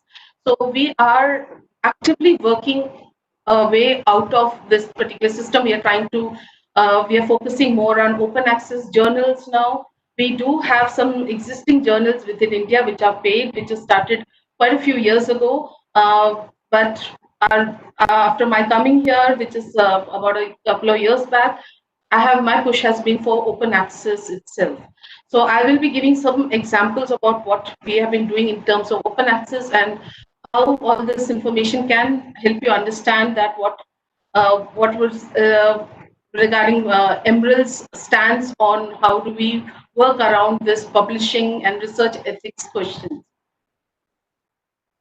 So one of the points that Professor Kharath had explained very nicely is the different kind of color-coded open access platforms and opportunities that are there for researchers. I just want to go over this very quickly just to give you an idea of how we are working and how it ties up with DORA and Coalition S. And Coalition S, for those who are not very familiar, it's an international consortia of research funders. So they are the ones who are pushing towards free access of research to the researchers, and we are also aligning our as Emerald, we are also aligning our products to support that vision. So one of them is your first one you'll see is an Emerald Open Research Platform. It is powered by F1000. I'll be showing a slide which will explain how this process, a little more about this process. Secondly is our open access book. So we are now giving the opportunity to publish certain book formats in terms of monographs, handbook, short forms, and also book chapters, which are open access now. In terms of journals itself, I think we have Professor Karat had already mentioned this, but I'll just go over them very quickly. We do offer green open access, which is about your institute, placing your research in an institutional repository.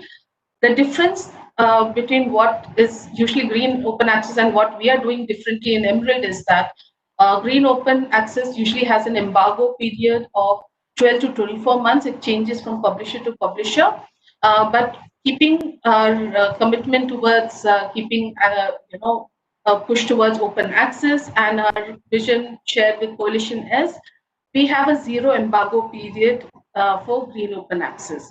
Secondly, we do have hybrid journals. These are journals which are originally subscription journals, which are now turning, we have an option of fully open access articles also being included at a price that is your article processing charge.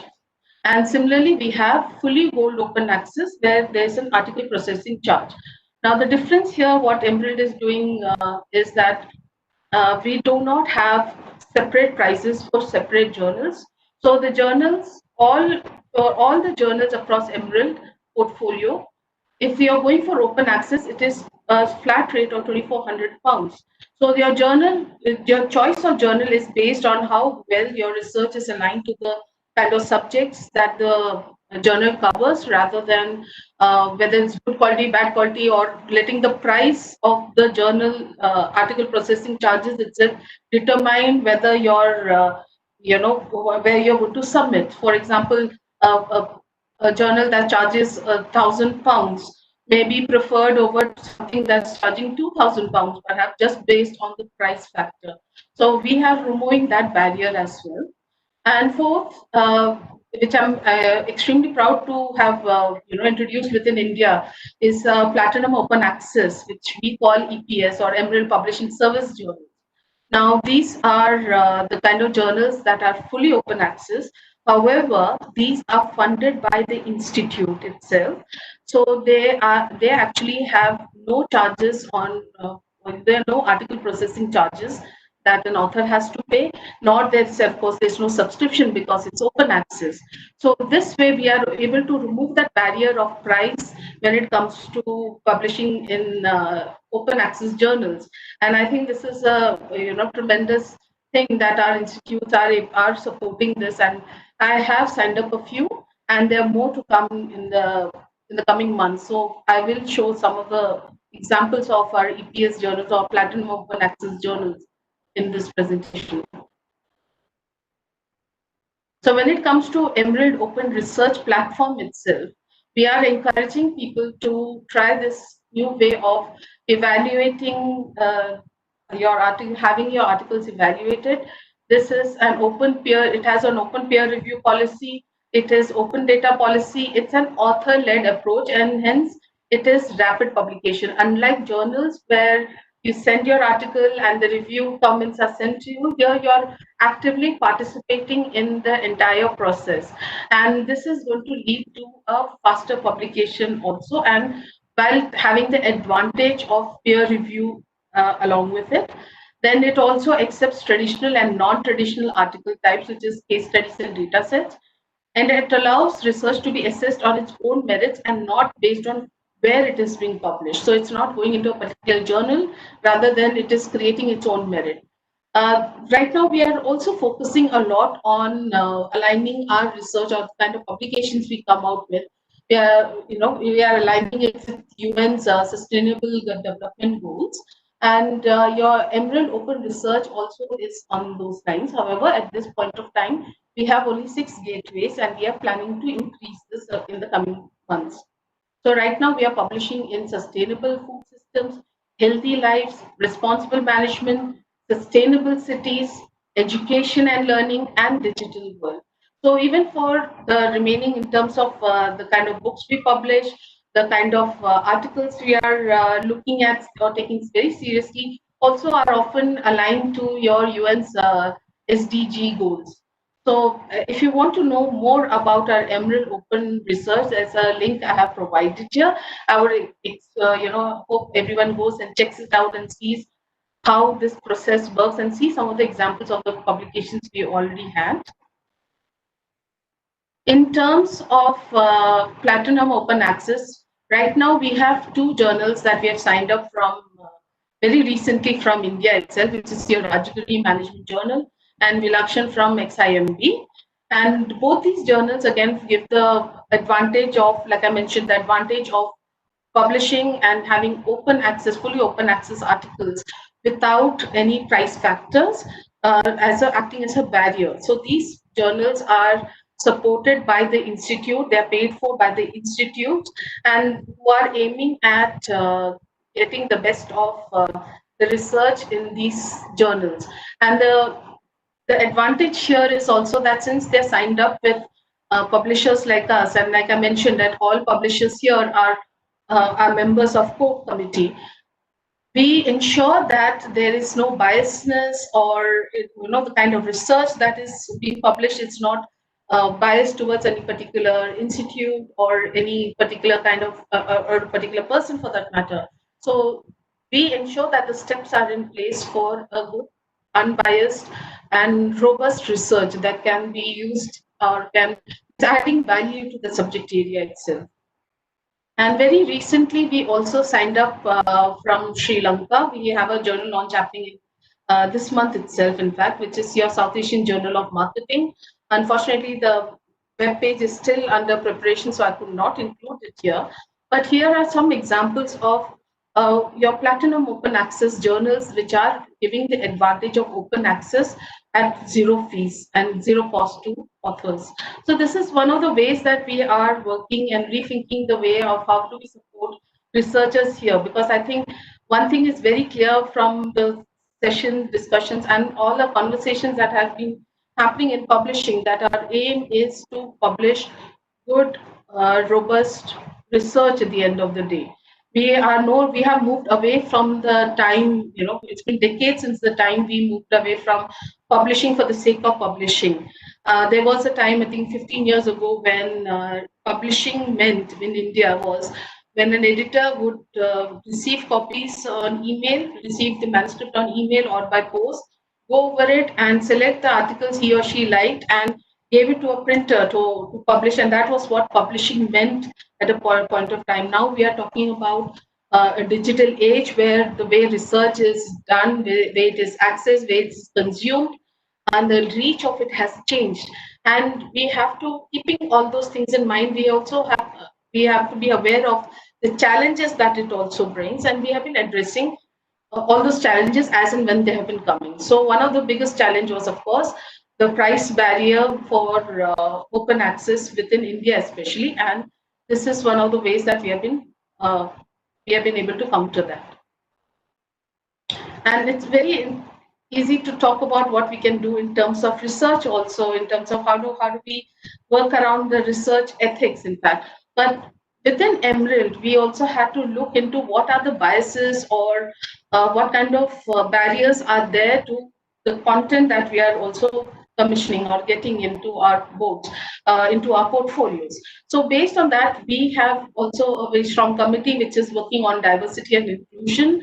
And what we are looking at is in terms of the regional and gender representation of the editorial advisory boards. We are looking at gender in terms of in terms of the journal submissions that we are getting and the acceptance data. For example, we see the submissions from female researchers is a lot lesser than male researchers, and we understand there are a lot of challenges why this occurs, why this imbalance in terms of submission processes. So what we are also doing is we are encouraging conversations around this. I personally know of a few of our authors who actually make it a point to have female researchers in the as a part of their whatever research they're working on and publishing. So we are encouraging such examples also, but we are also looking at all these data to understand how can we make a very open and a very inclusive publishing experience for everyone.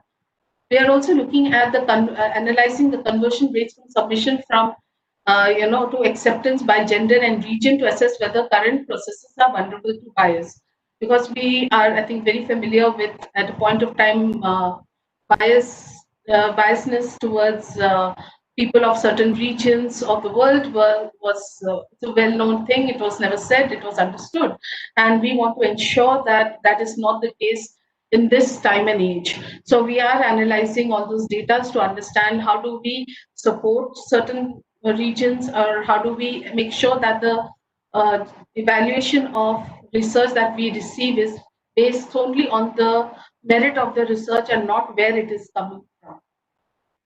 Then we are also conducting a lot of editor trainings, and we have targets around diversity and inclusion in terms of what is the editorial board representation like in terms of gender and region.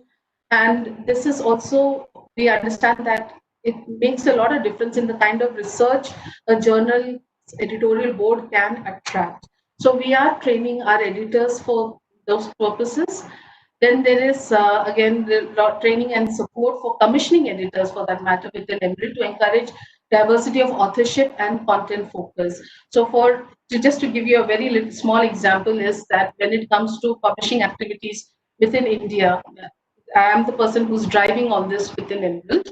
But besides this, I'm also working very closely with a lot of authors, encouraging them to write for us, whether it is through articles or it is through our real impact blog or express personal views. So that is also to encourage a lot of content from within this region or the regions or the countries that I'm managing, to have them have a representation and a voice on the Emerald flow. And then we also target certain acquisitions based on what is the topic or what is the the kind of trend that's happening, what is the need of the hour. So, for example, there was a lot of conversation regarding the lack of female protagonists in case studies. So we had actually case for women competition that was held, and with the recent Black Lives Movement, we had special issues also focused on Black case protagonists. So this is also another way that we within Emerald are trying to change the way we look at research, and we are looking to work closely with NAAC and UGC to understand how we can make this a lot better place for researchers to be able to publish with us, and also to meet that criteria that NAAC and UGC have set in terms of quality research. So this becomes a very good opportunity for me also, and I thank the panelists and the organizers for this, for me to address that fact that what we can do to close that gap as much as possible. And with that, I have come to an end to my presentation. And for any questions regarding Emerald and whatever I have discussed today, you may please contact me on my email ID provided here. And you can follow us on our social media website for any updates that you will find relevant for your research. Thank you so much. Thank you very much, Sangeeta ji. You did a wonderful presentation, giving all insights about Emerald Publishing. Thank you very much. And now may I invite Ms. Neetu Karla, from the Associate Vice President of Journals Commissioning and Managing from Sage Publication India Private Limited, to please share her contents and share her views. Hi, good evening, everyone. I'm just trying to share the screen. Just give me a moment.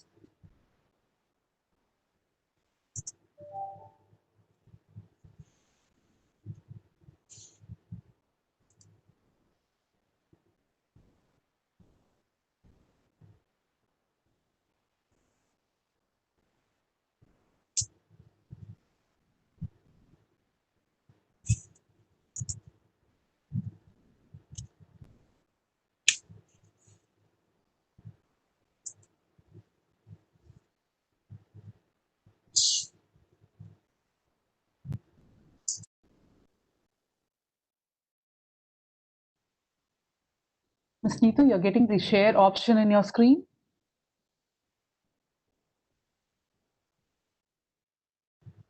So not really. Because you have a PDF with you.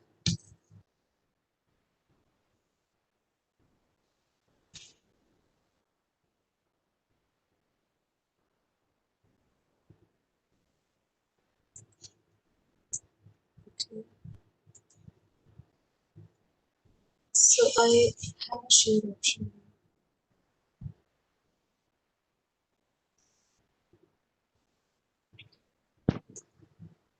So it appears on screen, right?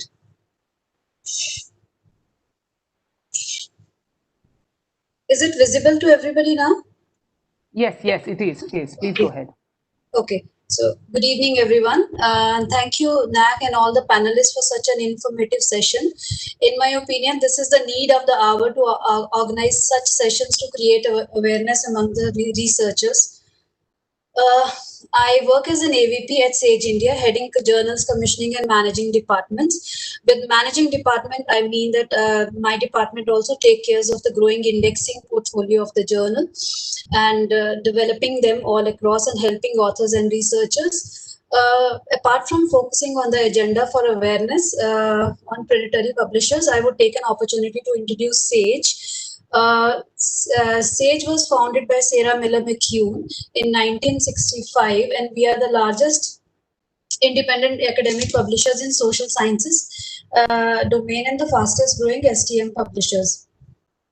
We publish approximately more than 1,200 journals and 800 books. So Sage has a Bhasha program focusing on regional languages. So ranging from wide variety of books, we also publish Hindi research journals. Our online products ranges from electronic journals, books, Sage business cases, Sage research methods, and e-Vidya and much more. So Sage is associated with 400 learned societies. So my screen is and I'll move on to the next year. So predatory publishers. So Jeffrey Beal, as Professor Patwardhan mentioned, so he first, a librarian, published his lengthy list for predatory publishers called Beal's List. So through this, though there is many different opinions about this list in those times, and it is still available on the internet called bealslist.net. So how should we identify a predatory publisher? Here are some key points. So standard peer review process. So predatory publishers do not define the standard peer review process, or they may not send your paper for review or may not apply the standard editing process which is required for publishing a paper. So predatory publishers aim to publish high number of papers but with low quality in the absence of standard peer review procedures. And they are more likely to publish fake and hoax papers as they do not identify them due to their poor quality control and absence of peer review policies and procedures. So the predatory publishers, you might often receive spam emails, very frequently receives emailers from them that submit to this journal. So that could also be one of the measure to identify them. Such publisher would list board members and editorial board without those people agreeing or knowing about them.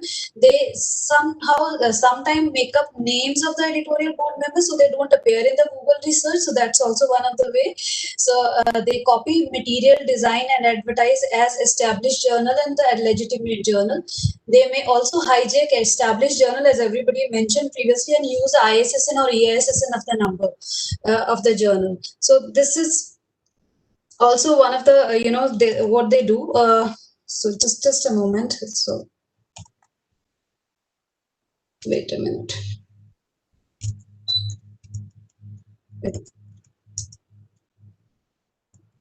Yeah. So I was okay. So make a fake. Okay.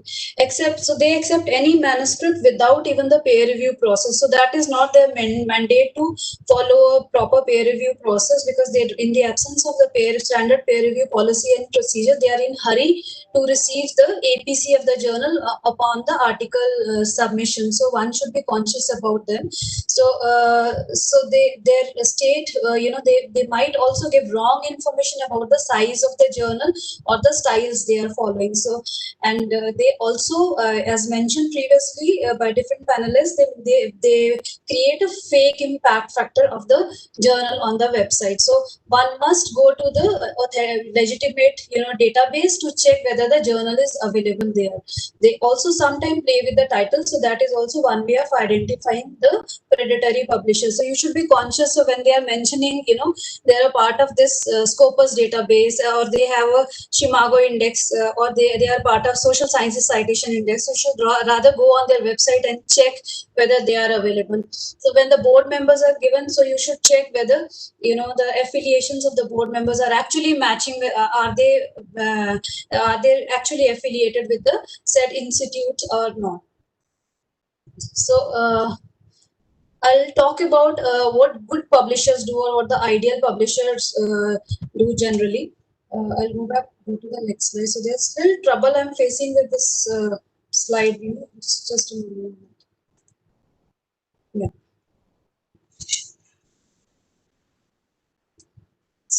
So being a good publisher. So being a good publisher ensures industry participation in the reputed databases such as COPE, Directory of Open Access Journals, Web of Science, Social Sciences Citation Index, Emerging Sources Citation Index, Science Citation Index, Medline, etc. So ideal publishers ensure editor education on peer review best practices, policies and ethics, approval, etc.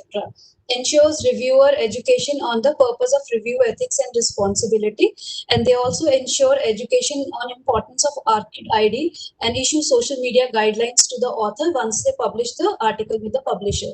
So all the above, it is to ensure procedure that incorporate ethical and fair, transparent peer review system and present research in line with the ethical standards and compliance. An ideal publisher would have an editor review author gateway to ensure the standard process and transparency within the system. So at Sage website, you would find a editor, author, and gateway wherein they are guided in a way that they know that what they need to do next. So this is the snapshot of editor guideline on Sage's website. So there is an editor gateway, author gateway, and reviewer gateway, wherein they are guided that how they need to act and what are the rewards they are getting for publication, or what are the policies and procedure they need to go through. So ethics in research and publishing. So ethics in research and ethics publishing is not just about preventing fraud. It is about making sure that the research has been done ethically and presented transparently, and all the credits have been given, ethics have been followed. So for example, every content which is referred, so the reference should be given, and the original source should be acknowledged. So that's the objective here.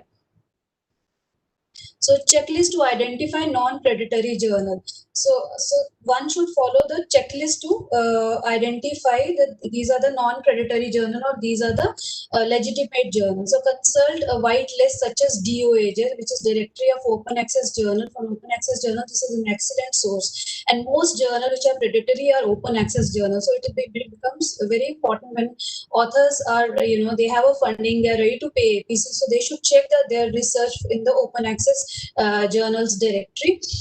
And they trust reputed publishers. So in this, if they know the publishers already, it is better to go for that publisher because they know that reputed publishers and their policies. So they should always check the submission guidelines before submitting their article. They should check the APC collection process. That should not be immediately on submission. It should be after the peer review process. And once the article is accepted, they should check if the journal is a part of reputed databases like Scopus, PubMed, Web of Science, verify editorial board member, which I just mentioned that their affiliations are matching with their institute. They should check if it is an open access journal, so which is the Creative Commons license the journal is following. Like there are 4 Creative Commons license, so it is CC by SA. So that should be there. The policy should be there, but the predatory journals would not likely to have these policies because they are mostly unaware. So last is the think check. So my colleagues have talked about think check submit. So it's a wonderful way of checking, you know, when the researchers are submitting their articles. So they it's when they submit their articles, so there is a checklist on there. So they should go through that checklist to ensure that they are submitting to a legitimate journal. So when they tick box all the columns, so it ensures that okay, they have submitted to a right journal. So it helps researcher identifying the trusted journals and publishers for their research. Though a range of tools and practical resources, the aim is to educate researchers and promote integrity. They have a ready and more comprehensive checklist for authors to use while assessing the journal or the publisher.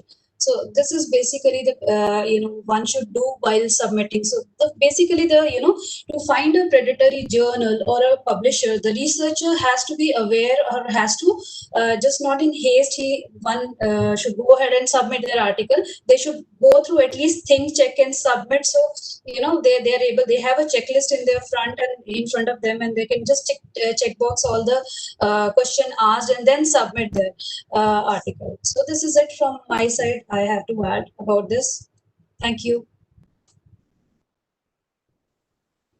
Thank you very much, Ms. Neetu Karla. It was indeed a very, very interesting presentation. Now, may I request Ms. Victoria, the Director of Research, Development and Outreach of Taylor and Francis Group from the Sweden office, to please share her screen and put forth her views. Super. Is your share content enabled? It doesn't look like it's enabled. It's grayed out. Oh, yeah. Yeah, just a minute. Give me a few seconds. I'll have that done. Thank you. No problem.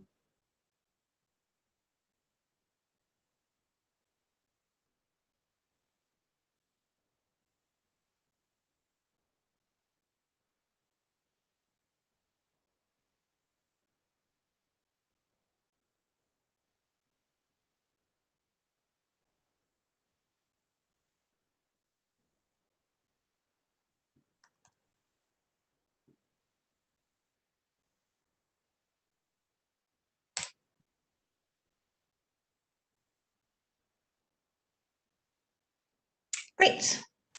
Let's see. It's done. Yeah, I've got it here. There we go. Screen 2. You can see all my notes. There, is that a full screen for you? Are you able to see? Yes, we are. Great. Well, thank you so much for inviting me to participate, and welcome to all of you who've joined today. It's such an honor to be invited by the National Assessment and Accreditation Council to participate on this panel about the important issue of predatory publishing. And I just really want to take a moment to thank all of my fellow publishers for their really thoughtful presentations. I think they've been incredibly complimentary, actually. I was a bit nervous that mine would have a lot of overlap, and of course there is a bit, but I think in general it's been quite complimentary. And I think that it's been great because they provided an extensive overview of the publishing process and the type of work publishers do behind the scenes. You know, that's from systems and processes to, as we just heard, about managing diversity on editorial boards and with our authors. So it's a lot of work, and it's a lot of work that generally isn't seen by the general public. But today, with my time, instead of talking about the particulars of the TNF process, because I think it's been covered very well today, I'm just going to focus on open access. Unfortunately, as my fellow panelist Sanjita from Emerald pointed out, open access incorrectly tends to be linked with predatory publishing, creating confusion and distrust of open access overall. But hopefully I can dispel any remaining reservations about open access in the next few minutes. So to start with, let's look at why you might consider publishing your work in an open access journal. What are the benefits of publishing in an open access journal or platform? As I see it, the main benefits are greater visibility, and with that, potentially greater impact, both within the research community and, more importantly, I think, especially with the rise of kind of skepticism towards science, the broader public. And with the access and the visibility and impact, all of this can spur innovation and collaboration across borders. At Taylor and Francis, we've seen that open access articles typically receive substantially more citations. So we've seen about a 32% increase on average, and greater readership with over 6 times as many downloads. And as we all know, I think it's been mentioned a few times, increasingly in many countries, regions, and institutions, open access has become a requirement, or at least strongly encouraged. And usually when it's required, support is made available, you know, at the institutional level sometimes, or maybe via the funding body that people are working with. But just to take a step back to look at what we're talking about when we're talking about open access, so everyone's on the same page. And I apologize if this is a bit redundant, but I just wanted to really stress these 2 elements of open access. The first one is, of course, making content freely available online for anyone to read. And then the second aspect of it is about making content reusable by a third party. So I'm just going to discuss these 2 elements briefly here. And there are many terms thrown around when we're talking about open access. It seems like there's a new term every day. You'll hear gold open access, you hear green open access, bronze open access, diamond, it goes on and on. Today, I'm just focusing on gold open access because I think that's where the intersection and the confusion can lie when we talk about predatory publishing. So gold open access essentially entails making the PDF, that version of record, freely available online. And there are 2 ways in which an author can publish open access with Taylor and Francis. So it's either in a fully open access journal or in what we call a hybrid journal. And this will be the case with many other publishers as well, and all the publishers on this call, I'm assuming. All of the content in a fully open access journal is accessible to everyone in a digital format, irrespective of where they are located. And these journals aren't funded by subscriptions. So instead, most are charging an APC, or an article publishing charge. However, many journals are funded by societies or sometimes by institutions. And in this case, either the author isn't paying any APC, or perhaps it's heavily discounted. And all of this information should be clearly presented on the journal website under the instructions for authors. And this will be the key difference between well-established, legitimate publishers and predatory publishers. As I mentioned previously, often your funder or institution will cover the charge. So make sure to investigate the type of support that might be available to you ahead of time. And just to note, for authors based in India, they're eligible to a 50% discount on APCs in the Taylor and Francis open access journals. Now, the second type of open access opportunity that you have is in the hybrid journals. And hybrid way is when an author chooses to publish open access in a journal that is subscription funded. So much of their content is not freely accessible unless you or your institution has a subscription. And these journals also charge article publishing charge, an APC, and this is to cover the publication costs of the open access article. However, many institutions and consortia have agreements with publishers to cover these APC costs for hybrid journals. So we've already heard about these read and publisher transformative agreements. So many of us are working that model globally. And I just want to take a quick look at TNF's open access offerings. First of all, we publish over 2,700 journals across arts and humanities, social science, science and technology, and medicine, most of which are subscription-based today, but they offer authors the option of publishing their work in an open access format. And then apart from that, we have a growing open access portfolio, currently with over 250 journals across subject areas, but with a strong concentration within medicine and life sciences, which isn't a surprise, because that's really those areas that open access has really boomed over the years, a lot due to the funding available.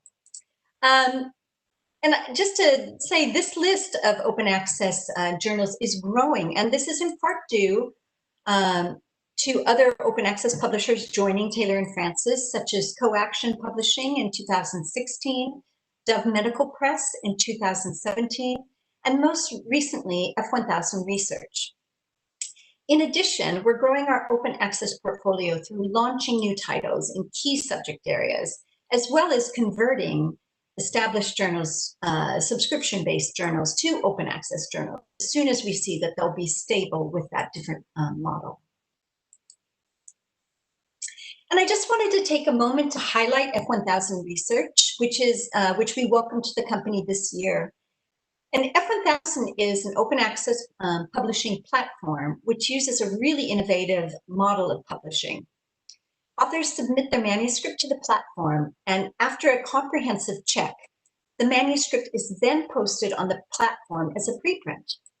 At that point, expert reviewers are invited, and their reports and their names are published together with the author's responses, as well as comments from registered users on the website. All of this is visible to the general public, so you're able to see the peer review process in action. Authors are encouraged to publish revised versions of the paper, and this can happen over the years. So say you do a piece of research and 2 years down the line, you find more relevant information, you have that possibility of updating the article. So once the article, that initial article, goes through peer review and actually is accepted, it then is immediately indexed in key databases such as PubMed, Scopus, and Google Scholar. However, they have chosen not to seek an impact factor, so you won't find it in the Web of Science. And as my colleagues today have stressed, this is reflective of a general trend to re-examine how we assess quality and what metrics truly reflect impact. And I would agree with my fellow panelists, Shubhra, a suite or a basket of metrics is probably the best solution. And as Sanjita mentioned, F1000 Research also builds platforms for other organizations such as Emerald and the Gates Foundation, as well as many others. Anyhow, I encourage you to check out that platform for more information. It's incredibly informative, and you can go and look at some articles and see what it looks like, that open peer review process. Right. So the second element of OA is how your work can be used after publication by others. If you publish open access, you'll be asked to choose a Creative Commons license, which describes how people can use your work in the future. Some journals don't give you a choice on which type of license you can use, so it's really important that you investigate prior to submission if you have any concerns. And here are the licenses. So the first one is CC BY. And this license allows authors to use your work in any way they choose, as long as they clearly attribute the authorship and the original publication. They can't claim it for their own. The second license is CC BY NC, and the NC stands for non-commercial. And here an author can use your work in any manner they choose, but they can't profit from it. So, for example, they can't include your article in a book that they will subsequently charge money for. Next, we have CC BY ND, and here the author cannot change your work in any way. They must use it in the original form. So the ND stands for non-derivative. For instance, this would mean that they couldn't translate your work into another language. And lastly, I've included CC BY SA, and this means that when people use your work, they need to attach the same license that you attached originally. And this is also important to be aware of when you're using other people's open access work, so that you're aware of what kind of license they had. And I encourage you to go look at the Creative Commons website. It is incredibly informative. It's a great use of your time if you're curious about these types of license.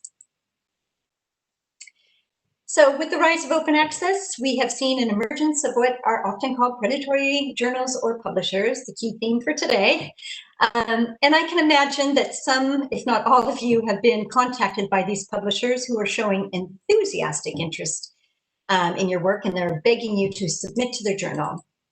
And as my fellow panelists Neetu covered this extensively, I'm just going to recap some of the key characteristics of predatory journals. First of all, the website features misleading or incorrect information. And often they tend to clone established journals' websites. So authors think they're submitting to a really well-known journal. They'll just change the name slightly, maybe a few of the colors. I'm sure all of the panelists today have examples of this where they've discovered these websites for journals that they have. I know at Taylor and Francis, we've seen this phenomenon.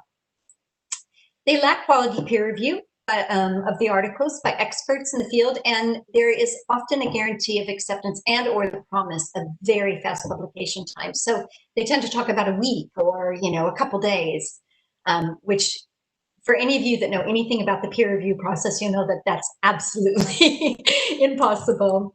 And most importantly for the personally is that they'll have hidden or unclear fees, which can come as a shock. And I just wanted to highlight that any information regarding author fees should be clearly displayed on the journal website, as with the example here for one of our journals, Global Health Action.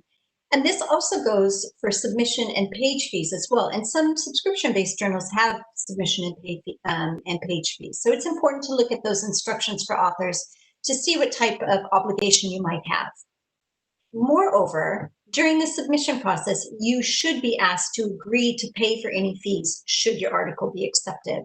And it's usually a little checkbox in the first part of the submission process where you're giving them all of your information about permissions and funding and affiliation, etc.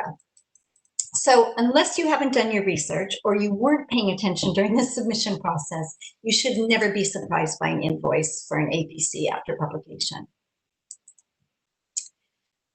And just to note, there's some resources to help you make sound decisions about where you'd like to publish. A few of these have been highlighted. We have Think, Check, Submit, which a couple people have mentioned, and provided quite a bit of information about. Just to say, this is again a cross-industry initiative, so it's a lot of people working together trying to create resources for researchers to make informed choices, and you know that is in the form of a checklist for this resource. But I just want to stress the best approach really is to seek advice from respected and experienced colleagues and your library community. You know, these are people that have experience publishing. They're going to know what the key journals are in the field, and they're going to be able to help you make sound decisions, especially for those of you just starting out and just trying to get a lay of the land. It's the people on your committee that, you know, have experience in your particular field that probably can help you best in many ways. The second resource has also been mentioned, DOAJ, which is a database for open access journals. It was actually launched here in Sweden at Lund University many, many years ago. And to kind of say a few things about the DOAJ is the journals in this database have been screened to ensure that they are legitimate. And in fact, a few years ago, DOAJ basically emptied out their database and made everybody reapply. So they could go through and assess each journal through, you know, looking at a number of criteria to make sure that they were legitimate journals and deserve to be in that database. But however, like many databases, there is going to be an assessment period. So new journals that are legitimate may not be listed immediately. And in that case, you need to make sure that they're published by a respected publisher. And here's where OWASPA can help. So OWASPA is an organization for publishers and service providers working within open access. Members need to meet certain standards to be included. So if the journal you're considering publishing in is not included in the DOAJ and or the publisher is not a member of OWASPA, you should proceed with extreme caution. And lastly, my fellow publishers have stressed membership in COPE is an essential marker for a quality journal. This is something that all publishers really strive, an organization all publishers really strive to work with to help them navigate this very messy landscape right now, quite frankly. I think all of us probably are experiencing a rise in ethical issues that take a lot of time to sort out. And COPE is an essential resource for that. So I think the main takeaway today is do your research, take time to assess the journals based on the information and tools that have been presented today, and choose respected journals that are appropriate for your current project. I always, whenever I'm doing author workshops, I really encourage people to, take time to think about what is appropriate for the piece of writing I'm working on today, because it might not be that massive international journal with a huge impact factor. It might be a different niche journal. So it's really about taking time to do your research, look for all these markers, and make sound decisions. And that's it for me. Thank you very much, Ms. Victoria. You, in fact, cleared the apprehensions on the open access journals and more to be more authentic. It is more authentic when we hear it from you. Thank you very much. And most of our panelists and presenters have shared their email address due to paucity of time. I'm putting the question and answer session. I know it was very disappointing, but I'm sorry I have to do that. Now may I request Leena Gahane, madam, to please propose the vote of thanks for the panelists. Thank you, Priyaji. I would like to congratulate all the panelists over here from the different publishing houses for their excellent presentations and giving us insight about what are the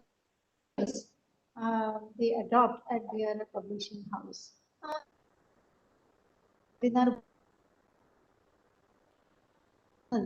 Research and publication is an important component of higher education.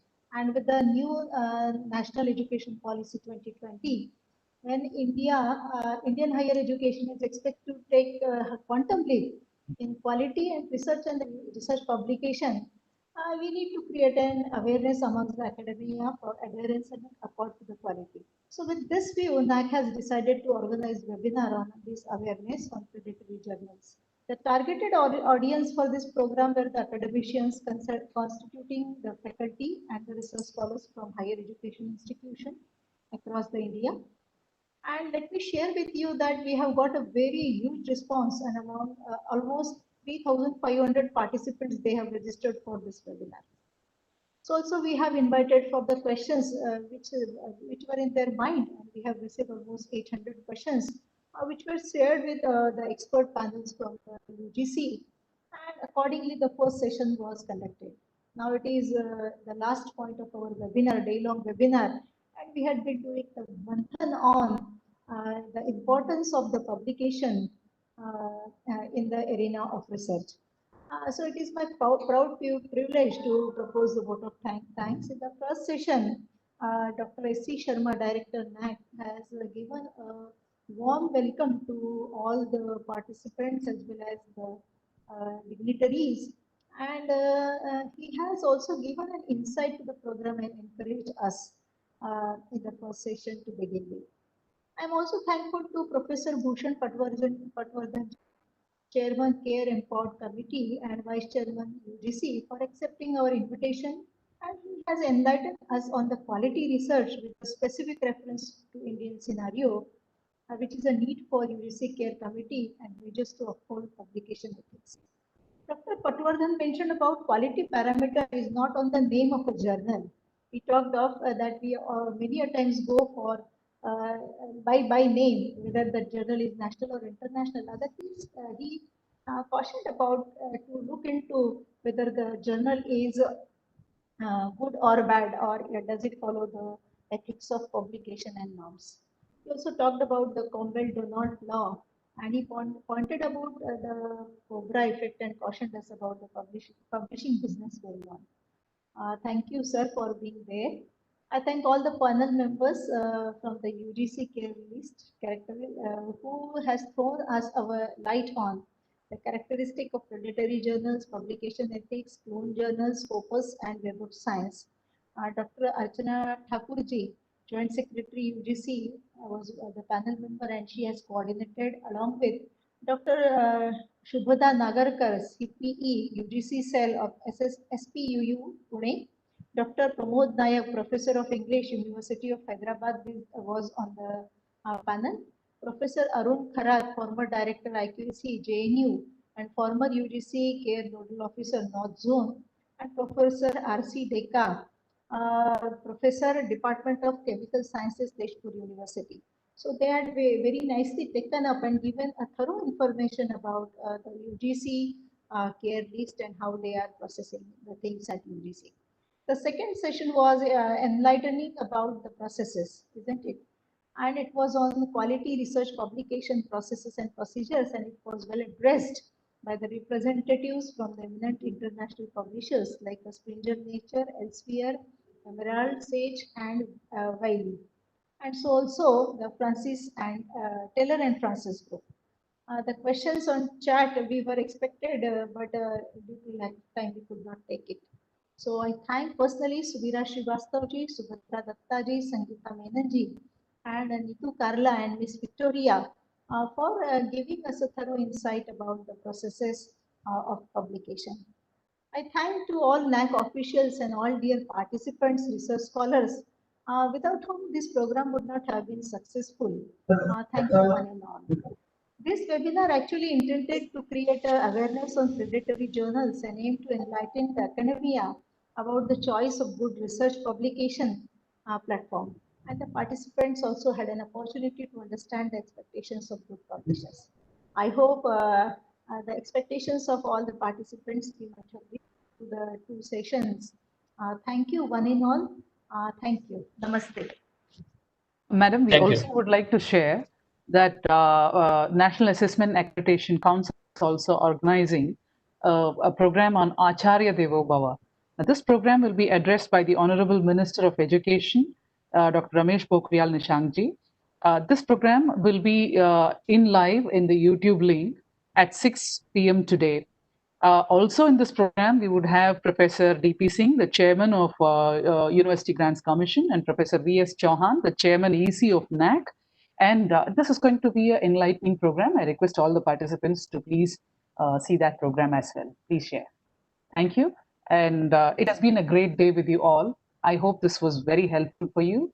Bye, NAAC. We'll be meeting again you with a very new program. Until then, goodbye. Good day. Stay home. Stay safe. Thank you. Namaste.